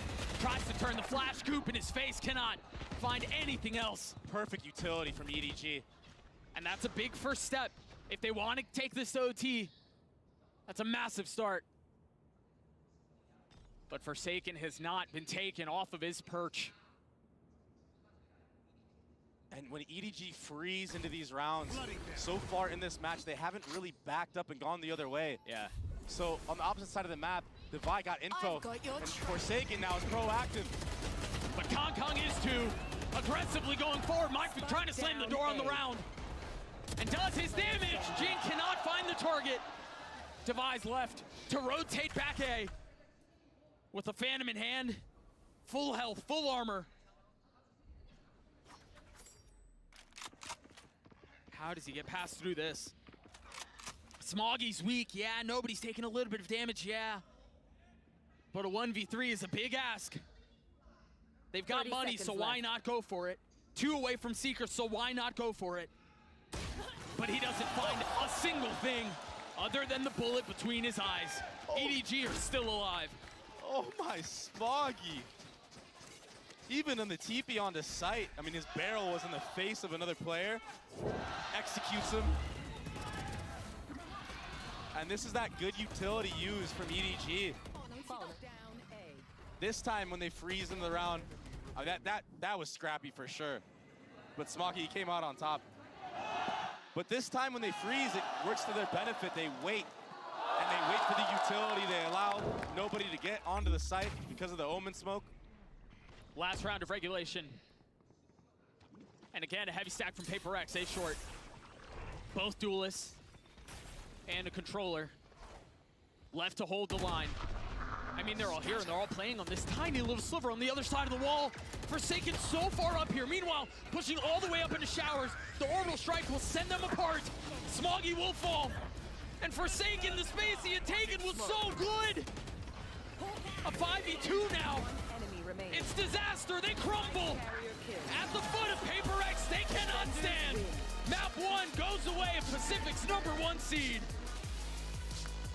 What a map from both teams. I mean, hats off.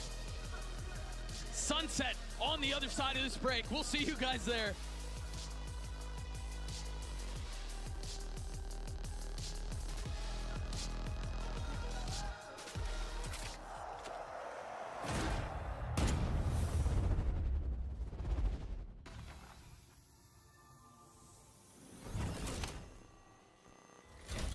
I made it to my happy place, got the sun in my eyes and a smile on my face, yeah.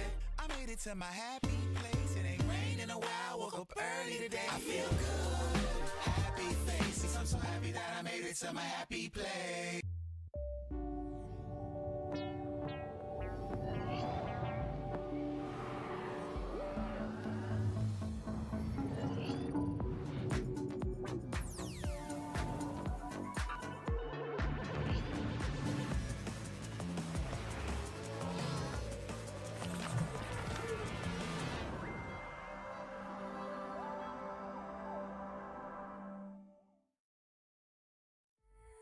I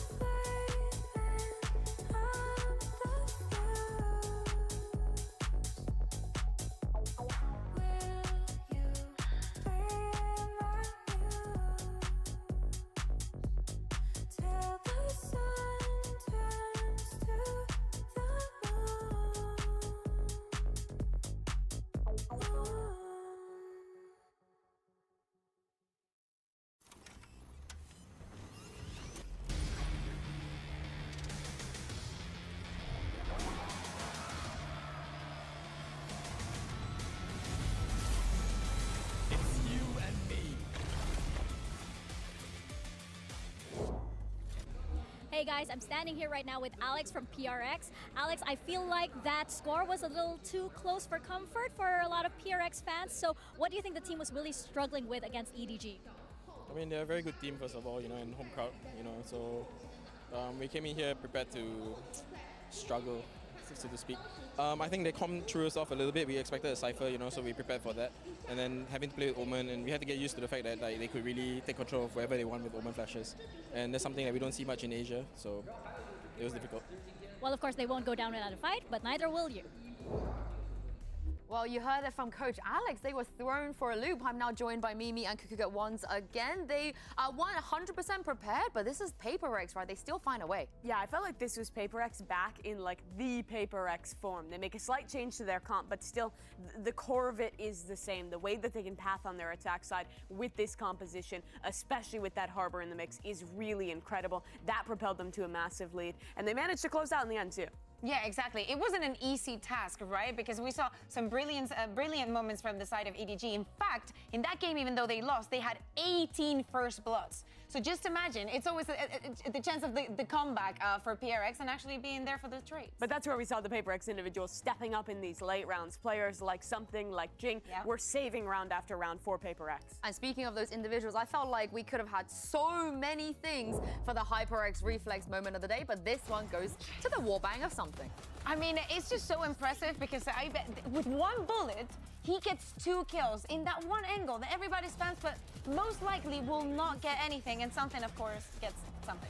The third kill, that's horrible, but the third kill was also ridiculous. Another blatant spam coming out from this guy. I mean, something is just such a talented player. And, any other team picking Reyna, I'd be against it. But the way that he plays this agent is just really good. It gives him the agency to go for really confident plays. And I think they still set up a lot of nice combos between the Sky and the Reyna flashes, kind of making up for the lack of the Gecko. And not only that, especially when we see them from the defense being aggressive, the way that he was dismissing and being so disruptive onto EDG gave them a lot of edge. We have to shout out Smoggy though, because I felt like if Smoggy didn't have the performance he had, maybe this map wouldn't have been as close. Yeah, exactly. We see him topping there in EDG, but even Alex said it. They were not prepared for this. The way that they were executing, the way that the flashes and the paranoias were coming in, the way that he was strong-holding on B, repositioning time after time, the impact that he was having is one of the key reasons why one, we even got to a 6-6 half, and 2, we saw,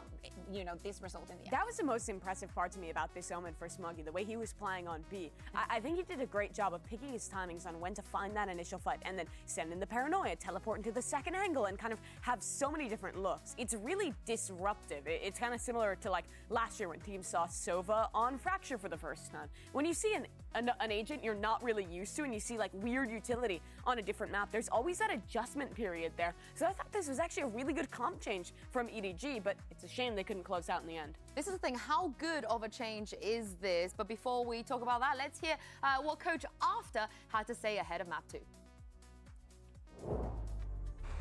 I'm here right now with After of EDG. After, I'm curious, especially with such a high-pressure situation like this, a high-pressure match, what do you tell your team in order to hype them up? 在如此高压的淘汰赛情况之下，你是跟选手们会说些什么来给他们鼓劲儿打气的呢？我觉得 FPS 游戏其实就是要纯粹嘛，然后我觉得就是感受台上的激情，然后玩得开心，我觉得这是最重要的。对。FPX game, pure game. You just need to enjoy the whole things, enjoy the stage. That is all.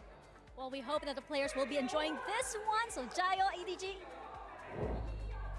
I mean, it was enjoyable for us to watch that map. It was really fun. But the thing is it enough for Sunset? Because it feels like when we get to Sunset, the score disparity might get a bit larger. I'm pretty worried about EDG going into this Sunset. They looked so rough in that last showing, and I think this has clearly been PRX's strongest map throughout their run in Pacific. Yeah, I think I agree with that. Maybe they have something prepared to see in the Sage. Maybe they really know how to work around it. But based on the preparation and how they were looking against Heretics, it's very difficult to go for EDG. Again, very, very passive at the beginning of the round, not having the cleanest of the starts there on the attack, maybe waiting for something that wasn't happening time after time. EDG will be starting on this attacking side again, and I think their biggest issue on the attack last time they played Sunset was losing constant control of A main. Their opponent in that game was super proactive, always taking that space. And then in these late rounds, finding the right rotates on the defensive side. I think PRX is honestly going to play in a pretty similar way. They'll send a lot of early stuff with like a Sage slow and a nade coming in. Sometimes they'll send the wall over there. And then they'll set up for these really strong late round retakes if they still have that Sage wall, especially blocking off, sticking that diffuse. They're a super disruptive team on this map. Yeah, exactly. So I think that we need to see a little bit of the EDG that we just saw in Bind in comparison to what we saw against Heretics and Sunset. I want to see them more proactive, more decisive, and sometimes you just got to send it. And especially when the other team is not playing with a Cypher on this map, getting to that post plant should be their #1 priority. We were memeing before about them not being able to get the spike down. That has to be the #1 priority for them right now. I mean, that's my question. You guys already figured out how to beat PRX. Do you think EDG have ticked any of those things off the box? I have more faith after seeing the switch up in map #1. I think they had really good game planning, and I like the comp change. I'm hoping they've had the same sit down to talk about how they're going to vary their sunset today. Well, it's going to be another change, Yeah. They went into the Astra against Heretics. Maybe they were not completely sure about that. I think that Chicho is an amazing Viper. So maybe putting him here will allow them to regain that space, to use in that toxin screen to at least create a bit more pressure. And last time they played, I think the pressure got to them in front of the Chinese crowd, the last hope of China. Now here in this match, they look themselves. They're playing confident. They're playing good. They almost took map #1. But this is going to be rough now. They have to bring everything out to try and have a chance at recovery here. If not, it'll be elimination for our last Chinese team. Yeah, it's going to be an uphill battle no matter what happens from here. Even if they can secure Sunset, they've got a split as well as a map 3. And PRX, they are a very, very resilient opponent. Let's find out if this one can make it to a map 3 and send it back to your casters. Here's Dog and Baby Bay. Thank you so much, Insu. Jing, the last 2 times he has played on the international stage, has been met with defeat. It was at Champs, and then it was at Madrid. Now, he's potentially 1 map away from getting that monkey off of his back in the face of a crowd that's obviously cheering for EDG, in the face of the history of their matchups, in the face of the last way this series went when these 2 squads clash. And yeah, he wasn't there, but this could be something special. The Desk talked a lot, Dre, about how EDG looked rough the last time they played Attack on Sunset, and this map really kind of lends itself to a little bit of the chaos that PRX like to play with. And the composition that they like to play with as well. It's so explosive. Yeah, they're on the defense, but when those retakes come through, it's going to be in full effect there for PRX. And EDG, they opted to switch to the Viper, which I actually like a lot for them because they're able to do these walk-ups that I was speaking of in the last match that they couldn't do. But PRX, they're so proactive. They do get contact here. Get back right on up. Whoa. Dizzy popping off. There we go. That slow and then explosive approach. They're going to go for even more here. Kong. Remember, the post lane is where they find success, but this time they try to get a little aggressive ahead of it. The kills are traded, though. Something giving PRX the advantage. They got to what they needed, but it was with a little bit of aggression and a couple of bodies also along the way. EDG have thrived in post plants, but they're down in numbers. They have the info, though. They push spawn. Smoggy. Gecko Flash connected, Doug. Smoggy getting tagged. The Thrash going forward. They thought he was going to funnel out on the other side. He's gotten it down to 1. The wall goes up. There's really nothing waiting on the other side, though. Something falls. Can Mindfreak win this out on his own? Settling shots onto the first. Crosshair swinging onto the second. Out on patient on the swing. He tries to switch to Ghost, and the timing could not have been worse. EDG get the pistol. A big pistol win for EDG to set the pace on this attacking side of Sunset. It was that Viper wall that allowed them to creep up into elbow and then explode onto the site with the Gecko Flash. But the key difference here was the disruption of the actual retake. Pushing spawn here, even after they were down numbers, and just playing off of each other. Smoggy again, he hasn't missed a beat all series long. He did so much that round with the Classic. Right-clicking in and out, staying alive. I mean, he barely took any damage at all. A fast-paced hit here. And a fast entry from Kong. Oh, they're turning the other way. It looked like they were going to go elbow, given the wall, given the utility, but they strike the other way. Down A. Good trades from EDG to settle the round here. Devi, he's just stuck on the other end of this trip. Spike Haodong will get the planted. info now that that's broken. Look, all three players of EDG are gearing up, ready to swing off of Haodong's contact. They don't even need to. Not when Haodong's shooting that well. And he was pretty quiet last map, so it's good to see him heating up a little bit, getting a little bit more comfortable on this stage in this series. The IGL. What a fast, explosive entry from EDG, and the change of pace already. They're in the driver's seat finally on their attacking side. They're not playing this super slow game where they just get delayed with 10 seconds left in the round and they're forced to try to plant the bomb. PRX with 5 rifles, light armor on Devi and Forsaken. And of course, as I call his name, delivers a kill. Jeez. Peeked into a firing squad right there. Okay. EDG really tried fighting mid here. I mean, the X's on the minimap tell the tale.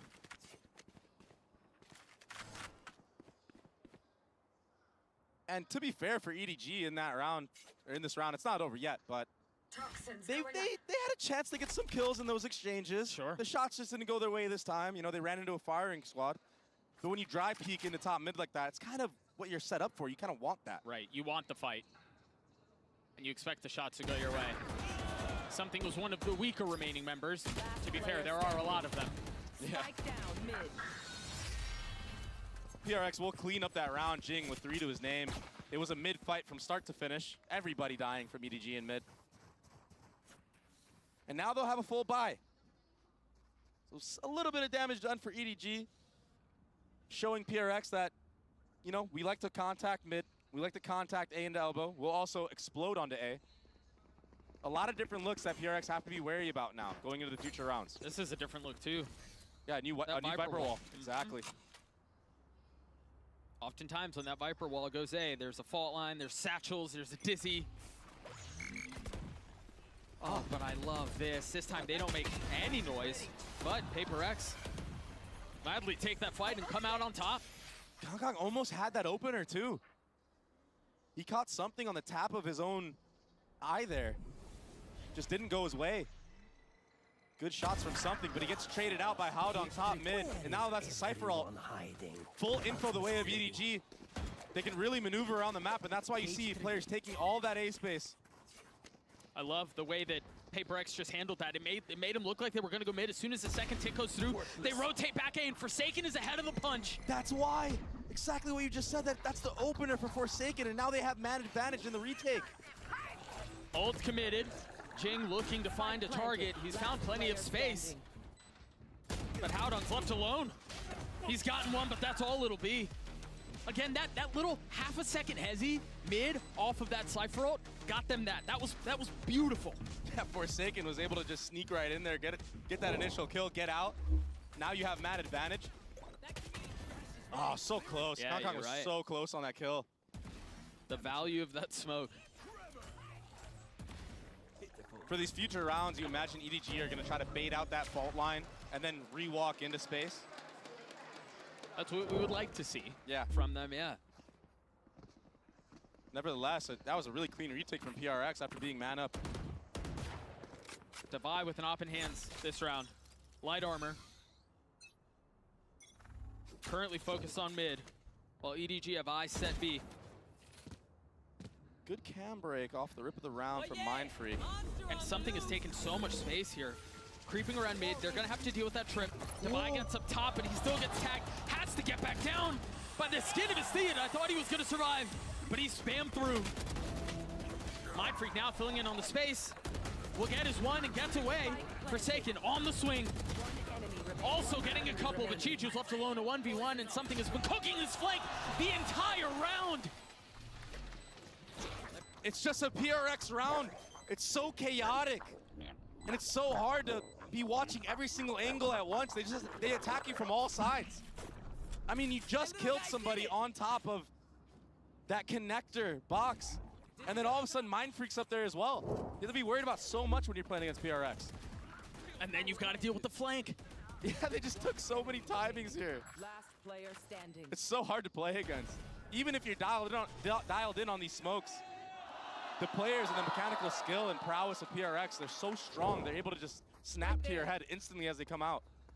They play with a pace that often overwhelms, that often leaves opponents stunned and stifled. But EDG are showing they can accelerate the pace a little bit as well.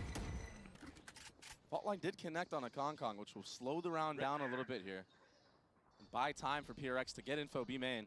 There was no Cypher Cam in B main this round, so it's kind of a read for PRX that this is a lean towards A, but they're willing to give the site.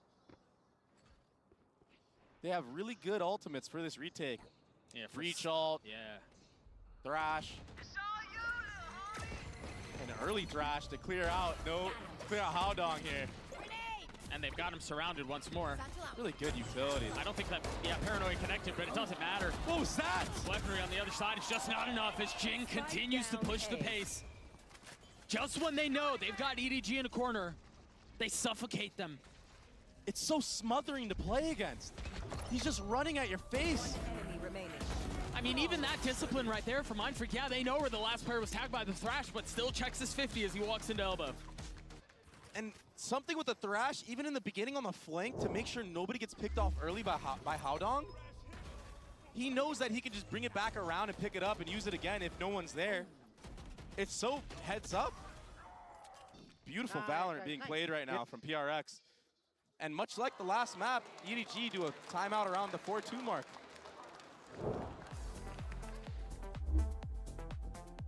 There it is. First one burned. EDG down 2. And there was concern about how EDG played their attack halves and how slow it was and how it really felt like they just kind of were of a one-track mind, right? We've seen a lot of differences out of EDG this time around, though. They've been a lot more decisive, they've been a lot more aggressive, and they've shown variety in how they like to approach things. But, Dre, it seems like PRX, they still are just so far ahead of what EDG are trying to do. If they don't see a camera in B main after seeing it the previous round with a walk-up, they kind of have an idea of what's going on around the map. Like, they know no one's in B main. That gives the confidence to the team to go for a mid-fight. And then once the mid-fight's not there from the opposing side of EDG, they know it's A. So if you're EDG, you kind of need to run like a 4-1 setup.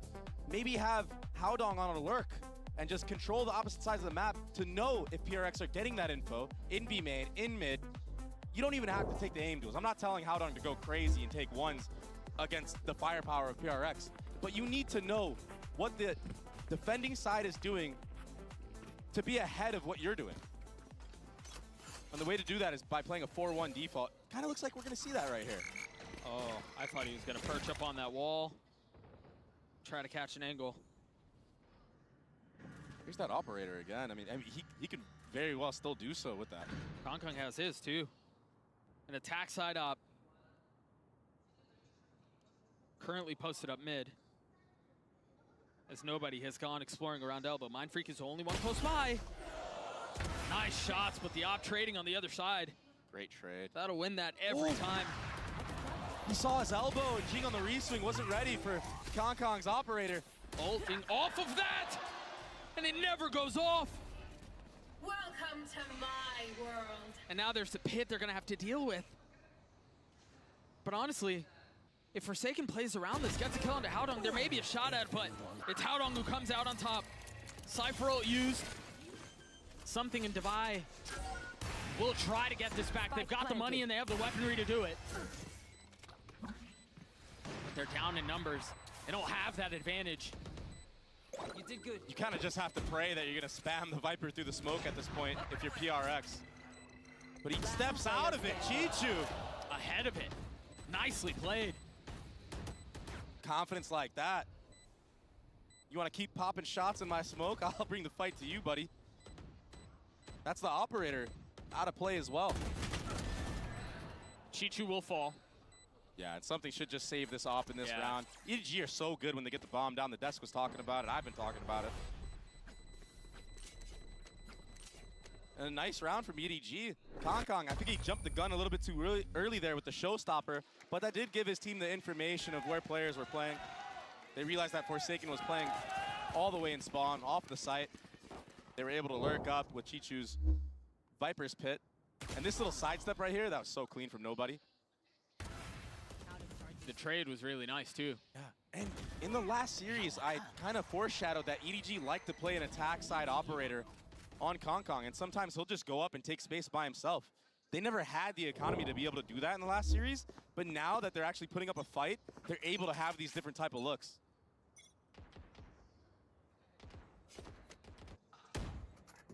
No attack side off this time around. Something has his, and man, nobody never had a shot. That was so fast. And that's the initiator down for EDG. So you kind of have to contact into anywhere now, and there's a setup from PRX. As soon as Forsaken gets contact, Jing can swing, or he just gets the kills by himself, and Device with him as well. It's beautiful. I mean, you set it up super well. That was very aggressive. That was very PRX. Jing's decision there, but PRX got the round, and you're right. As soon as the initiator goes down, they have to contact. There's no other option. And it just so happened that they were leaning into the 3 that PRX had there. That crossfire setup was gorgeous. It was, yeah, it was swing, swing, swing off of each other. Everyone got a kill. Everyone participated. Here's that initial kill. That was a quick shot. Yeah, if something gets that line at the beginning of the round uncontested, he's going to punish you with it. Even Forsaken just crouched in that little A corner. If he's standing, he probably gets his head taken off. Just that fact of just him crouching in that scenario. He's so aware that EDG have to walk in, and you have to break the crosshair somehow. Toxin screen down. Aggressive A default from Forsaken. You usually see Omens playing this spot. This time it's going to be a breach just jump spotting. He'll maybe use a flash to back up if he has to. I think he got what he was looking for, though. He got that orb. And the breach ult is so powerful, but it takes, like, what, 20 ult points to get that thing going?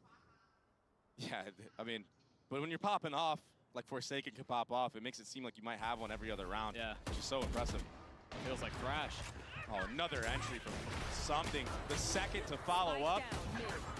Oh, this is the only real gun they had here. Smoggy strikes. Devi's the only one who's playing back here. Has the res, but no real way to get back to anybody to bring him up unless it's through here. And again, Smoggy's on the other side. Oh, but Devi's gonna go down low. There's no way Smoggy sees this. Now the res, Doug. No charges left. Jeez. Yeah, it seems like he is 30 seconds gonna invest it, or at least considering it. He walls himself off to secure it as well. Howdong's timing could be everything. Bob shot lands. Chichu's 10 HP are the only things standing between PRX and another round. Perfect. Man, even just walling off the site there. All something has to do after he gets res is just focus on the flank. The other 2 players grouped up with the rifles. And yeah, Chichu took the head off of one of the players, but the trade was just there instantly. That's that entry from something. The second follow-up. It got scrappy though. Maybe a little over-eager for PRX. EDG could have converted this if this timing didn't happen. Smoggy, if he's a second sooner to looking at that angle, maybe he gets an insta headshot onto Devi. Yeah, maybe a little over-eager, but they live and die by this sword, man. And so when it works great, and it's worked great up against EDG up until this point. Yeah, the first map was close, but very aggressive. Change of pace on the defensive side.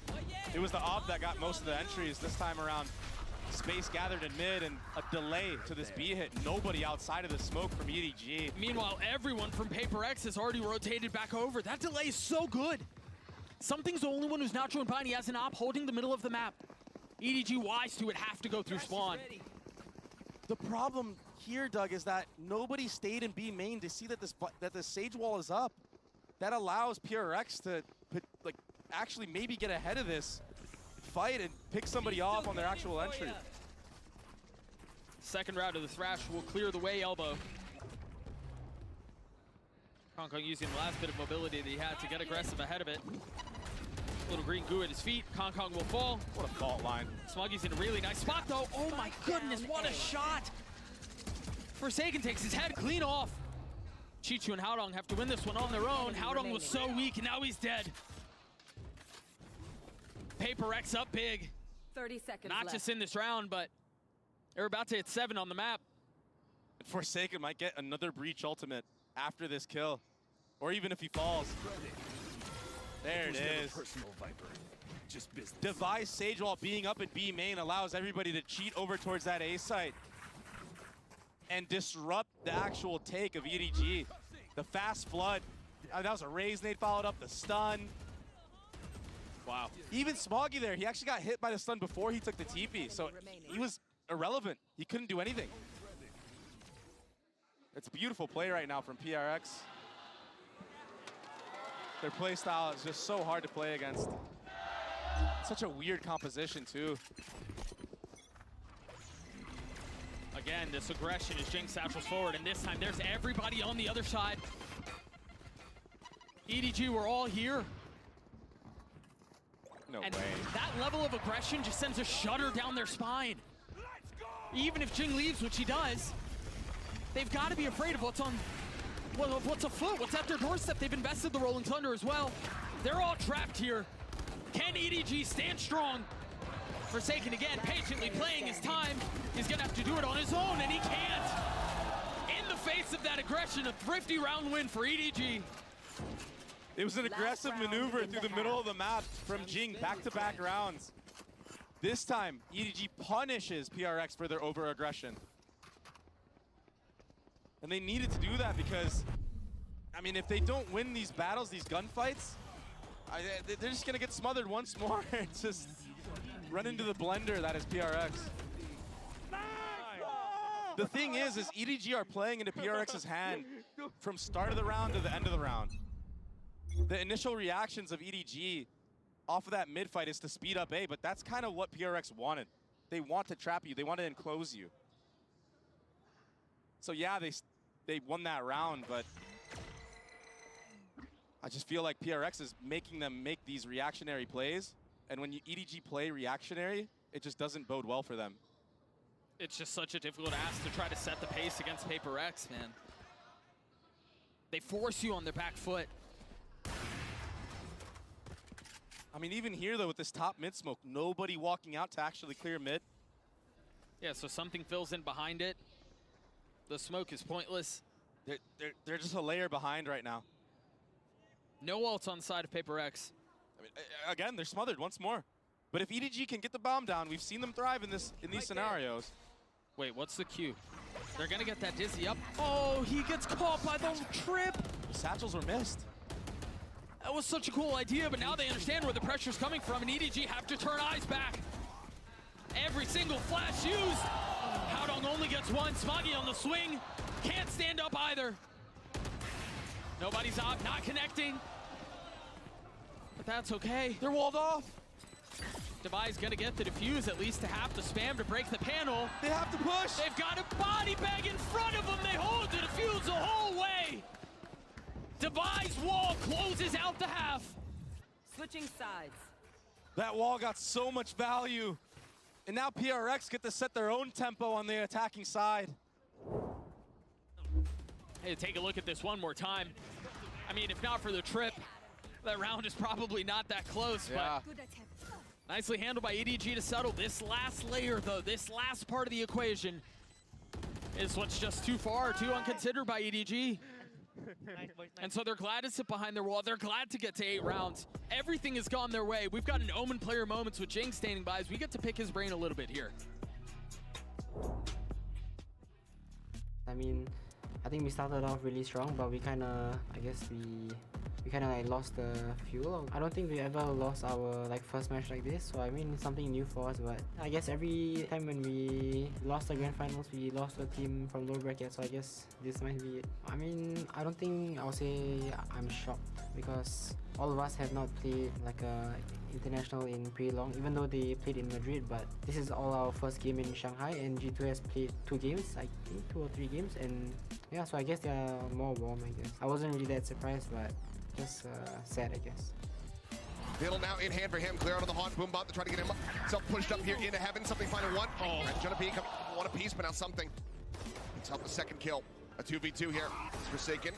Clearing out that Prowler, but cannot steady the aim. Dash around the back. Something with the updraft. 7 bullets remaining here in the Vandal. Now down to 5 as he clears out the Prowler. Playing ring around the rosy here. Sees the gun barrel of one. Swing out, finds it, swap over the classic, and something gets the 4K Red Bull clutch. I just hope that even if we win or lose, we give you guys a really great show. And if we do lose, I hope that we improve in the future, show you guys even better like PRX gameplay. Thank you to all the fans for supporting us. We have so many fans in China, and we're really happy to see that.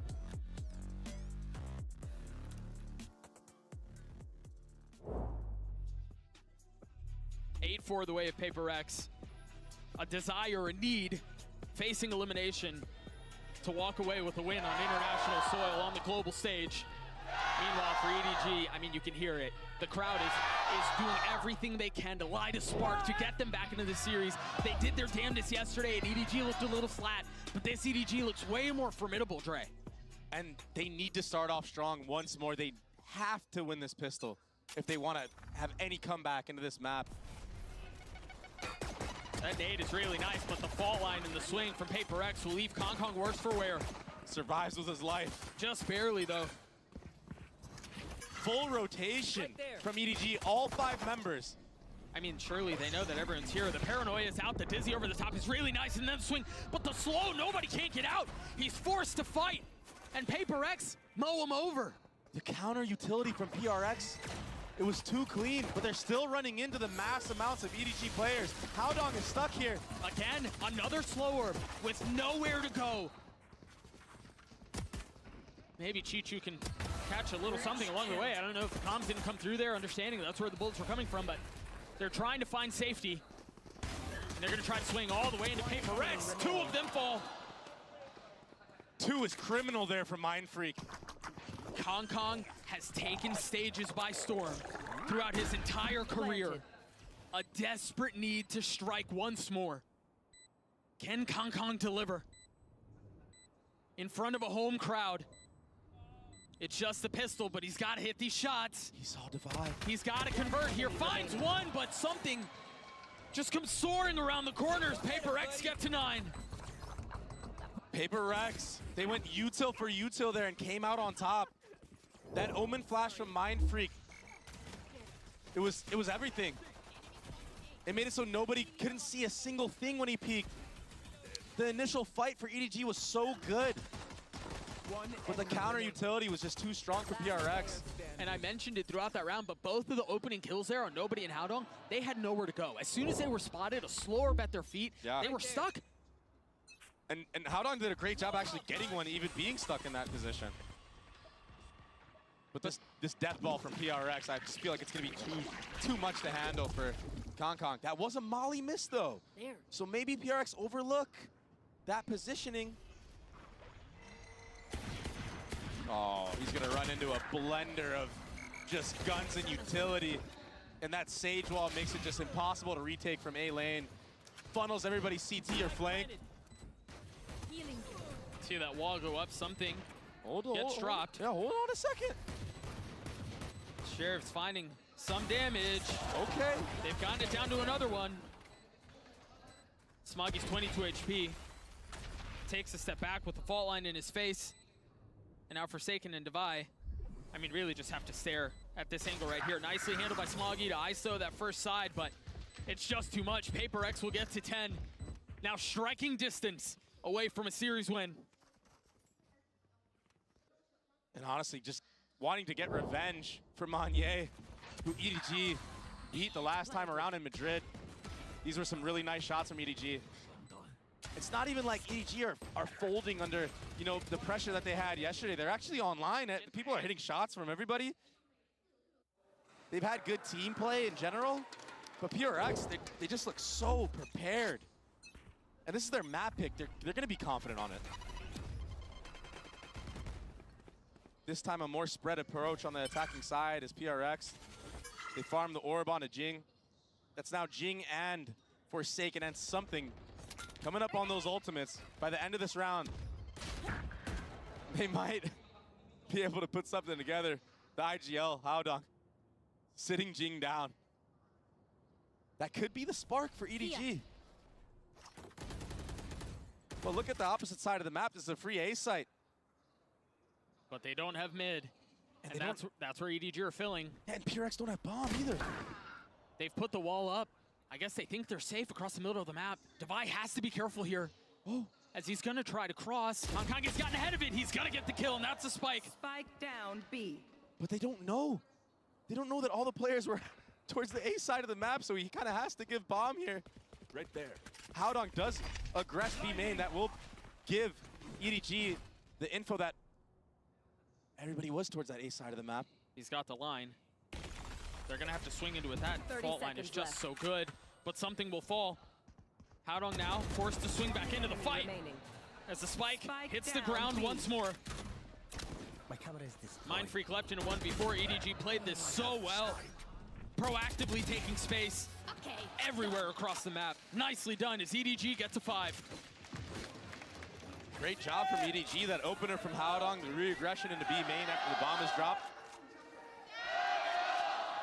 Really good stuff.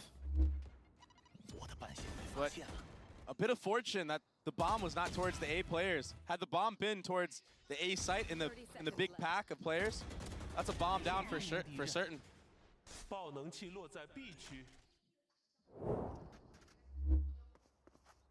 A good answer back from EDG as we head into the 16th round. Bomb buddy out. A bit of a scrappy buy for PRX. But they thrive in moments like this, and if they explode onto this B site, there's no trips here yet. And in the face of a full buy from EDG, this close to closing it out.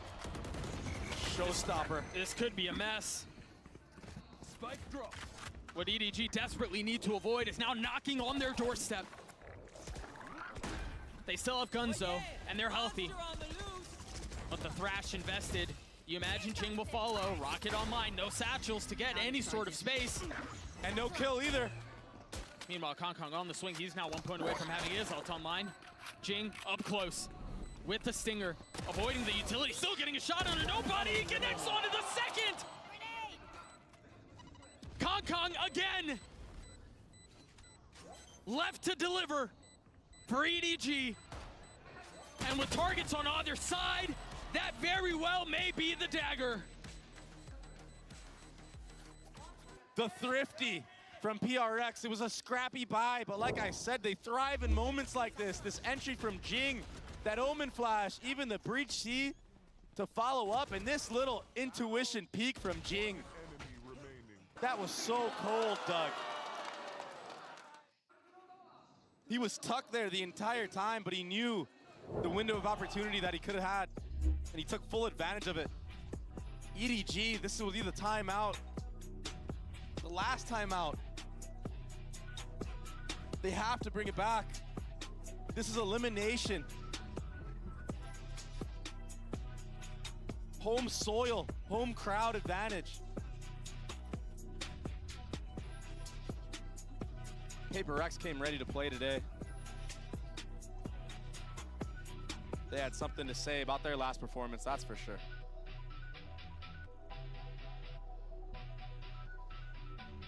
They've got to close this thing out. And you can tell they've got EDG on a lifeline. Yeah, that first map, I mean, it was packed with suspense. It was an emotional roller coaster for both teams. But the mental and the confidence going into your map pick, that's a different type of energy. Forsaken has that Breach ult online. Mindfreak has the Omen ult. Kong Kong. He's sitting at a shorty and a raise rocket. I think he might use it off the rip here. No reason to leave any stone unturned, but the paranoia hits him. He got hit by his teammate's Omen flash. I think Mindfreak also blew his as well. Maybe it was Mindfreak's. But he's gotten so far up already, Mindfreak has. Making sure there's no flank coming around. You see the slurps coming through. The wall will go up. A little bit of cheeky gap here on the other side. Understanding that's where the pressure could be coming from. Howdong has fallen. The spike is down. Oh, how can EDG try to take this thing back? They've got a rifle in the hands of Smoggy and in nobody. It's a good start. He strikes first. Right there. The wall's still in play. Now they can sit back with Forsaken's ult. If they really want to get messy with it, Mindfreak can flip it. TP deep behind enemy lines. Instill chaos into the round. Or they just close it out with the fault line. A really nice shot out from Smoggy. It's getting messier than it should have been. Again, Kong left alone. Can he deliver this time? No. 0 for 3 as PRX get to series point. That was the closest chance he's had in the 1v2s. Every other time, it was just PRX playing with their food, peeking in and out. The shots couldn't quite hit the mark for Kong in that last shot. That last opportunity in the 1v2. And this Sage Wall from PRX, it makes it so you just have to spam the default box as that Gecko is planting the bomb. If anybody wants to push up, I mean, it's only one lane they have to worry about, really.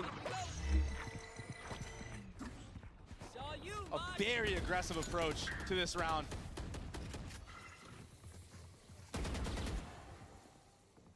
Cypher Trip not broken, though. So EDG, they shouldn't have to over-rotate towards this B site. And that's why you see Kong getting a little aggressive on this A line. If PRX decide to walk back in, he might be able to get one and get out with his life. I'm curious to see if PRX invest any utility here. They won't. What a flick. He pays for it with his life. And finally, a numbers advantage for EDG. With bombs so far away as well. Fault line will inevitably have Kong have to back up, but he's re-aggressing. Of course he is. Now taking a step back, the res to bring Mindfreak into the fold once more. Now the Rolling Thunder. Connected as well. He's not going to be able to disrupt anything here. Shoving him away, but take a look at Nobody. He's gotten really far up. Do they clear him? Do they know he's there? The crossfire's so nice! Forsaken falls, Nobody on the swing, connects! 3 left on the side of PRX, make that 2. EDG seem to be holding the line here, and they're throwing everything into this. With 13 seconds left, PRX have nowhere to go. It's just a save. 10 seconds left. Well played round from EDG. All off the back of Kong. And Howdong Cypher utility stayed alive at B for so long that they were able to get ahead of that. Getting really aggressive, taking the smokes out early. This was that flick. So precise. The res did come through, but again, when you have an operator player like this who's so confident, and he's honestly one of the most skilled operators in this game, without a doubt. If he hits the shot on you, if you don't insta-headshot him, you're going down. Yeah, you're losing that fight. So that's why he's so confident going for these re-aggro fights consistently. He knows he's gonna kill you if you whiff. EDG still with a long way to go. So much ground to make up. They have a couple of tools here. Kong still has the op. Meanwhile, it's a weird buy for PRX. Forsaken couldn't even really purchase much into this. He's got utility, sure, but no gun. And I wonder if this time around they're leaving the trip here on purpose to set up Jing for alert kill after they aggress in mid or retake the A line. Yeah, late split or something like that. Yeah, that's so impressive. I'm pretty sure they were aware that they didn't break it the last round, and now they're reading into it. Right there. That smoke suggests that they're going to try to get through the middle of the map and try to split B through spawn, but he's ahead of it. Look at this. This is all prep. They know that Smoggy likes to play on top of here. Whoa, he almost got caught out being in his smoke form. Pushed off the wall, and now they decide to go. The wingman first, the wall up, Jing playing on the other side. Howdong falls, so does Smoggy. 3 left to try to stay up, to try to keep tournament hopes alive. And that's another that will fall, another that will crumble. Nobody was nowhere to go. PRX seemed to have done it. In the face of 5, Nobody will fall. Grand finals in LA, lower finals in Madrid, in front of a Chinese crowd. The Heartbreak Kids will not be denied. Not in Shanghai, not yet.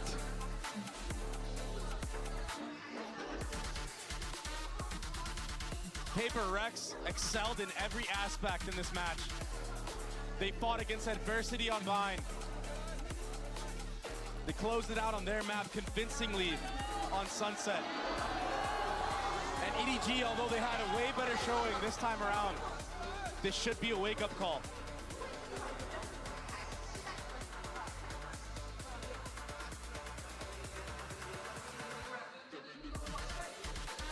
A 2-0 sweep, and PRX look good. They look really good.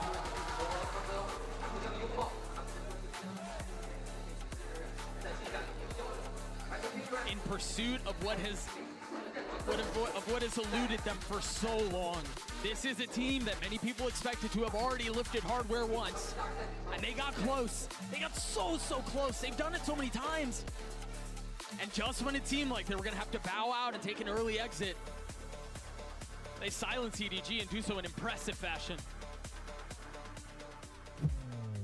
That last map was a spectacle, that's for sure. And here are gonna be the highlights. Smoggy, he did such a good round here on the pistol to allow Haodong to secure it, but it just seemed like after the pistol and that anti-eco, PRX just had full control of this map. They manipulated EDG to play into their hands, into their setups. And the operator on the defensive side, Gecko, for something that, I mean, look, he has 6 first bloods. That was a big part of that. PRX did such a good job of hitting their utility at the right spots. They were decisive on their strikes. Again, they don't really care about what the other team is doing, right? They know this is the pace they want to play at. This is the approach they want to take. It's going to be taking space mid. It's going to be satcheling through. It's so decisive, and it looks so good every single time. And honestly, EDG, yeah, they were competitive map 1, but they just got rolled on Sunset, man. And when you're playing against a team that, I mean, they're willing to die on their shield. Yeah. That's just going into that matchup, you're like, oh man, it's intimidating in itself. Oh yeah.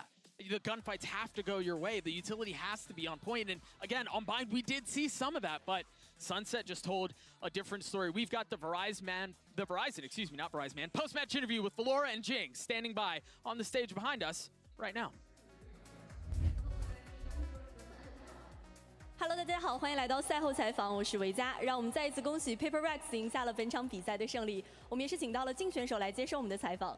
Welcome to the post-match interview, and now I'm joined by Jing from PRX with us. Congratulations on this win. And would you like to say hi to the audience first? Hello, everybody.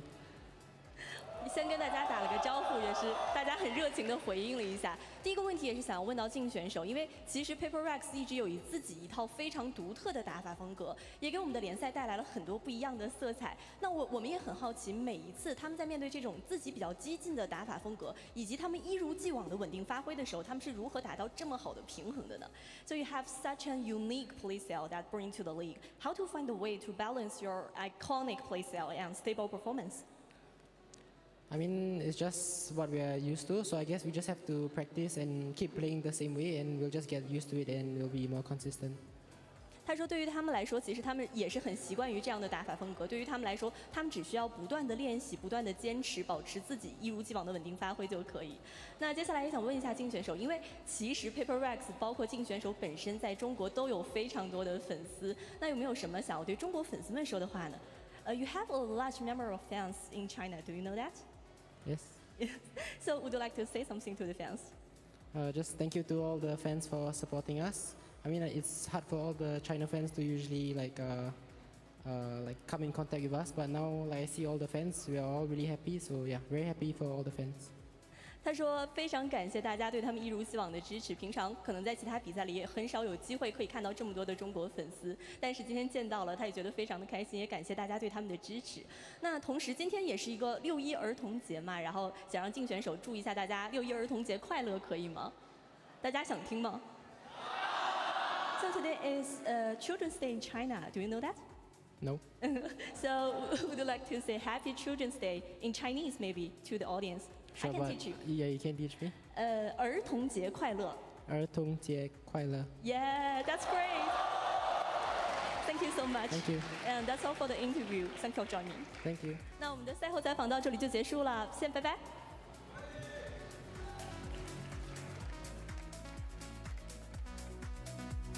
Honestly, that is our humble king. Shout out Happy Every Children's Day. interview is the most wholesome thing. Do you guys want to know how to say Happy Children's Day? You Sure. want to mimic Jing as well? I'm learning so much. All right, I'll do it slowly. 儿童节快乐.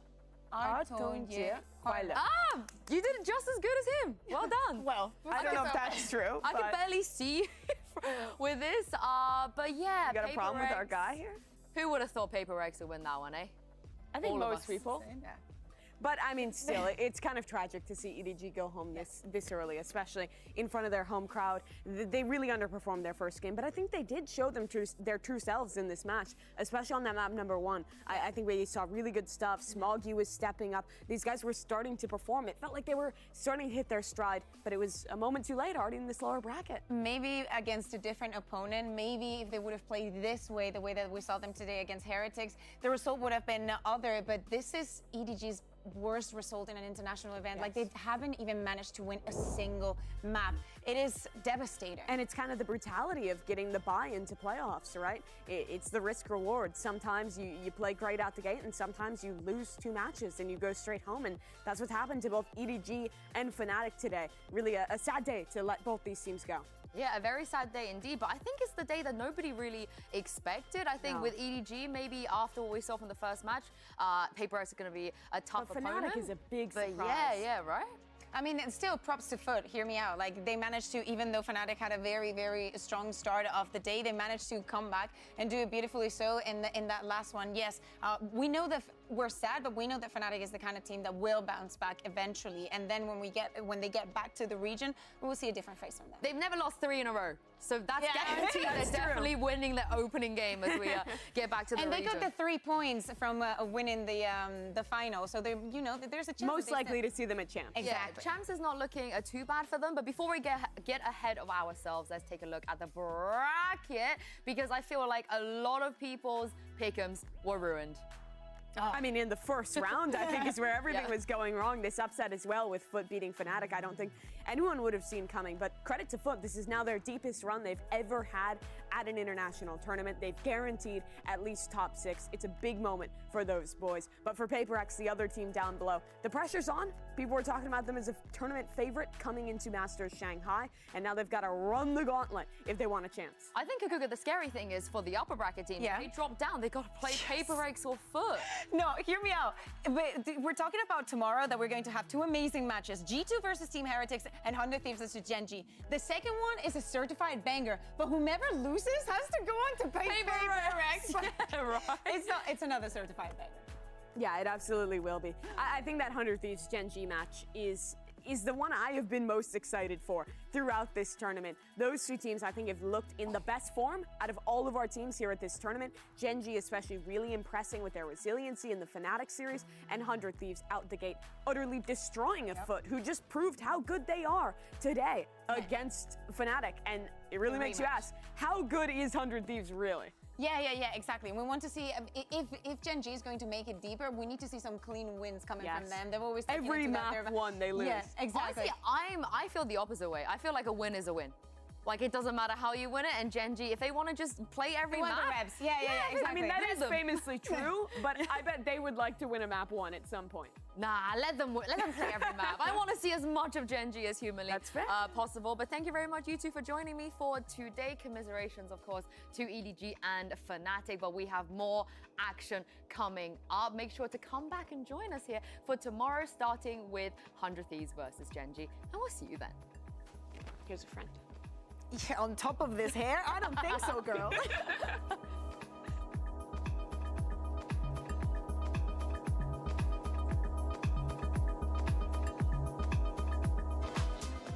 This is the position that no team wanted to be in the lower bracket already here at playoffs. But both of these opponents are very, very familiar with each other, and a matchup we have seen many times before. Flash going in behind Chronicle, faces back in towards main, finds one. And that's just going to be the cleanup, getting ready to come through. Is shot into the leg, and it's a flawless. Right. They haven't grabbed the spike just yet. Oh, the instant dink into the spray down. Leo coming up with a second. Ada Captain going to be taken out. Another flash sent. EDG with a nice timing. Does catch Chronicle unaware, and EDG, another big round from him. And Advantage very much here in the hands of Fnatic as they storm their way over onto the A side. Chronicle holding the rope with ease. 13-5, Fnatic not allowing for overtime, not allowing for FUT to even get close here in this opener. And then Captain's so ready for those quick rotations. It's on the hunt right now. Boaster at risk. Boaster dead. Last back across, but Durka also dead to rights. Captain with a 4-piece. Gets FUT up 3-0. Captain having to tuck back TP up over the top. Not going to be heard here, but Captain still finds Alfier. FRAX getting another Captain ready for it. Leo up over the top, just waiting patiently here for that wall to fall. He comes away with one, but CNED gets himself a third. CNED feeling it, gets himself the 4-piece, can't find the ace, but still. 13-8, FUT will take us the distance. They are not going out without a fight. They are sending us to a set. It's all on EDG, trying to fish him out, finds it. With the Hunter's Fury already committed, gets some decent damage to swinging, and Leo, he will bail them out and get Fnatic on the board. Move it. Tries to go for a timing shot, but now the fragment will keep him off the angle, but no! Scopes back through, finds Alfier. What a round from FUT, what a shot from CNED. Fortunate to be able to drift back after getting a spot here onto CNED. CNED wants to take the pace up and over, spots him, they know exactly where he's at. He will get taken down. Shock dart, sent, head, spotted. Mr. Fallen already finding one, CNED getting the other. It's all tumbling down. Rumors of Fnatic's return were greatly exaggerated, but the Turkish gods showed up to play. 13-3, it is absolute devastation as they cannibalize their own region and send the #1 seed team home. Every single time EDG have qualified for an international tournament, they have faced PRX. And it wasn't until recently that they managed to actually take them down. My biggest worry is, though, for EDG, over the last 6 maps they've played, they've lost every single one of them, and they have only managed to win in total 25 rounds. Oh my gosh. Well, the duels are going the way of EDG this time. Oh, he wants more. As the flash paves the way, the kills come through. Kong with 4, and EDG with their second. Device left alone. Not a ton of HP. Both of them fall, but the Red Bull clutch comes through for PRX. Oh, somehow, something gets 2. Kong on the snap, and something with the 3rd. Leaving the Star on his own to settle the shots. The clip runs dry. Something with 4 and PRX with 9. And you're not ready for something on top Chuck after Jing has fallen off. And apparently you're not ready for Forsaken either, as he gets 3. At the foot of PRX, they cannot stand. Map 1 goes the way of Pacific's #1 seed. A fast pace hit here. And a fast entry from Kong. Oh, they're turning the other way. It looked like they were gonna go elbow, give him the wall, give him the utility, but they strike the other way. And they've got him surrounded once more. Really good utility. I don't think that, Paranoid connected, but it doesn't matter. What was that? Weaponry on the other side is just not enough as Jing continues to push the pace. Little green goo at his feet. Kong will fall. What a fault line. Smuggy's in a really nice spot, though. Oh my goodness, what a shot. Chichu and Haodong have to win this one on their own. Haodong was so weak, and now he's dead. There it is. And in the face of a full buy from EDG, this close to closing it out. Avoiding the utility, still getting a shot under nobody. He connects onto the second. That very well may be the dagger. Grand finals in LA, lower finals in Madrid, in front of a Chinese crowd. The Heartbreak Kids will not be denied. Not in Shanghai, not yet.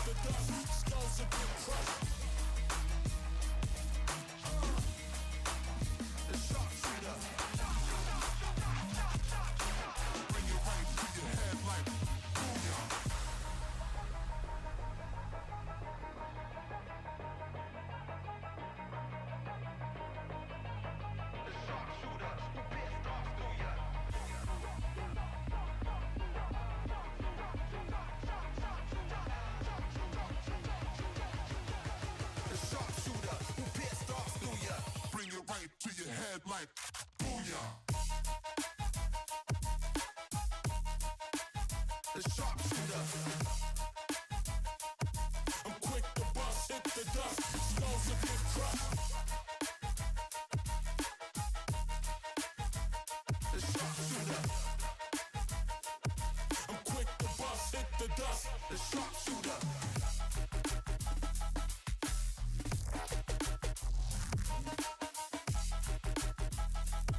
I'm quick to bust, hit the dust, skulls to get crushed.